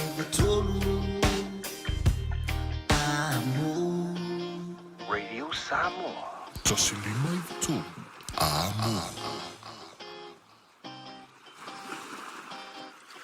O te whaawhenua i atu I le nei fo I tae au mā lo le fo lau, alo mai o tala la Radio Samoa. To e tā ua mai fo I lea a fia o le ngua o le sa whaipule mua mua, Golriz Garaman, I lona tango ngā oi o loa a o iai I whale o loa.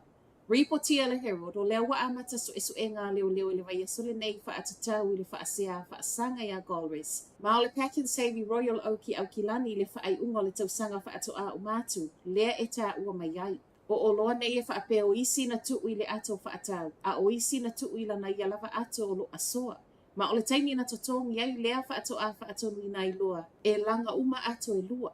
O ngā ioinga uma nei na māua fo i mea po e ata i totono o le supermarketi. O Gold Race o le ana whaamawai mai lona tofinga whai pule mai le pātia le Green Party le māsino Januari le tausanga te aluai. Ina ua so e ina i le ngaoi, muli ai i o ina o na mōlianga i le māsino mati. O le aso ana nafi na whale lau asia i le leo sa tini sinia i Len Fleming ma i moli mau na toi ta o tino i le sui o le ofisa. O le pō le ana whasi o ti ai a o iai lunga o tiute sa tatau na malolo ai. Whai tau se launa iai le Trafalgar Centre Nelson ana nafi e whaatua ai a Len ua tolu se fulu ma le valu tau sanga o tau tua o i o se leo. Ma o le ana maliu i le aso le tau sanga fau ina ua so ai se tasi o te avale i Nelson. O le komesina o leo Richard Chambers, o ia lea na whai masui al matanga luenga mana sau noa sa tatau na malolo i lea po peitai na mana o lava e fesoa soani i lana au whai ngā luenga. O le maliu whaafua se iai fo i o len, o le urua i tina leo lea ua whasi o tia i nunga o le ngā luenga ua whaamawina i totonua New Zealand.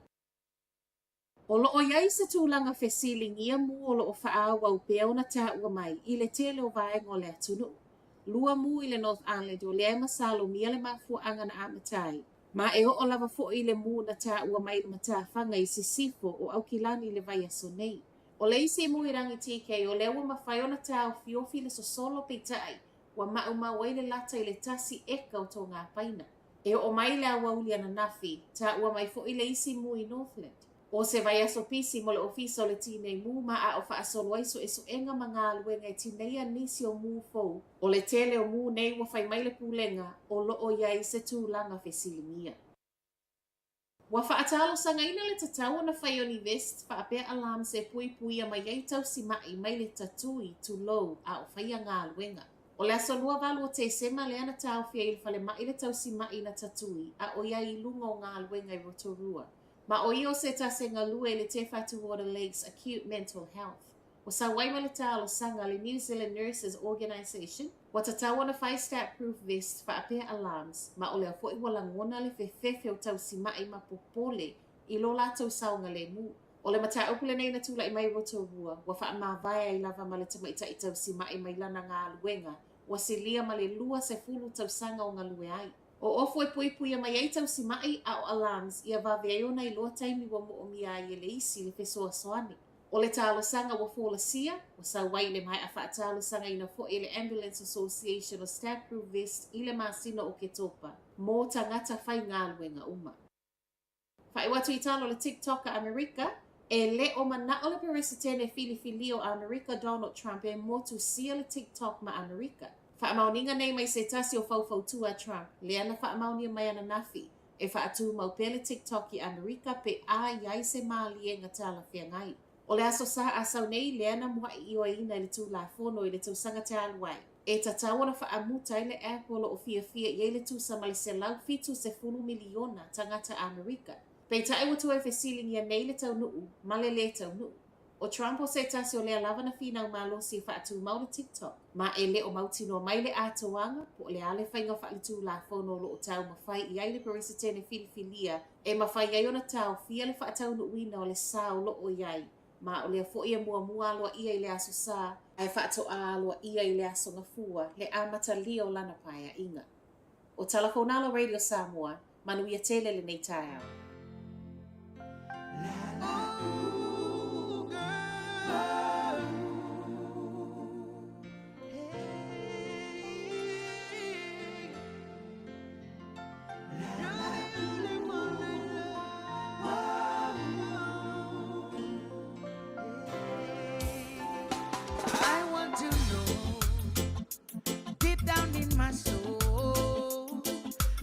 Love me, baby.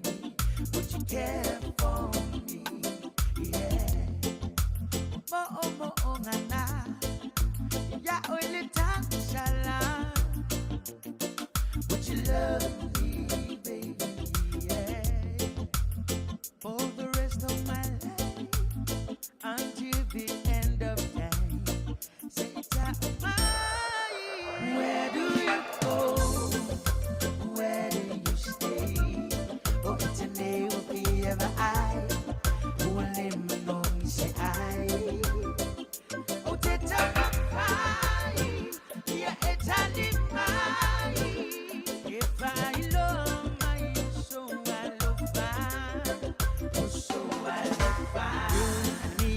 together forever, my island girl. I just wanna show you love, love, love, love, love. Let's say see love when I oh girl. It's a me uma when I oh girl. You make my heart sweat, you make my body sweat, and I want you to be my one and only baby girl. I think of you time after time, and can get you off my mind, my baby. Yeah. Where do you go? Where do you stay? Oh, it's a name will be ever I. You will let me know, say I. Oh, take up my pride. Yeah, it's a name. If I love my so I love fine. Oh, so I love fine. Where do you go? Where do you stay? Oh, it's a name will be ever I. You will let me know, say I. Oh, take up my pride. Yeah, it's a name. If I love my so I love fine. Oh, so I love fine.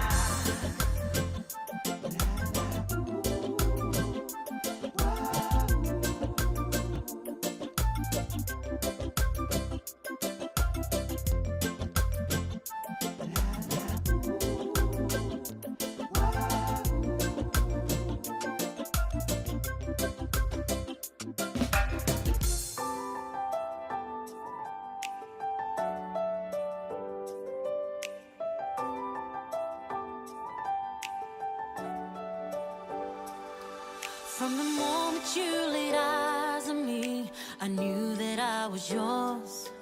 Every time you cradled me in your loving arms, every time you tried to sing to me, and every lullaby, you would look into my eyes and tell me,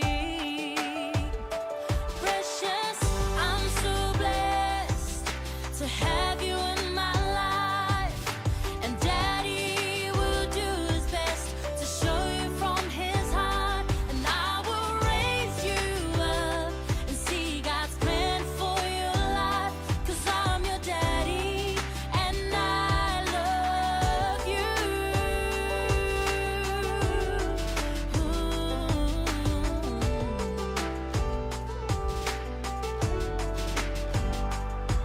Now I'm all O le Ardas Travel, o le company numero tasi le taungo fio pasese mo fe malanga inga i Samoa fa pele malanga bai i Samoa i New Zealand ei. A fea de loa i le ofisa o le Ardas Travel, tasi valu lima Great South Road i Matarua. Pe vili mai i le telefoni tolu i valua o fa o o. Tolu i valua o fa o o mo le Ardas Travel. Hi, I'm Leilani. I live with my husband, kids, and my parents. When one of us is sick, I call Healthline. It's a free service where I can talk to a nurse or paramedic for health advice and information about what to do next. It's available all the time, 24 hours a day, every day of the week. And if you want to speak in your own language, just ask for an interpreter. Call Healthline on 0800 611 116. Jalo fana va tia roa, wa te tala na nei le o nanga e veni, mo fa tangwa i au ki lani ni sila. Numero tasi John Coulter Drive, i le Auckland Airport Shopping Centre. Tau whatawhatonu lava le warehouse ma le countdown. Lau fale o fula wiloa le e veni, Auckland Airport Shopping Centre. Baby, lobaki! Hey, hey! Oh!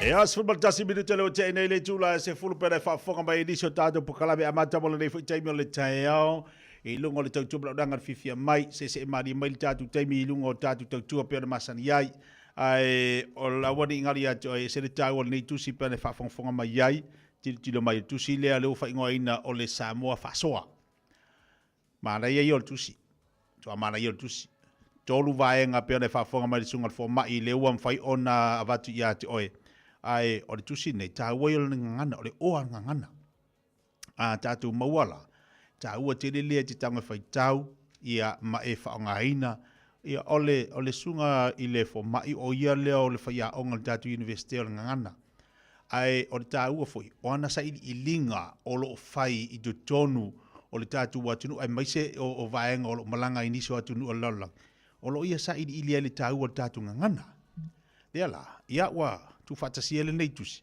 a o le whai mele sunga le fo mai ia ta ia o Dr. Matiu matawai i tautunu. Te lopo whai ungal tausanga ni wa sauru vaenga lo na lua. A wala nei misia le vaenga mamua lea o le olua o wha o fitu tasi o no otolu lima tatu telefoni. Lea olo o tele na vatu mo tātou ono le fisiri maini so ila tau. O le tau tusi lea tātou i neilu te wawa atupe lima sifuru e le tau tusi lea. O le tau ngofie. E a maila lima sifuru na a vatu tusi lea te nofo so se mea lai fai. Ia, e a o ngantele mo oi. A nga te le mo tātou. Lei, te rima tātou pakalame le vaenga le tai ao, a wā fo le whauina le tātou tau tua mlaunanga, leo wa ia le tātou whamalastino nei tai ao fau, whatasimari sunga le whawhengainga, ia wā pa au mo tātou le nei tai ao, whatala whatu lau sunga le whawhengainga. Mālo lausu, mālo le whamalosu whapea, kai wā rawa mai lausu sunga le whawhengainga, e kasinga. Mālo lausu titia, mālo fo se fo mamalangi mana ia le tai ao, lu whasoa mar sunga le rifo mai. O ngana, whasoa Samoa. Ese te o vai akul kusi. Pe funga le mangififi. Ai ke ro kango so e mo fai ka o ke minga lu kalngoi. Sole. Le ai. E a ngoa le meali. E mo kwa ka kia fo le mea ngai kunga. Ngana fai ngofi. Fa so fai ngofi. Se o ka ke le work ngai kunga ngana. Ia, ale tasi le vaenga tāua pe ona titilo yen tāua le tusi le wa mai le sunga whea onga le whawhaingo fia ngangana. Ia, o whawhainga iskang. Whawhaingo fia ina o le ngangana tātou pe ona tātou wawai. Ia, aluku mana i te lelea li tāua whaasua fori tūlanga o le tāua lana. Ia pito la auma le o i o le whaia onga. Ia, aua le ngalua le tātou Universite Samoa. Ia, o i o le whaia onga, e le ngata ina whaongare ngana. Ai tu su i le amatanga minga ngana. I le alanga le mafuanga le upu, malanga upu. Ia me se foi la ia i tonu dictionary foi fa sia mangi aso ia. Wa man to tatu se la lo pulenga sia mangi. E foi la mea fa mo monga sia mangi la ko ia sai. O ina le tu su e mel ngana le wa mai. Fa fengo fie ia almana ia i o tatianga le o la o le mea. Mana ia. Ia, le o lewa tatu sisi e mali vaenga le tai ao, le tatu whaamalastino, mana tua lau whaamalastino, ia aua ni MC lau whaamalastino nei tai ao. Aua, oa mai lo se fua malolo inga. O ilunga le suka po, ilalo le suka po, ilunga le kuku maurunga. Po le au kafa le suka, le au kafa. O se wā kirenga o solo kuku maurunga lau kanga fua makamaka inga Facebook. Ei, koe makamaka inga Facebook. Mga mea kai ele mo se kupia kako ele mo se kupia kako ki mo el bela vesi me sa boa so le agua ko ni mo sa bakala lef ka wi ali kapelo mar ke fongi ai mo pa wale me au ke mo ngal ngal nga elo le mo ngal Facebook era ku ngal nga e mo ele ai sori se sa ol kala ki sa ol kala esko inga makan mo o va que se o fa me ko inga vai au pang si le sa wa ai ka fa e lengi mar ka sa ka ulu le uvela yang ka lo le ka malo lo le ma ai pfm mo si ku e kongi ka kopi ia le ku la Facebook ala alu ka ko sumpa vai fisi bai nungal ka ko sumpa le bai nungal ka ko sumpa mo lo ia la malaka tatu ala ko ma ulunga e mo me ngako ia la alu tatu famastino le taiao sai mai tatu alu tatu famastino se uku ke pole fu ngame o lo lang pole a oia oi pole oi lo sei fu malo lo inga pole oi awai ri o mai lo va ngala sa boy mai se ku pe ma as lu pol pa lima ya kas lu kol pa lima ya kas lu kol pa lima ya fa pe kas ka yo lua on va lima ya kapea kas lua kolu va lima ya kule kas lua kolu va lima kule luma kas lua kolu va lima kule la kas lua kolu va ayoi mai yo ko au fa pe ke he po la le suka o ko mo lunga ke lo ya fa nga yo yo ka mai ke ya ko ka ko lo suka o le ko yeso suka kas lu ko fa lima ya kas lu ko fa lima ya kas lu ko fa lima kas lu ko fa lima kas lu ko fa lima ya ya au ka fa kas lu ko fa lima ya o va kasi o vai o au ka phrase ko so mai wo vai le dal kas lu ko fa lima ya fa lo le il ka maso ke wa fa le kong maso vai fa lo mai ka maso le ku fa sao fa lo mai ki fa pi ol vai le luma kas lu ko fa lima e ka le ko su ko vai le kas lu ko ya le si vai ko su kas lu ko fa lima ku kas lu ko ya ka fa kas lu ko le si vai kas lu ko so ku ya la kas lu ko ka mo la kas lu ko ya salvari ya kiki numa kas lu ko fa lima ka fa kas lu ko fa lima kuwa kas lu ko fa lima lunga kas lu ko fa lima ya saungi saungi luma ready go kas lu ko fa lim ong fik wat iwa sol kas lu ko fa lim ong fik wat iwa sol kas lu ko fa lim ong fik wat iwa sol kas lu ko fa lim ong fik wat iwa sol ma lolo el vale ya ai ka ya alu fa Mangaya. O tau au, o rin mai ki ngai ui ai. Ya, o rin ma fo e tu oi le tamba tanga yo fo. Ready? Go. Kas lu kon fa rin. Ai lunga. Fa ngoi tau au, fa ngoi. Kas sao. Ya. Lu kon fa rin ong fik fa iwa fulu. Kasi lu kon fa lima ong fik walu iwa solu kas lua kon fa lima ong fik walu iwa solu aya yo batido ayo ya ya vai fa vau di ma fa be ai fa sa fa be ke fi linga ki nga fu ngalo ko o ma i o ka fa fa o fa pi fa pe wa le nga ready go kas lua kon fa lima ong fik walu iwa solu kas lua singese tatu matua lim singese wan iwa solu kas lua ayo lunga fa lim ong fik wan iwa solu kas lua aya fa lim ong fik wan iwa solu kas lua kon fa lim ayo fik wan iwa solu ya sek ngai mai ya ya vai la va về foi nữa nè chỉ cái cũ yêu cầm bộ tay đang ngó kia đi để cầm cái chuối đừng câu phăng so ready go kas lu con fa lim ông fik van iva sulu kas lu con fa lim aya van iva sulu kas lu con fa lim ông fik van iva sulu kas lu con sao đúng ba lim ông fik van iva sulu ya awar ngayoy ngayoy mấy le lau le weekend rồi lắc cu le ka po inga la sa mo quai fit da con ma ai fa lo ready go kas lu sao đúng ba lim ông fik van iva sul kas lu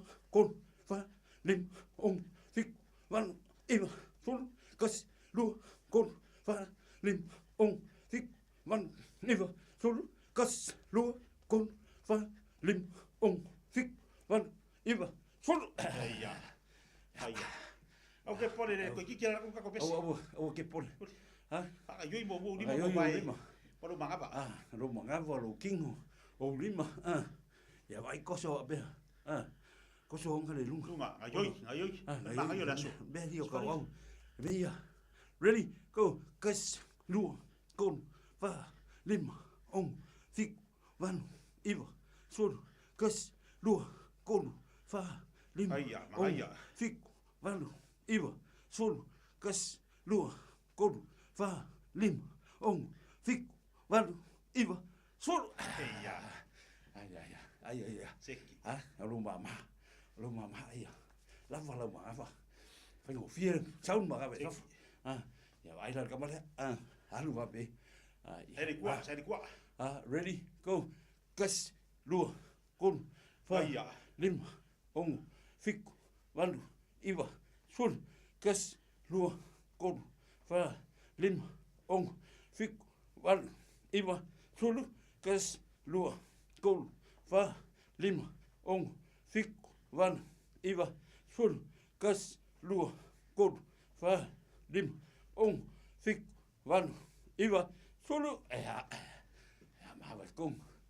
Mà cung vậy là lu mà các bạn kafa sao me ya me vai ko lo me be ya kafa ya ko fa be mi ko ya de que fia ya kafa ya kafa apa ya gau me vunga pi ya ready go kas lu kun fa lim ong fik wan iwa ayoi kas lu kun fa lim ong fik wan iwa sul kas lu kun fa lim ong fik wan iwa sul kas lu fa lim ong fik wan iwa sul lu kas lu kun fa lim ong fik wan iwa tafulu vai ya la fe ki me fa be disforma me nga e mo ke ka bu de pe fa ma o ngau i o ka ko nga la wi fa ka fai de fa be se ngau ai male ko bo ai pisi mai pisi mai bia boy ready go ayoi lu vai kun ya fa ya ong fik wan iwa sul kasi lu kun fai lebu lima lebu fik ayoi lebu wan iwa sul kasi lu kun fa lima ong fik wan iwa sul kasi lu twist mangaba fa lima mangaba me wan iwa sul ya ai kau sami vai fa senga luenga mangaba fai ya senga luenga lo mangaba vai langolo elak lo ngol ofu o lefko o mangaba feke beluma ya au kafa sa unungal vai kau vai ready sa la kul mangaba ilalo ya lua kon fa lima ong fiku wan ayoi iwa ngo ilalo sulu sa dungal kuri la ilalo lua kon fa lima ong fiku wan iwa sulu last ten kas lua kon fa lima ong fiku wan iwa sulu ya mai vai da do se da ngawe ya vai da ai la kaki ready go kas lua kon fa lima ong fiku wan iwa riko sulu kas riko se kia oi kon fa lima ong au ma ila was pa ngai su pa beda sulu kas lua kon fa lima ong fiku wan iwa sulu kas lua kon fa lima ong fiku wan iwa sulu Maya ya ya lo ka bolik sang ngai mayak malo ya ngai ulo mai fa mai ngai kisilo malo da la kulor ka ko pesi hook tau mai la ko pesi hook ready ku ha beo ready go kas lua kon fa lim ong fik wan iwa full kas ayoi tino ayoi fa lim, ong, fik, wan, iwa. Lo se fua maloloinga, whakaia i lo tino. Kon, wa, lim, ong, fik, wan, iwa, sul, kas, lu, kon, wa, lim, ong, fik, wan, iwa, sul. Aia. Pese ah. Saul pese. Pese, mawai kogu. Singa vai ah.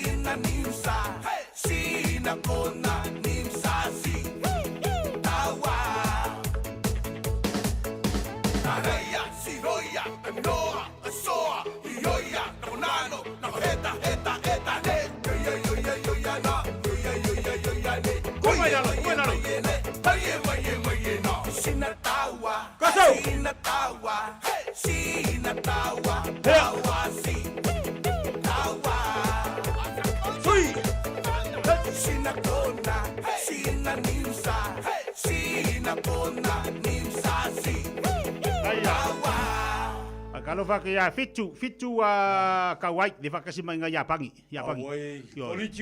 Konnichiwa. Gengeles ka. Wala. Ona mai wates Ia, ka. malilela pa. Ia.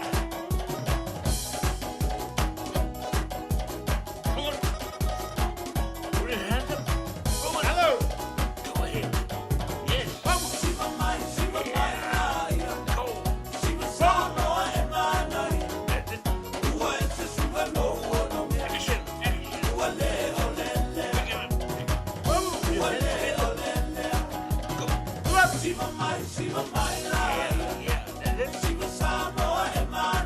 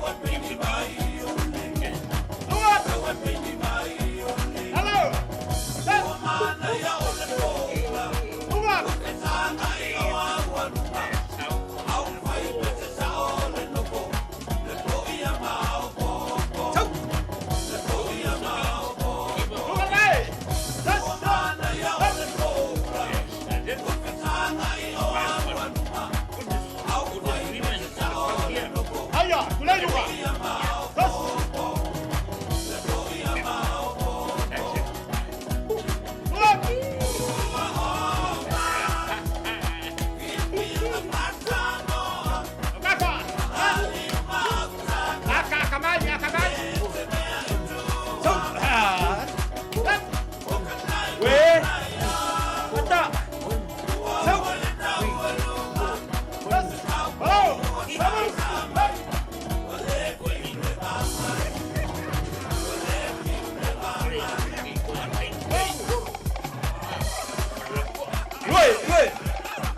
Thâu dậy.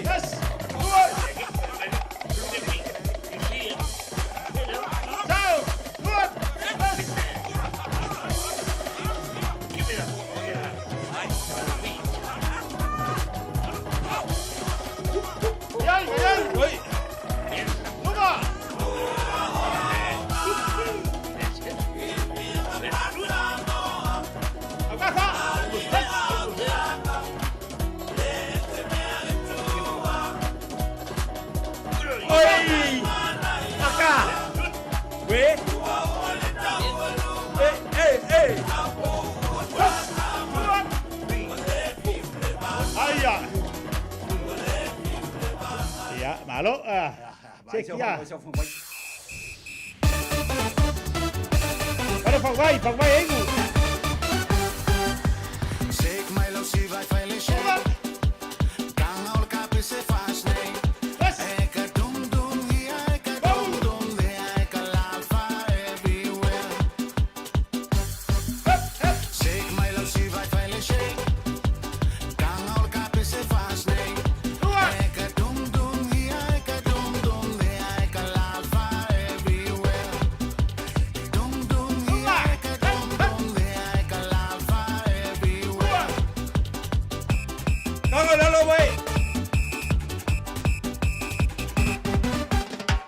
Tolle musica fa che si vai a casale me. Awa e boom boom here, awa e boom there, e ka boom fa everywhere. Numa. Tolle musica fa che Numa, kiki numa. si vai a casale Tama yay. Awa e boom here, awa e boom there, e ka boom fa everywhere. Awa e boom here, awa e boom there, e ka boom fa everywhere. Uli. Live numa. Oh, my love, se ma quello. Play numa. Sasa ma ya mu ba wole ko.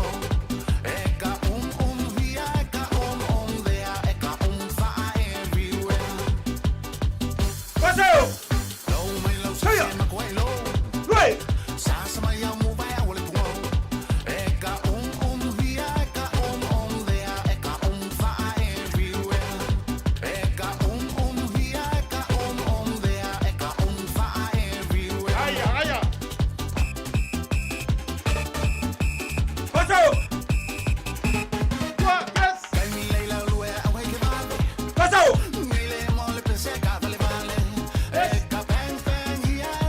Paso.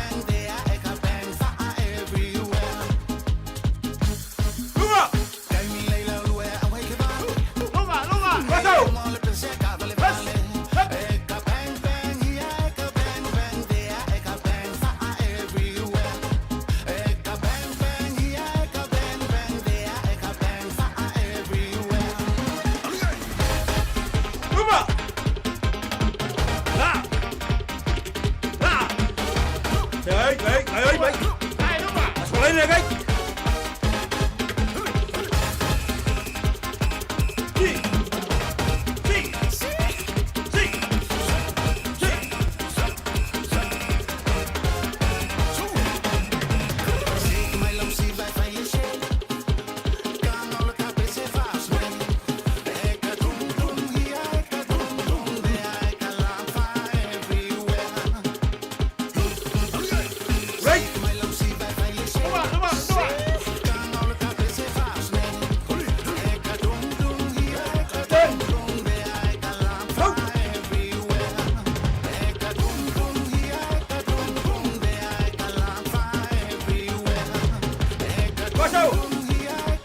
Paso. Ahora con coso. Aya. Paso Kevin. Paso.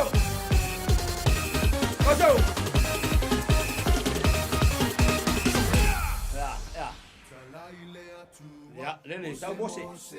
Usika ya bose. E ko usika ya bose sole. Lunga. Mose, lotote.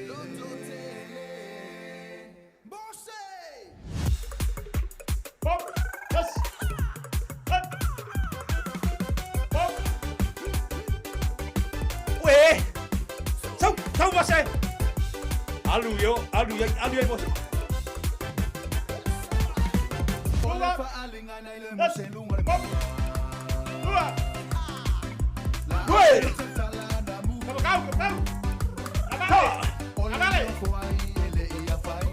Hey.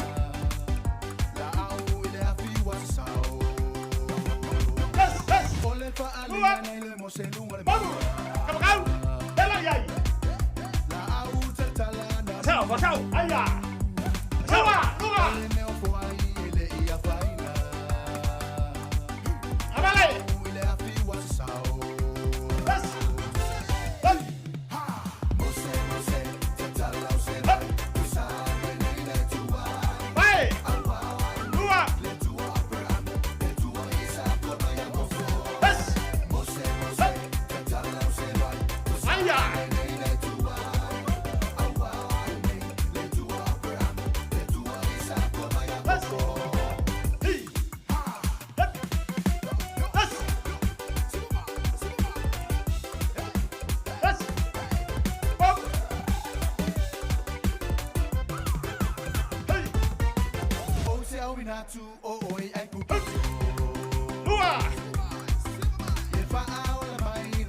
Ya. Ayah, ngai. Ya, kau lagi ada. Awe. Kau aku kamu musuh. Mama pasa wanga. Kamu. Bas. Dua. Kalau. Ha. Soi.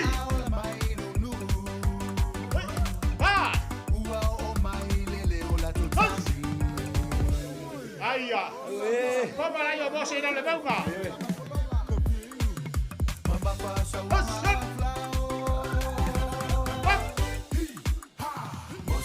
Ayah, ayah kau bau.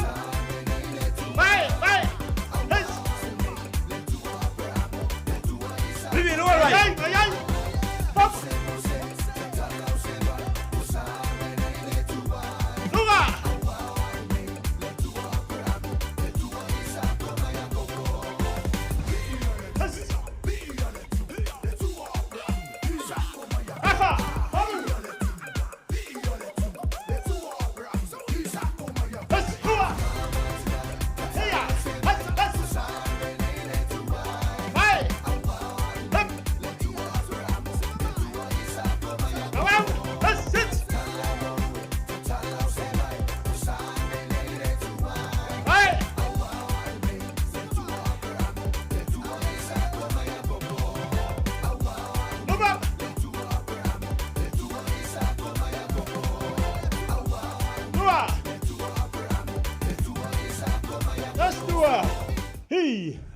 Ayah, besok berdua dia. Besok berdua ni. Ayo.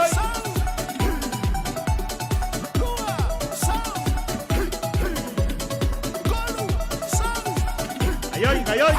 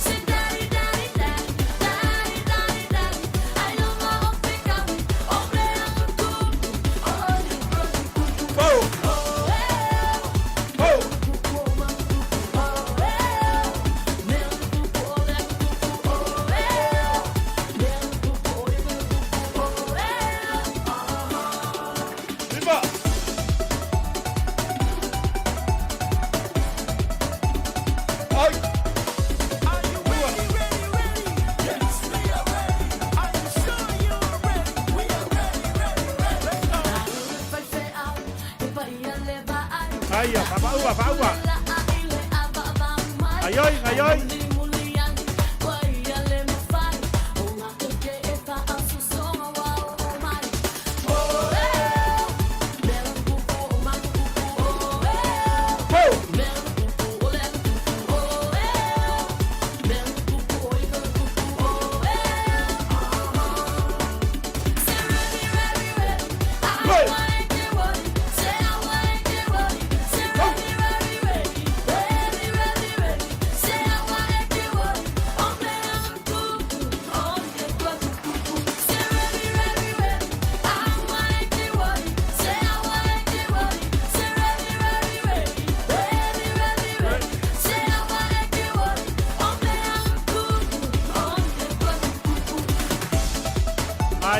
Aia. Ja.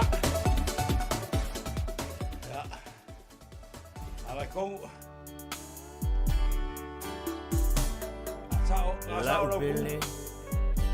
Asao numero ku. Malolo basa lo tino. Aia. Esse le mari mo supa. Ya. Asao saudano. Dua. Olu. Ochichicho. Ya. Selili sama-sama yo. Ya, halfway. Gas. Dua. Olu saudano kau. Faile magas. Dua. Oleh lo. Ba, ulai rumah. Gas. Dua. Olu. Ba, dua gas kau. Gas. Dua. Olu. Bango lalo. Gas. Dua. Olu. Resiko. Gas. Dua. Olu. Kaf masuk. Oso. Besi baik. Kalau berkat masuk rumah. Paksa oleh baik. Oso. Au kafa. Berah. Besi baik. Link lah ya rumah. Ya kamu rumah. Ya. Au kafa. Kuat. Rumah. Aku kasih kau salah lo. Dua lima. Oh ya baik. Kuat. Oh ya baik. Kosong. Cikgu. Kuat. Lima. Dua. Lalu. Rumah. Lalu. Kas. Dua. Olu. God bless. See you on Monday.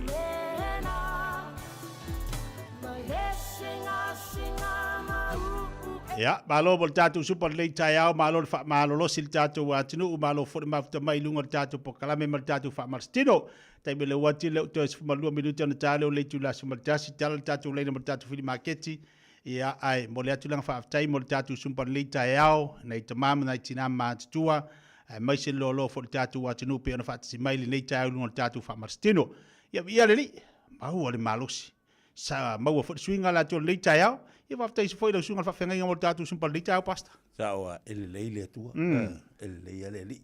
Fufa fo wingal malo sin nei tayau es foi fa longo ateti. Sa ole le. Ala fa mai ni tayau ile tele le mau ngasu. Ele ngata ngasu ole. Olo nungol Facebook wale fi ai tangata. Ya ngasu fo tu ai ala fa ia la ia tinga le loto. Male u. Ai fa ftai ile tua. Mau fa malo stino. Sa o ai fa fo wina lo malo si fa pe ole ai to pe fa sino fa malo stino. Male Ioi, awai ele leile li. Ma wale malo si ato to ta wale felo fa malstino.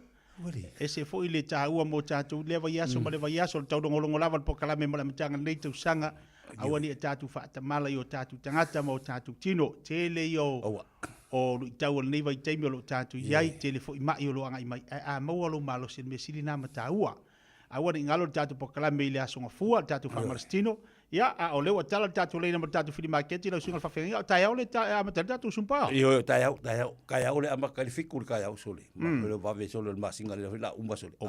Umba lo yang wali pe yo emol makal wakula ko fit wali ya kau ya tesem. Ta la le ama tatu kaya el fikur kaya. Fari ia masangi ngale le I men masangi fa festival ka bikiau. ai tu mau alun kau e whakara, e sui al kau sanga e ku mau al kau. Mana ia, whalau tēne le tātou pa kalamena nei tai au, pia uma foi, lua tala le tātou leina, lunga le tātou pa kalamena tātou whini maketi wai le sunga whawhengi. Whini maketi talofa sau no mai. Talofa lau whiwa, ona o kibiri ak ole mone ka vale ko ki e ia ka foi mahko.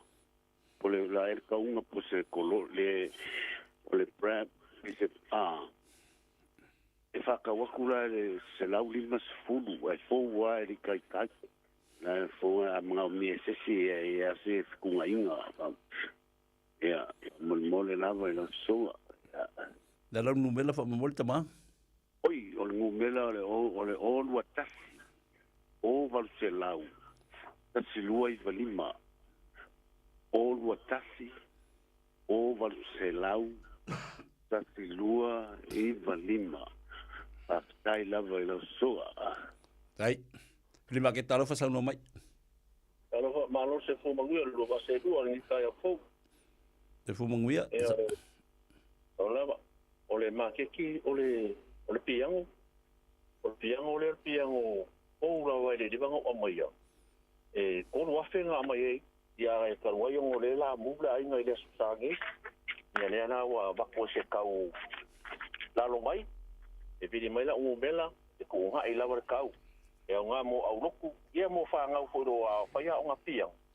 E ola ungu mela, ole o lua lua, pa o ongo lua fiku balu.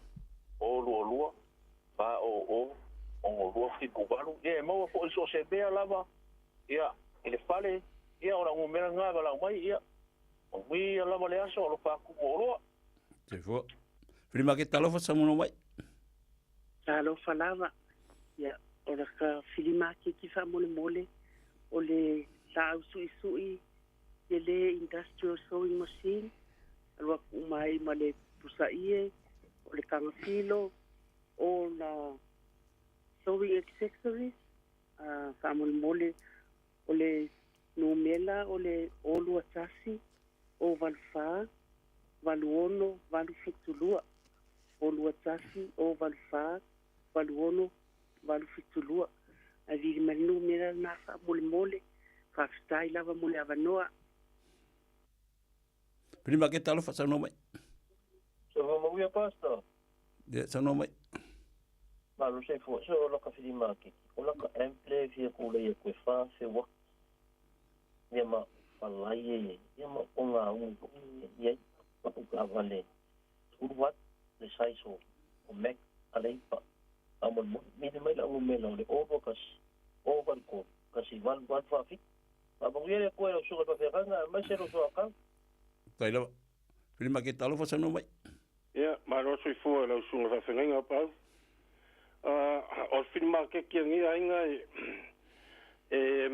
foi le video ku po ise o ini ma ku o lo ma mi ale ko nginga le ma ko ia fa so ka mai la un mena le fa mon mole a pa o le lua kasifa ko o valuiva ke el fonginga fa le la ngaleisa o ke el fongi fia vea o le ia uma ya ke o la va le ko nginga sinia o le ia uma la ve ke o la o le uma la o se o fingile ka sanga le ma ngi ia fa yo ise ma ko fa no mai o mi so so ngi vai kai ia fa so ka mengu milanga o le lua kasifa ko o valuiva malo fa lo lava ya manguia lo aso Te fua. Prima ke talo fa sa no mai. talo falava no mela le o lua lima tasiva fitu lima tastolu o fua onga le Auckland ke sama a ese se que mana mi fa so tai menu mera na Ya pa tai. Prima ke talo fa sa no mai. aro se fu te kio Ya sa no mai. amor mole lo ka prima ki ole o ia konga ia paka wa ko e do suru nga lo ke di ma se la uri o mole Te lo no me la fa mon mole. ole o lo tashi o i tashi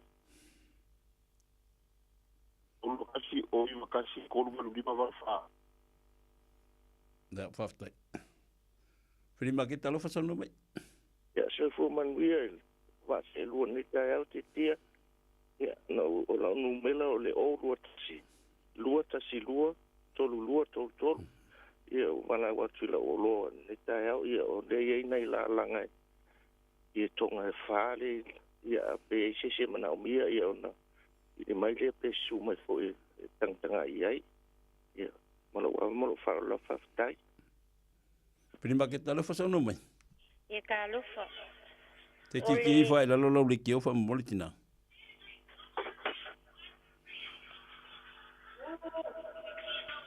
Le filima. Ika moli la nga I mai fa moli. Tina. Prima ke talo fa sono mai. Se fu manguia I roa fionga mo por kalame ni kai ao. Ia fa moli. O maua fo ngai lau au po isi mga umia moli. Apu sa sa ia le maua lau au o la o ke fomi o ro kasi o waru kasi iwa fa dua o ro kasi o waru kasi iwa fa dua mai fa dua lo la vai no fionga bang il was. Ai. Prima ke talo fa sono mai. Prima ke talo fa sono mai. Ya, talo fa alole se to mau ma ola u va ala mingi fuku le umi o e male GPS o me lava e male afi le ya kol va le si me fa le kongu ya ma le trailer la le fi ma mi ngai fix o ngai me la ki la ya ma mia ya la mai le olo kasi o ruo kolu le mavalu kasi iva olo kasi o ruo kolu le mavalu kasi iva so kai mai pai manguia le vet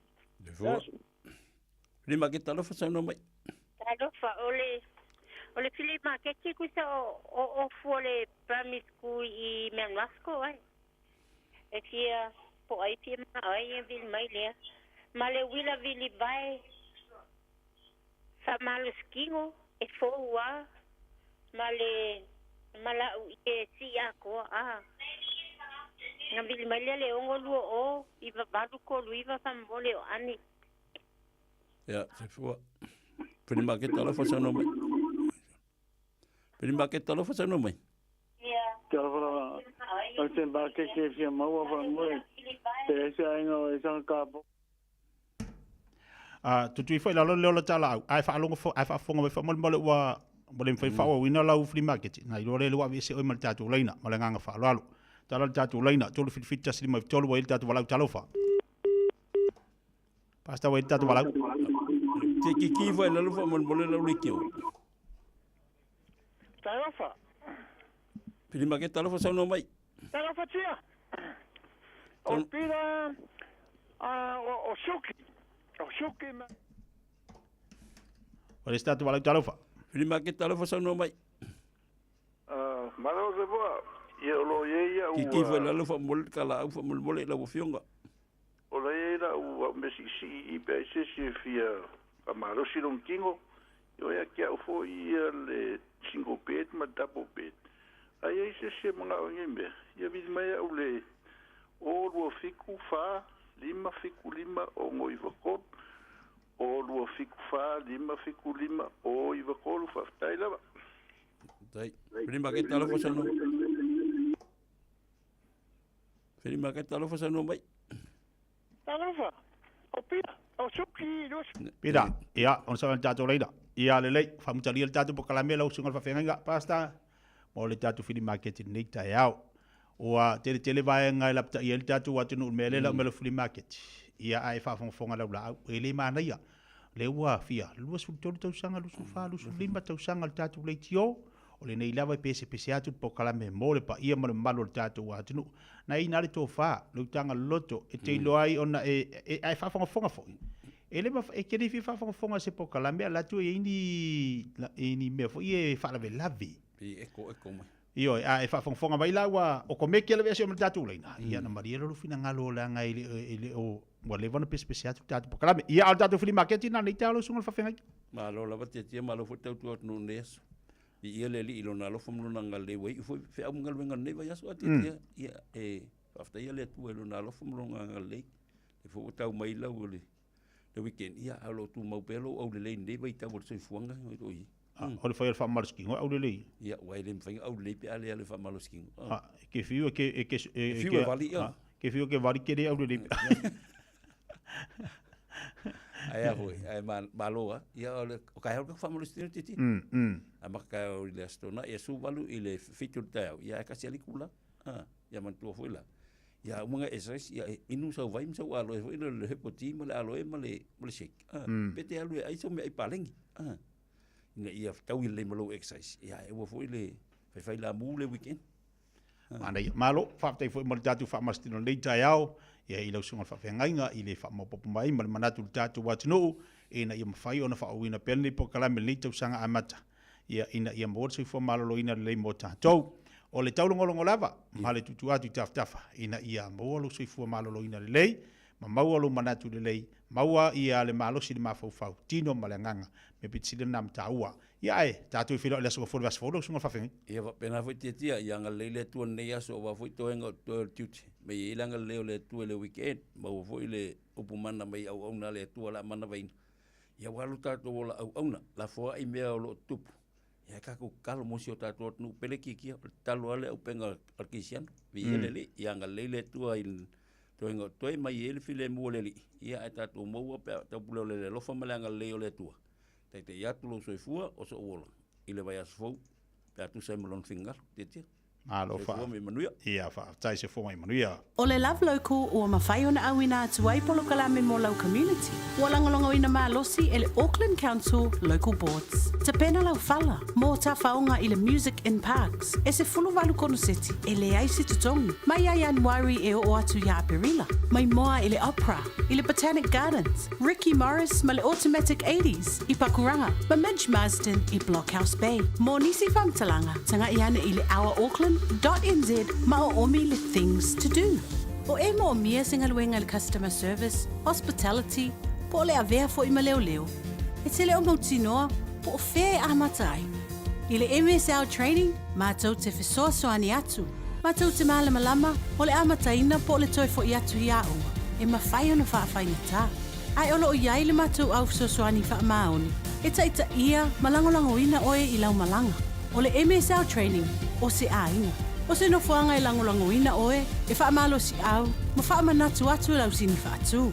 Asi i le msltraining.co.nz. Pevala au loa, le o valu se lau, lua, fa, tolu valu. O lolu manai, e a mata atu, i inei. O le R-Dash Travel o le company numera tasi le taungo fio pasese mo Whemalanga inga i Samoa whapea le malanga mai i Samoa i New Zealand ei. A whea de loa i le ofisa o le R-Dash Travel tasi valu lima Great South Road i Marurua. Pe vili mai i le telefoni tolu iwa lua o wha o o. Tolu iwa lua o wha o o mo le R-Dash Travel. Talofa o au o leilani. Mātou tena nofo whaatasi malau to o lua le mawha naumana i o mātua. O te pala au i le Healthline pe a whaia langona le tino mai e se tasi o i mātou.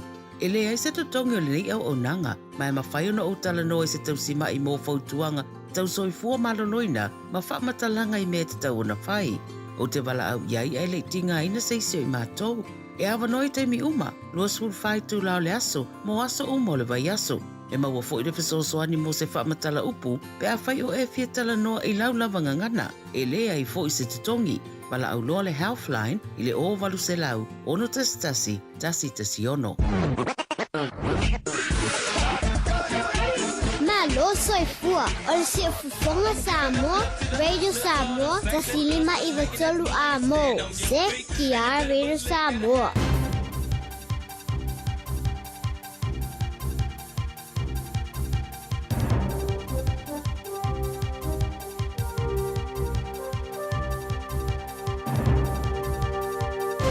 In this update, the Ministry of Justice has called the release of suppressed details online a serious error, adding it's working to understand and resolve it. Documents with suppressed information, including identifying details of rape and child abuse victims, were published online. Sophie Trigger has more. Chief Executive Carl Crafer says all family and criminal decisions have been unpublished until an audit of about 2,000 judgments is complete, expected to take 4 weeks. He says current processes will be reviewed to identify how the error occurred and can be prevented. Crafer says open justice is a fundamental principle of the justice system, and publishing court decisions helps give the public insight into judgments. A lack of surprise over the fact NCEA Level 1 pass rates are dropping. Just 70% of participants achieved the qualification, a 12% drop from the previous year. Education Minister Erica Stanford says it's partly due to the new 20-credit foundational literacy and numeracy requirement. She's vowing to continue the crackdown on education, focusing on basics at primary school.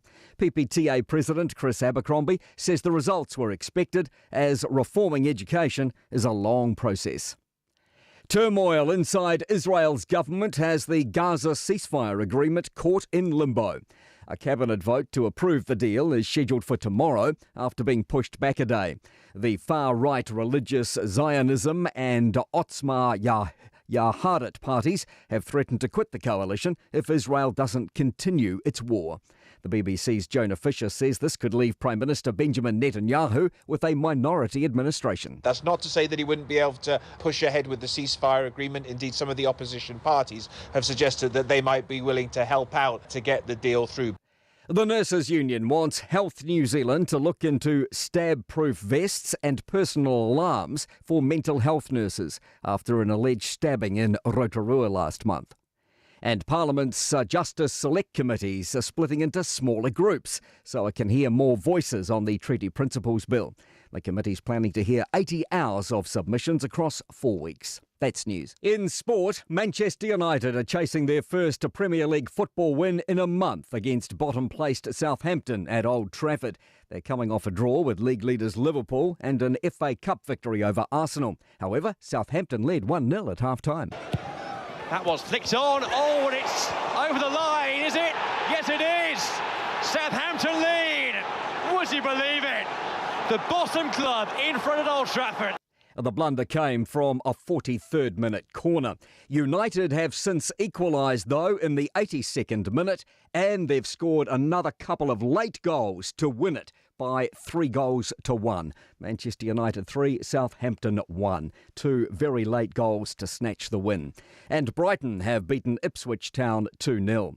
The Breakers have kept their hopes of making the ANBL basketball playoffs alive with an 85-75 win over the Jack Jumpers. The result snapped a 4-game losing streak. That's sport. I'm Malcolm Jordan.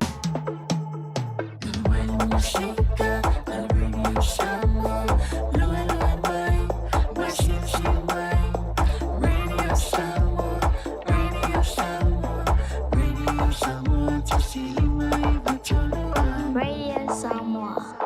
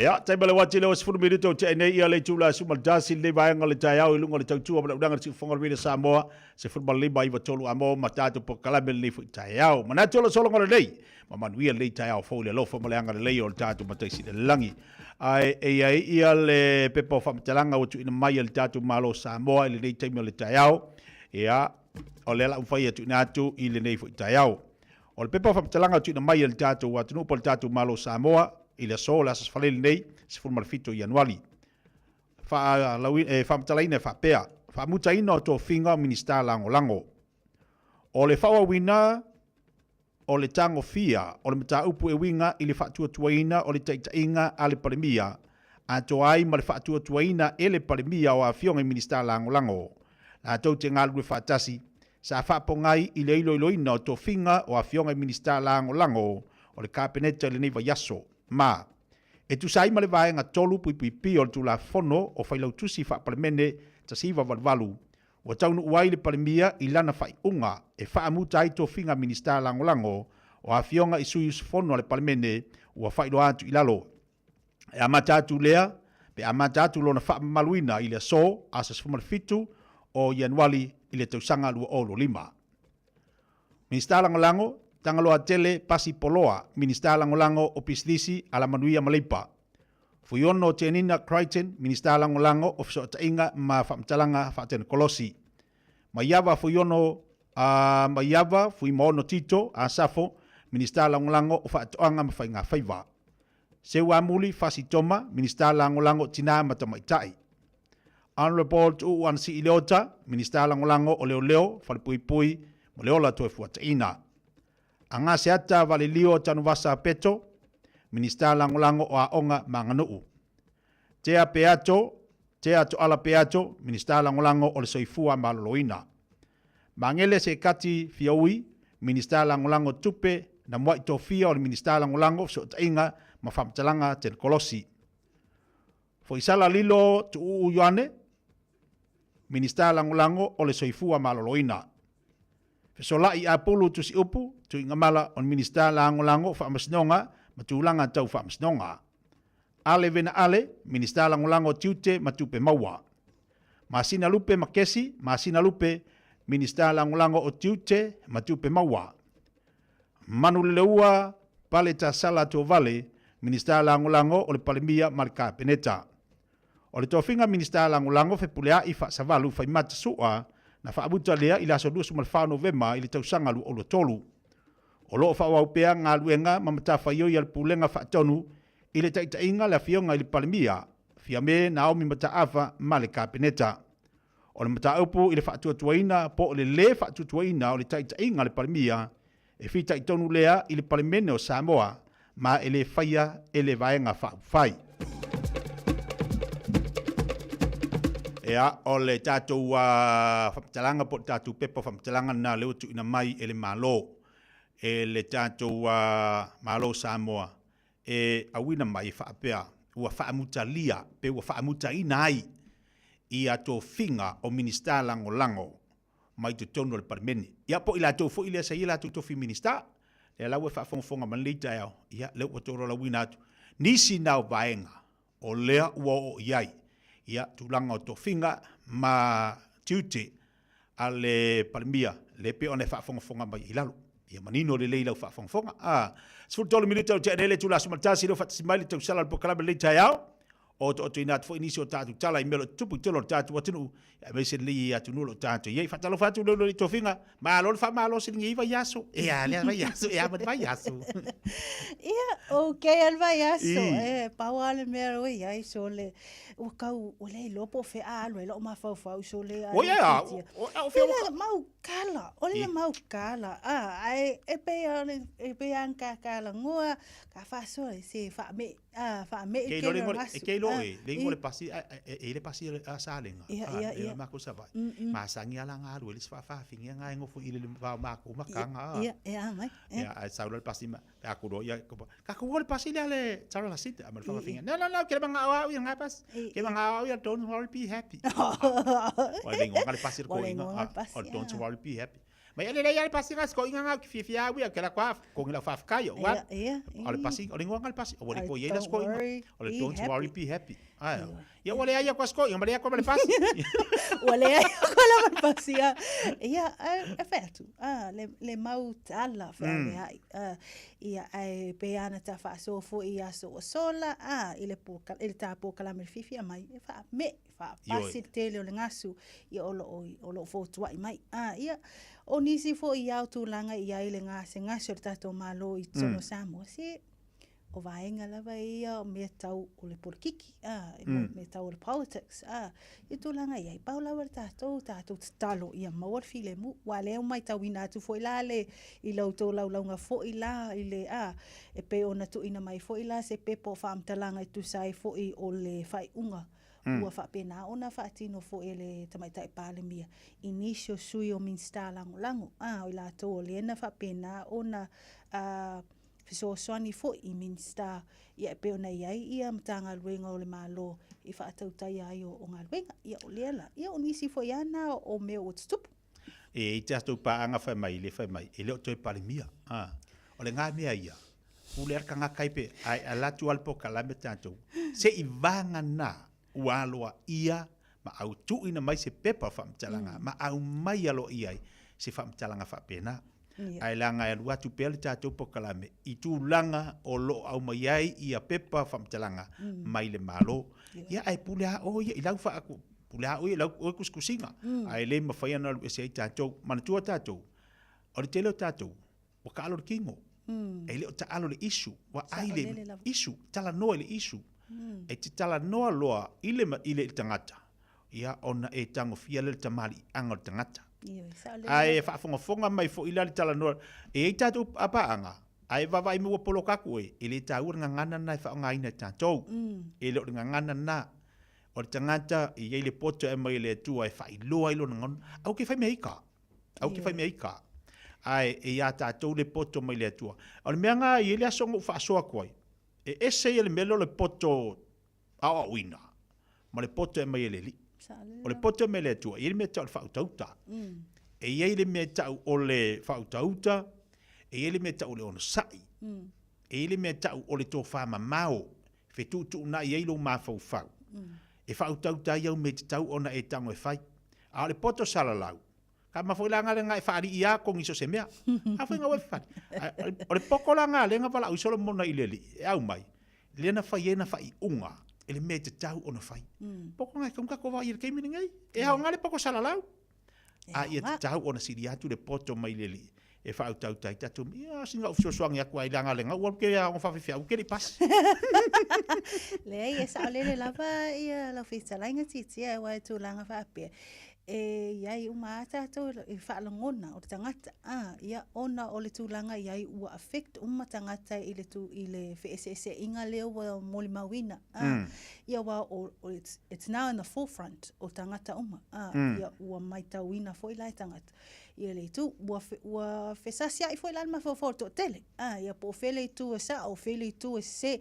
A le tūlanga pe ona ta ua e lau whitalenga te sa lele lava. Pau lava le tūlanga iai whetūtū na I le lei ma fau o le tangata ia o le tiptilo lava o le file mu lava o I lalo lava e su ai malo I tūlanga whapena ia ai peona ta ua titia I oe ia ua tele lava tangata ua whelaflafoa ia whamtalanga upu masoa tulou ia tūlanga ia se onusai tātou te onusai lava o lava ia taunu unga ma taulu manga uma fo ia o nem ta aputula ia e uma toi fo I uma ni tangata toi fo I la tau fatino la tau ngaluenga toi fo ta toi fatino ta tau ngaluenga o uma na tofi ta toi fatino ta tu tinga lue ai pau lava le mea ia mawale on sa io mawale on sa mai le li ia tu langa fa pena ia o le tūlanga la ia pe ona ta ua foi la I lo for si ai fo I o se tasi o le tasi na o ta la ta po kalame ni ta o titia ia o le ufa pena ona toi tu mai le updates ia ele afinga ia ngal mangna tipi au tanga vai I le nei ta ia ona o le tūlanga we ai la nisi developments I tūlanga le mata apule pe la ona ia le tasi na o mata upu ia le faamutai la le onisi foi o le o minsta o tiute o minsta lang I la to len fa pena ona se e mai fo I le fo I tofinga ia ona ia i lalo lava le whaiunga ale tamaitai pāle mia. Mai tawina la e to avalu ia o sui o itu malo mai savai ia sala whai, ia au le toa lima e mai upolu, ia o leo whaamuta to whinga minsta lango.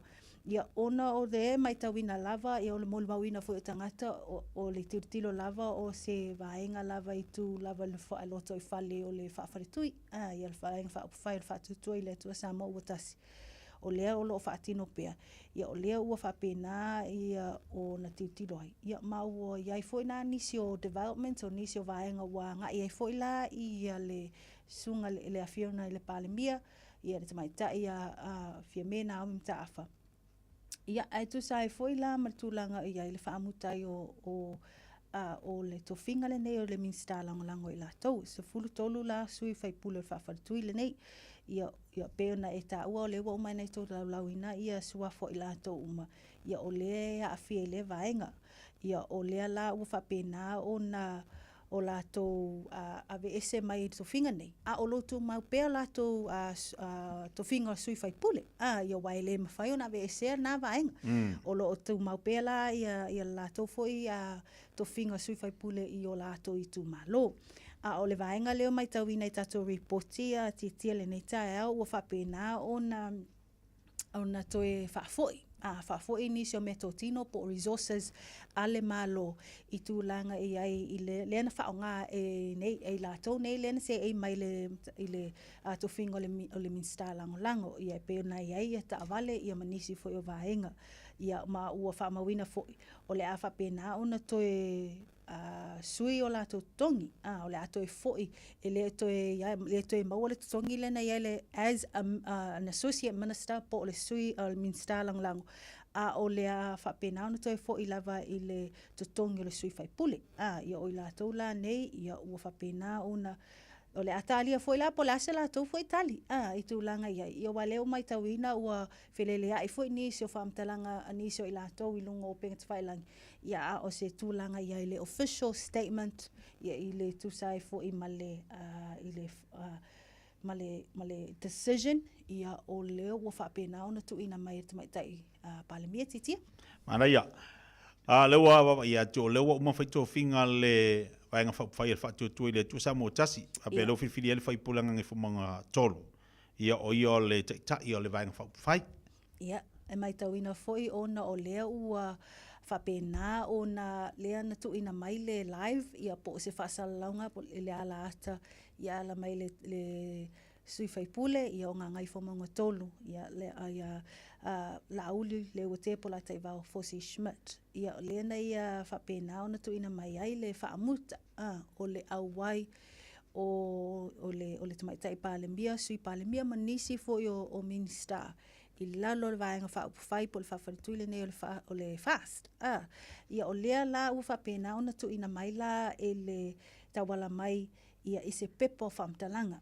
Se press release ia o se press statement foi ia na whailo mai la le whonga whetalai le palemene le sunga ia pali i li o loipola ta eu maspau. Ia i se tusila lea mai le pāti.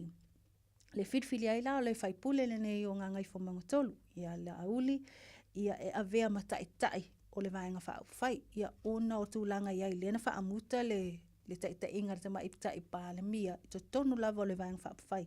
Ia o lea la u whapena ona iai la suinga nei. Ua whaia foi la ona o le vaenga to o tele. Ia o le whaipule o le whawharitui. Lena whaamutai la vaenga nei. Ia o le fono o le whawharitui o whaipule luasfulu le aso tofi o le vai aso nei. Ia lena whai ai le whai unga. Ia matoi whiwhili ai loa la ni si o sui o lana komiti whaafoe. Pela ona iai suinga nei o le sui taitai o se ai le whaipule le tu malo palauli numero lua. Le fionga ia le ota laki la mositele sio. Sui taitai fono le vaenga whai ua tu la iai le sui whaipule o le whale alili numero tasi. Le fionga ia toi lupe pomuli nuku o ne semo. O isi to fingo le te utupe o whiwhili ai la le whaipule tamaitai o palauli numero tasi. Le fionga ia mulipola ana rosa ale mulio ai langolango ai isi whaipule o si umu le tau whai atu o ana si i leota. sui faipule o salenga tasi, faipule o whaasaleanga numero 2, faipule o le whanga ma whale ase la, ma le faipule o ana lofi numero 3, ua vea mafonga o alii o le whawhatatui. Ia o i la toula nei o whapena o na whitwhiria, e vea ma komiti whaafoe, ia o suinga nei o titono o le vaenga whaapufai o le whaatutua i le atua Samoa o tasi, titia. O leua vavai atu. O leua sau ia pe whamataranga whai. A leua sau tātou tapenanga. Te leua tapena tu sia atu ina atu i minister lango lango. O ila atu whai. E whai ene toi whaafo ima mai ta vale ma mea tō tino le malo le sa la tu whaongaina. Ia. Sa o lele lava o tūlanga whapena o i titia ona ua whapena on whaamuta. Ua whapena ona terminate ia le position o le portfolio lea as an associate minister. Ia o whapena la ona iai lola ia inga nei ia po conditions, ia o processes lava ia masani ia le malo. A whapena ona whaamuta ia po lea lava. Ia e whaafoi umala tūlanga na ia i resources. Resources ia na whapena ona whaamutu atu mai le amatanga. Ia e pena ia i ta avale manisi o vaenga ua mawhai ona tu ina atu e whaongaina. Ia ua whapena ona whaafoi. Ia ma o leana ia i fuila pe ona ta ua fuili tātou whaasua le amtanga. Ia e le ngatai le whaafoi ia i o ia resources po o ia me tō tino. Alanga oa, im tūlanga whapena. Ia a o le tūlanga ia i le toi foi. Ia ua toi whaafoi le taimi le totongi. Ua toi le toi iai lai le taimi lea ua iai le associate minister. Ua le atoi foi lava ia o le sui whaipule titia.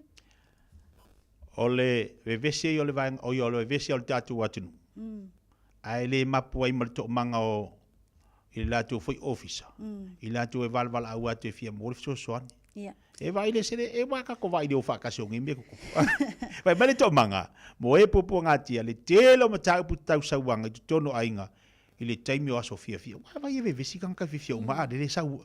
O e le wa, whai ele o langa o le sau ainga i kinga manga i kamaki. E tala ata o se mataapu e onga. It's a very serious issue and a matter ia i tātou. Ia ona o tūlanga e peilana e tā ua titia.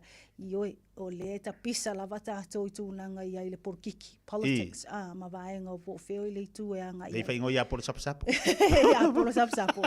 Ai ua whaatotona a tonu i a wau toa tele lava tangata o mai tauina fo i tusinga. Wa anginga fo i lunga o penga te whailangi. Le anga i o le mawhauwhau o le tangata whaapea e ape atu uia. Le vevesi le iai e ape au mai ia e toi whaalelei. Ai toi tepa i tua le mea na mafua ai ono mai e pale mai. Ono tūlanga iai i atina ono ua whaatuatua. That's o mata upuna o whapena o na anginga nei. Ia a o peilana e tāua. Ia ua o isi i o vaenga e pe o na telefo i na soala o pule titono le i palemene. I matūlanga iai. Ono tūlanga i le te leo a fianga o nai whanau ai mesi o tina ama ta mai ta i titono a inga. Pela o na ilma ta apu lea le na ta ua ia ua leo whapena o na ta ua le poponga le wharaputonga moe poponga tia le SVHG. E le i whapena o na malolo le laina telefoni. Le whapso ta i atu lea o le whalaputonga tō manga moe poponga tia. I le fia mau o le fisoswani. I mata upu i sa wanga i titono a inga. I le taimi a o alo atu la le atu nuu i whainga malolonga. I aso fia pēne i le kiri sima le tausanga fau. Ia lea lana whailoa atu e le whalaputonga moe poponga tia. Tō manga moe poponga tia. Le tele o vala au o le vala au. I le fo i vai tau. Ia sa mo le mawina ai fo i la i le wha o atu e nisi o mātua sa mana o mia se fisoswani. I le whaafi tau i nai whanau teine. Ia i le mātutua le siful wha, ia ma le siful lima tausanga. I la tau nei, 15, 14-year-olds. Le mātutua, ua fio ese mai o lātou ainga. O tūlanga ia. A tonu o isi o whaafi tau li. Ia ua le wanga ia tuai la ia i lātou nei e sulfai. E fia maua se mapusanga nei whanau teine. Ia i le tō manga moe pupuanga tia. Lea lana mai tau inai. Ia leo atu fo i la, ia ma o i lātou nei. Ia ma tarata no fo i le tō manga. Ia inisi fo i o mata upu pe ona alia e mai pia i tono o Samoa titia. Ai te lole mata upu le te whaitau atu o le ima le wala auna lati New Zealand. Le whapea nei ma se wala auna lati New Zealand. longo ina tu le to manga mo se ia istema sawa ina lo na to lua sawa ina ia o fai tau le tala le telo e se le sa o le tala se tasi o tinana fa soai o si ana tamatino tala mo ia na to e fo ia tu ala tamatine ala tala na fai lan tama pa to a ilo tonu ala na lo to lua mo o le winga la tala lo matua na fa matala lan tama ele fa ilo atu ele tama yo no winga te mina fa to ai lo ale ai no le vana no fo ai pa ma fasi pa alo winga la kala fo ilia ole o sauanga lana le anta tu wa vai mete tupu ko karango ngame por kiki ai ole winga la tala fo ilia langa tatu o mai lai tono sisi o manga o tatu ainga ole tama failia ina ia puti lo ainga mo se manuia ole tatu mautau ave mo litau sanga ia focus ala o la o va ai tono lo ainga mo manuia o sawa ina o tatu tina ole hikale me asole ese le va vesore sa ole le e tu poi fare ver fa pea ia o leisi e manga ia mo ka upu leanga e to ia lo ko fo mari ale to ina malo matua ia po ngali fo ise tu lo fa fonga le tunu ia la ua vesinga a tatu o lo ile mafai ona e tafio filo wita ma e tango e tama fai pu le alu loto ona o lo le si tu langa tu nga ia le lua ainga ai le ala le fai nga o lua ai wangi fai le pu nge kamaki pio linga tala fo ile pe a fua ia le tatu tala vai le to manga e sa mo ai vidia ku le kanga kangi New Zealand ola longo vinga ele yeni po ele yeni a ingol nei tina nei New Zealand e vili ia se ikoma ia longa fia mo se so tonu na le paule o le numero le maita wina lo he e mafana fana i fo le loto le tama ita e vili ona o Samoa o tangata Samoa le operating le nei establishment ia le SVSG ai o te maita wina iai lava ni sio sui o tangata o lalo lava o le whalaputonga to manga moe poponga ti o le nei i atu no i whafo i New Zealand ai mai se lava i Australia fo i le tasi o vaenga o le to te lei sui ia e whaima nga i atu i Samoa mo lato fo i a ngaluenga whaatino ia o le tūlanga nai a tonu na alpau nao se sud whainga na ia te ia lava ia ilo au ia mawhawhau iai a tonu o le tūlanga na ai o le me whaftai e loto o lona mawhai na vili o le tūlanga la na o na wai ai isi taimi e tatu ilo ai tala no ma fo wai isi taimi e ni la whaalongona fo na le o le ma ia wai wa mai tau fo ia te tia le taimi fo i sanga lue i Samoa na iai lava ni se whaasoa whai whapena e ma fo ina le e vili mo se fisosoani ia ona o whapea tala ia ai o le tūlanga lava iai tamu whai whaasoa iai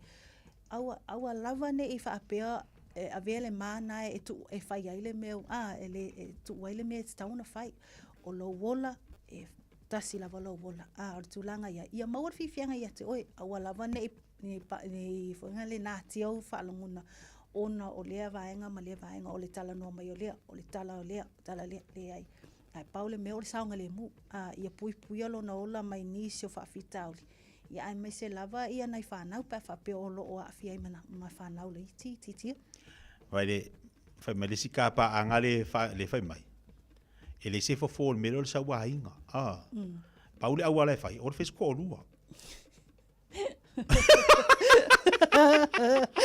no foto atasi mai o le sao lea o le whesko o lua e pe sao foi o le fifilinga na ia tangata o le mele wa ke lenga paku ai maka o le ia a fuatai o le it's upon the person's decision o le fifilinga la tangata ia o le tūlanga iai pe awa pe o iai o oele iai te tono o iai se whawhitau ia tātou whaasoa ale mawhai ona vili se tangata e te iloa e te trust ina e te iloa e mawai so vunga le mawhanawhana e te iloa you feel safe pui ai o mawhawhanga ma o tangata o whalangona e mawhai ona fisosani ati oi ia ona nga ila ia nisi foi o tūlanga pe ila ona iai la ia to manga moe poponga tia ia ai me se foi la le mtanga luenga o leo pe afa pe o iai se o lava i o ngotunga iai se tūlanga whanga le threatening ai le o lor tangata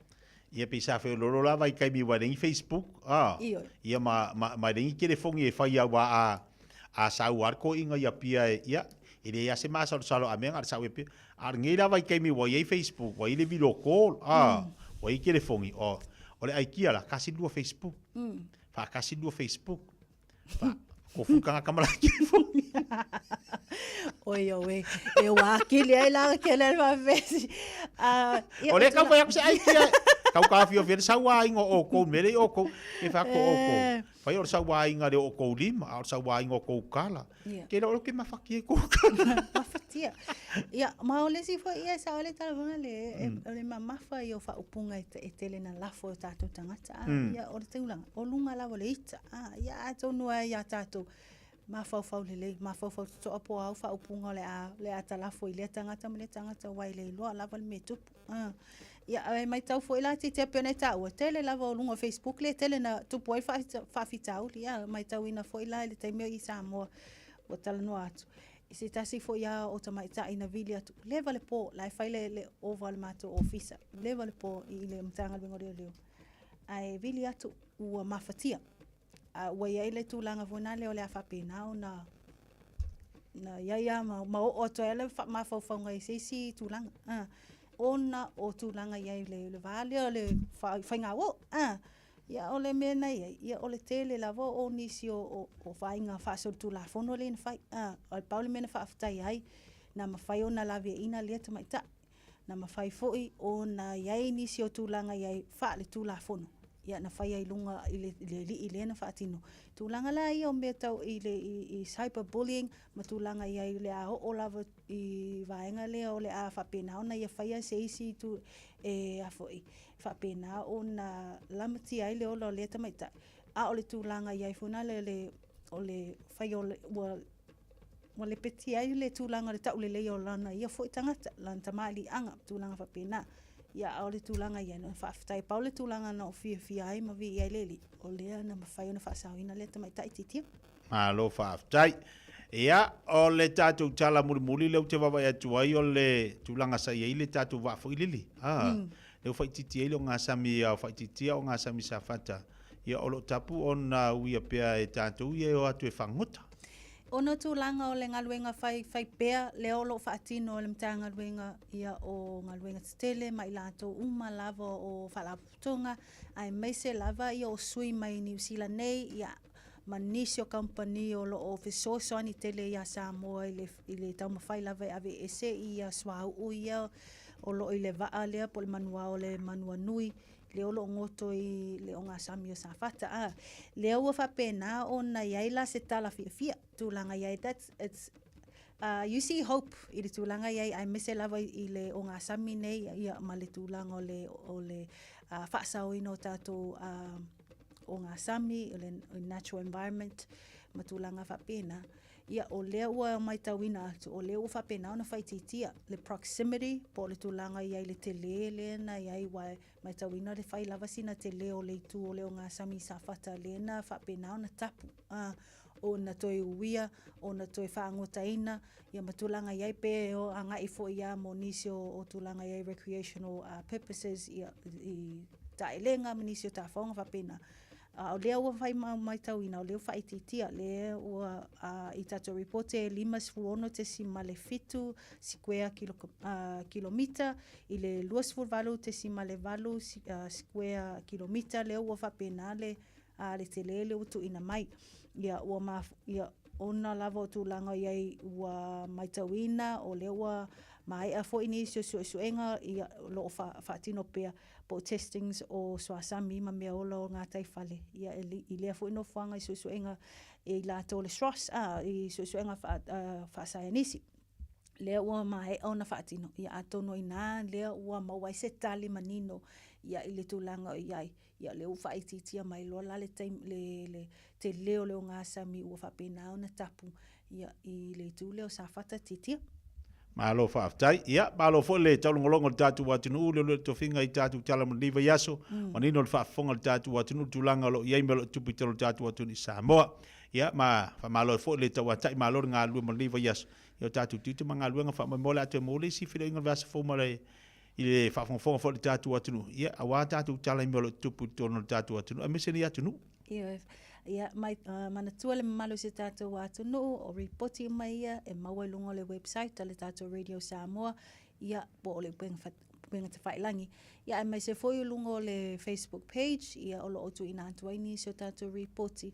Ia, whaitau manino, whaitau tutoa iai a inisio me o lo tutupu tono se tātou atunu.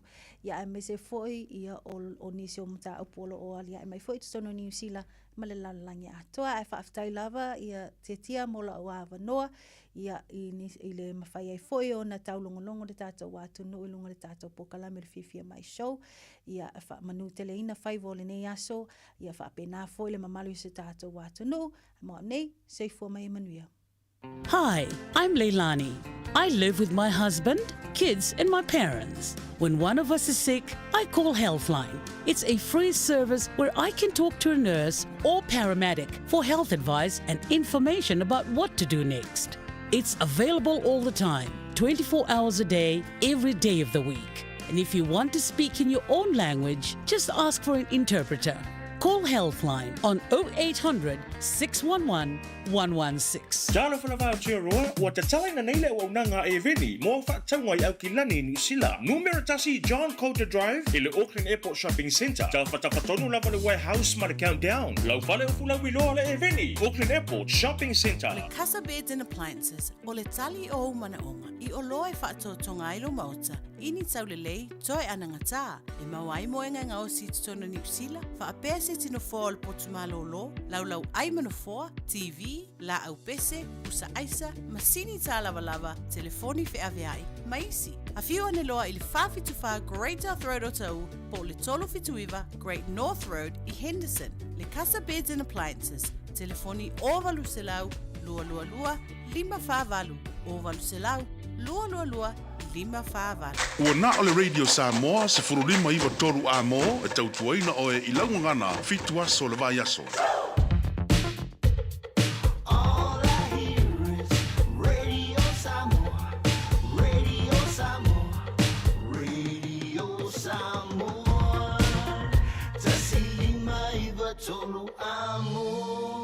Radio Samoa, kasilima iwa koru amo.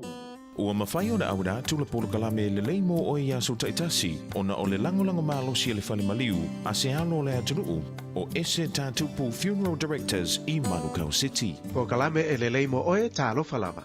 Ma na isi tala na ufai tauai i ni ali isi tofa. Sa talatana noa ma fe whaaso a e i le leima le tāu o tususinga i le whaali liuina o le tuspaia. Le leimo mua na whai e mai. E fia i le whaalileunga le King James Version. Ona o le loloto ma le mamafa o le ngana Peritania. O lo tusi ai. O le li lona lua u fia le American Standard Version. Ona e lata lona whaalileunga i le ngana eleni ma le ngana e Peru na tusi e mua ai. Le li lona tolu e fia le NIV po le New International Version. Ona e whaingo fia le ngana Ingilisi o lo whaalileunga ai. Le li lona whana mili lona whatawhata ma lua lona au.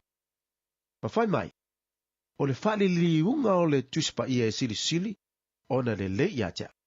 Wa au whaingoina o le whali liunga alo utina, My Mother's Translation. O wa leo langa o lo utina. Na utali tonu ai, au mālamala mai, ma au ilo ai, awa onga ale tuspa ia. Le alofa o le atua iatea. Upo le poto. O le tinami o le lei. Ua tautala o ia ma le poto. Ua ilona laulau faiva le tula fono le alofa. Tina. Ua eiloa. O ole na e fai mafofonga fetalai, mafofonga va aia le atua ju tono lo ai. Tali e Yesu avea mau faula. Ma avea la wolanga e fai ma faata ita inga le lei. I lau fanau. Mana tua e le lei moe.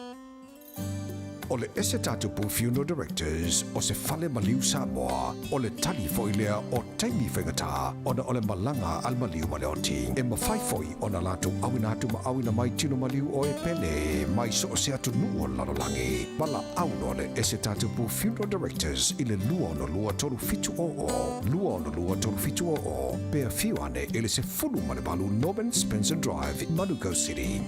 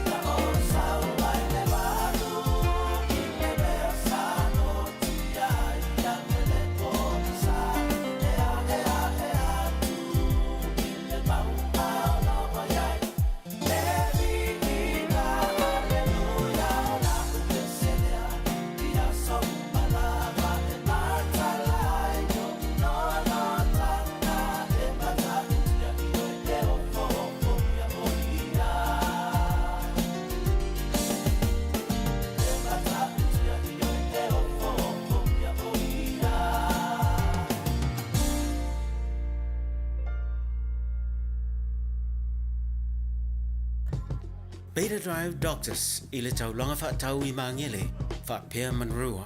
O le vaenga o so ngase pe amana o mia. E whaatino e fo I matupui pui o le whanau witi, o tupui pui la COVID sfuluiva, mo I lātou e sfuluan tausanga malunga atu. Whaapea matupui pui o le flu. Pala au telefoni, 255-25 mo so wanoe whaatino ai nei au nanga. O fisa whamai I maangele I taftafane o le McDonald. Amanrewa I taftafane o le Whaletusi po le Public Library. Beta Drive Doctors Clinics. A whai alo sa ili sea o ngā a mata molo walu. Au aloe te toi popole o le Galaxy Childcare e tele o na la lai au ki lani I saute.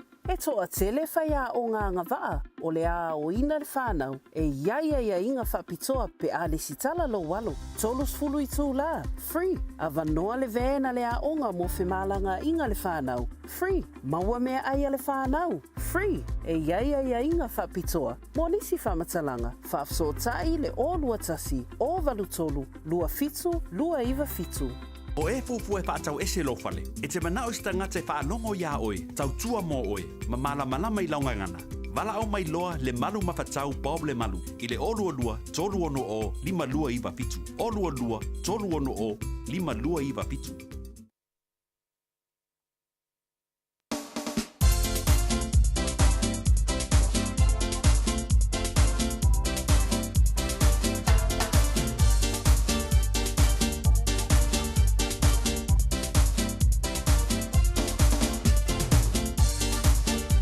So es furu bine tala tala le tula sumana lua na wa bai atu di sota tu pakala me pe ona yen pakala me le mo oi to lunga fo na le tu bla danga sunga fa fengainga ya pe ona ye tu tua ale sunga fengainga so li longa Yosua ne pakala me ta ua lava pe ona fa fonga yai ya ngate le mota to ya vi le li malo fa tai le tu bla danga mota to ne va yaso ma sunga fua se ia pa ia mai le ne fo yas fa le tali wa tu tatu fa salunga i le toa fo lo mega casa do fa mai le sunga di pule ya tu sia i le latu tautua mo le neiva iaso tala fataksia malo se fuala blei malo fuala sa itu te mangaluanga mo neiva iaso ya se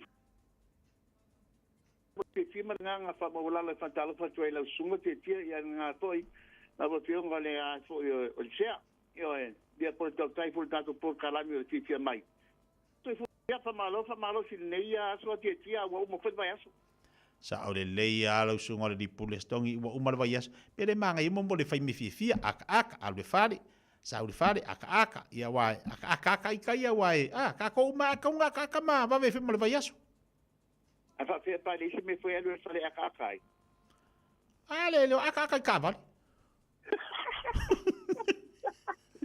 ka menga ni dia ala nga o ka ka ku awal aka ka le ku awal po fe le ku wai aka me ke fa pega ke vale vai aka me ke ya aka pe ya ala bela fa awale vo si aka ya awale ki ngala inga aka sosis ya vai de fa sa e fun me vale fa binga dis ka kala ka aka ku yai mi fa pe voi bi fi adu e ke ya fo ya ala le aka ke do fa penga aka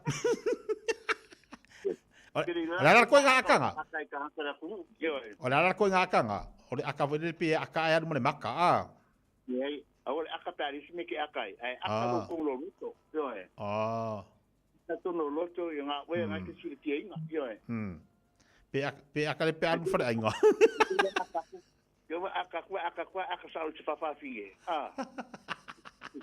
ina ye me ke akai ai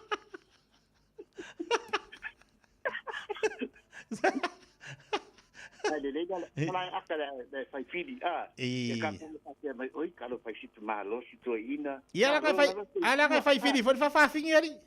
Ya? E fai fili for fa fing. Ole mako ele fai fili fa fing. Le ni ke mala i sesi. Malo sesi madia malo le. Que ya no pasa de buku fa fing ka malo. Ia malo ga duer ge vai astogi. Ia me manga ia momori if so kaiso momotina ia sa do fingal venga ia via deli ai mo lo malo singai ki fifia mai aka mai mo war nga wi ngol aka sukses ia la fa ku ya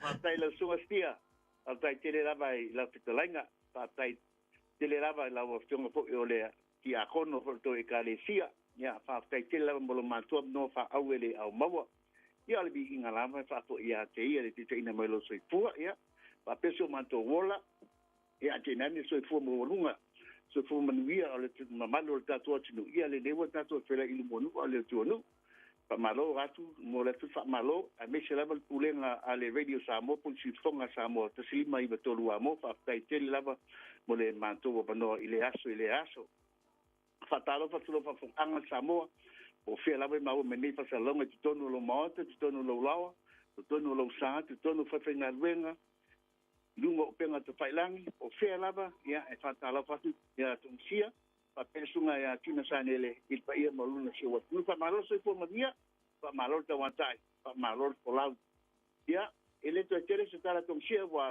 ila foi le se foi pa ponga sa mo pa sa longo na tu pa male ana le pa la ma fa tuanga tong sia awani se tia lo fina ngalo i fa sa longo fa pisnisi la ba lo be ka kansla to ia bana ngai sa mo vana ngai pe afa pe wa el to fire to el to mama tina le ainga fa pere no fo ala ti fa tau se tabale mana tuala ia le ngo tong sia po tuna sa nele ole o mega kans ile luce lau kebe ni stabi man ka wai mo wai fa mama benga ole la pa nga solo ta to penga me alofa ya ti na ni mana tu ta ku tolu te sanga le a te fan to shi ta to tlu yo e te tolu te sanga le always come handy ole ta to lista la ino la tabale po le reto la tabale e fai fua tolu te sanga yo e de pasi ina lo sa po le one fitness mo shaki la tabale e fai fua mo le si tolu te sanga o le sebe sino la vale mo le si tolu tau sanga e fai fua ia o la me tino fua isa mo tele ta vale fai lo pipilinga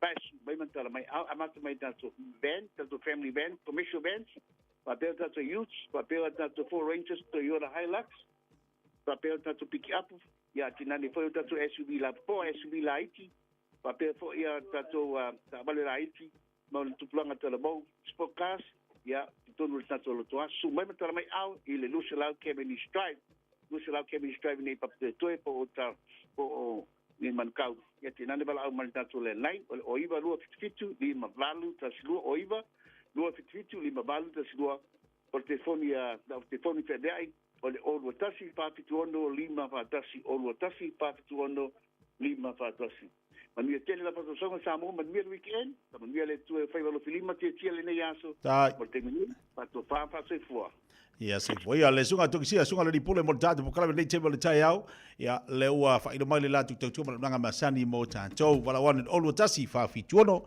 lima fantasi se balte bale wati le o to lu bilita tale tu la suma lua fa mutali si tau tu masa unanga mo tanto fa te le lava sa mo le tu pele dato maftanga mo le yaso pe ona yai vi le li fa te la talo sa mo le atu ya mai se dato maftanga pe ona e mafuta mai lungo le tau tu ale si fon le sa mo po kala mel fifia mai mele sa fua se ia pa ia mai le te mele aso manatu sa fa fifia ina la fa fonga i diso dato musika o po kala me fanga solo ya be se foi melo tupu tolo tatu watu maso se vai ngor kelope le sa tau tu na tu tatu watu nei va yaso fa te tere la tapo inga ya man manatu ya se pe nanda ya ile ang le yo le tatu mutai si langi ya fianga yo fai va mo te mo nei va yaso mal fai ngor va yaso awani ngalo lo talo mo se tatu watu no sa moa o funi tatu po poleria me te tupu mo nei va te mi lo tatu yai ya tatu tal no foi ya va ilu fina ngalo fa so ilungo penga te fai langi tutu alalo ai al pokalame mo tantou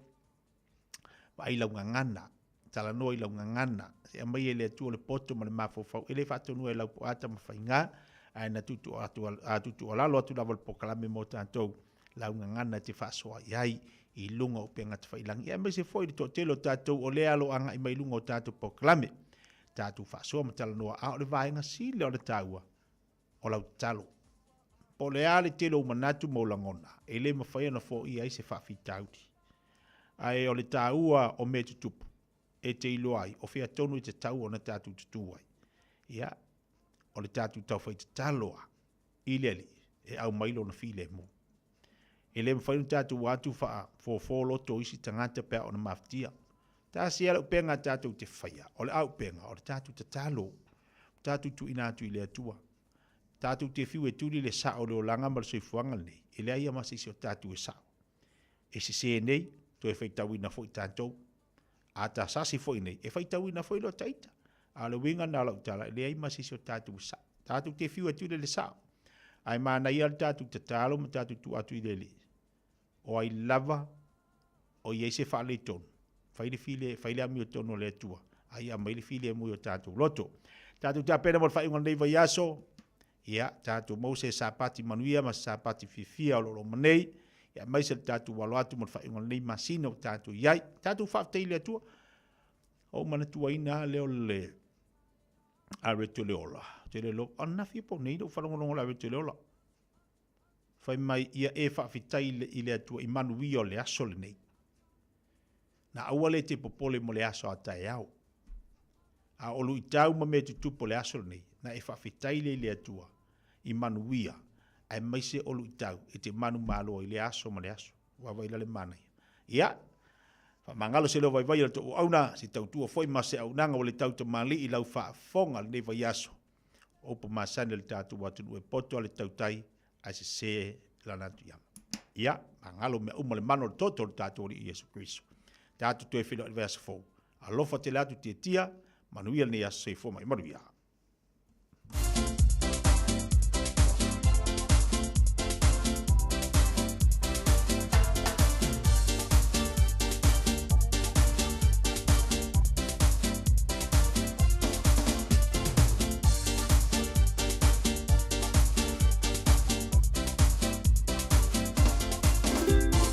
Alofa Samoa, waule ne yo kasputi alu, awal suia ngila waule kio. Aeva eva mai ina se fudu lima iva kolu, amo, Radio Samoa, bevela a. O te whātalo fwe lo tātou o tino o tātou mafuta le whaai unga o le vai aso o tala mai Samoa. O le vai o le whonga wa ai le loto i whale o le pāti whaapufai o le whaatua tua i le atua Samoa o tasi o whaau au pēa. Ina ua whaamutai nei e le pāle mia to whinga min stālong o langa o le sfutolu o sui whaipule o le whaafale tui. E to avalu mai tu malo palota i savai a e lima mai tu malo palota i upolu. O ia sui whaipule o le to e veneima min stālong o lango o le fionga mai ava fui mono tito a safo fesolai a pulu tusi upu tuinga mala ale vena ale tu uu anasi i leota fo isana lilo yoane tangaloa tele pasi poloa Fuyono tenina Brighton, te peato, se wa muli fasi toma, mangele fia ui se kati, anga se ata tanu vasa peto, manule le ua pale tasala, ma masina lupe, makesi masina lupe. O yesu i whaipule mo le sila fia lo tu maupeo latu tofi, i le tau aveino no fo latu i tu malo i whaalanga mai o upu whai o le malo, i to tonu o le pale mene. Mo toi whaafo i uma mea to tino le malo na latu whaonga ina e pe o ta'vale, ma ua longo fo ia i ala i tusi mai le pāle mia, i le toe fo i o lātou tutongi i tofi sui whaipule. O le sifuru tolu o min stālang o langa ua whaamuta o lātou tuwhinga, o lo langolongo ina le vaenga to tere o whaipule o lo a venei masui, o le vaenga whaupu whai o lo tu i le foi o le pulenga o le malo. Ai to ono whaipule au fi ai le pāle mia ma le sui pāle mia ma min stāe to wha, o whaia i ai le wha ai unga le whaafale tu i le vaenga nei e whaamuta, le toi a vea masui alo ia, o lo lātou vaenga whaupu whai. O whai loa tudei le whonga whatalai o le pāle mene le sunga papali i li o lo i pola ta e umasi pau. E ala i se tusi mai le pāti whaupu whai. O le whaatua tua i le atua Samoa ua tasi. Le whiriwhiri ai o le whaipule o nganga i whamaunga numele tonu. Le sunga la uri le ua tea pola ta e Valfosi Schmidt e a vea mata i tai o le vaenga whaupu whai. O se swinga lea ua whaia ina ua mai ale whaai unga le vaenga to tele o whaipule o le whaafritui. E whaamuta loa le toi a vea ma tai o le sui whaipule o le tu malo palota o loto whanga. Le fionga fia me na omi ma ta afa. Le foi ua ave e seano na toi a vea ma sui a wai. O le whono o le whaafritui o whaipule luas furu le satofi o le vaenga so nei. Na whaia i lea whaai unga ma toi whiriwhiri ai. Nisi o sui o lana komiti whaafoe. O le suita i tai o lewa se e nei le whaipule, o le tu malo palauri lua, le fionga leota laki lamus tele sio. O le suita i te whono, o le vaenga whaupu whai, o tu lai mai e le sui whaipule o whale a lili mua mua, le fionga to e lupe paumuli nuku o ne semo. O isi to finga o le te utupe, o whiriwhiria i aire whaipule te maitai o palauri mua mua, le fionga muripola ana rosa ale morio, ai lango i le whaipule o si umu, le tō whātu uu ana si le ota. O sui whaipule o sāle ngatasi, o le whaipule o whaasale le anga numera lua, whaipule o le whanga ma whale ase la, whapea le whaipule o ana alofi numera tolu, wa avea ma whafonga o alii o le whaafare E tō tolu o whiriwhiria e vea ma whailau tusi, e leo ni sui whaipule. O le leina telefoni o viso ta inga le whaalapitonga le tō mbanga mo e pupua ngā tia. E mawai le viso soani mata upu tau i sā wanga i to tonu o ainga. I le teimi o alo le atunuu, whapere le rolangi a Sofia Fia o Kirisimasi, ma le tausanga fou. O leo wa wha ilo e le wha la pitonga e te ne wha la au na o atu, mo se fesoa swani. Sa moni mawina le tō manga, o nisi o wha la au na wha o atu e mātua na mana o mi ai se fesoa swani. I wha fitauli i whana utene la iti, i le mātutua le sfuru wha le sfuru lima tausanga, ua fia o ese mo lato wainga.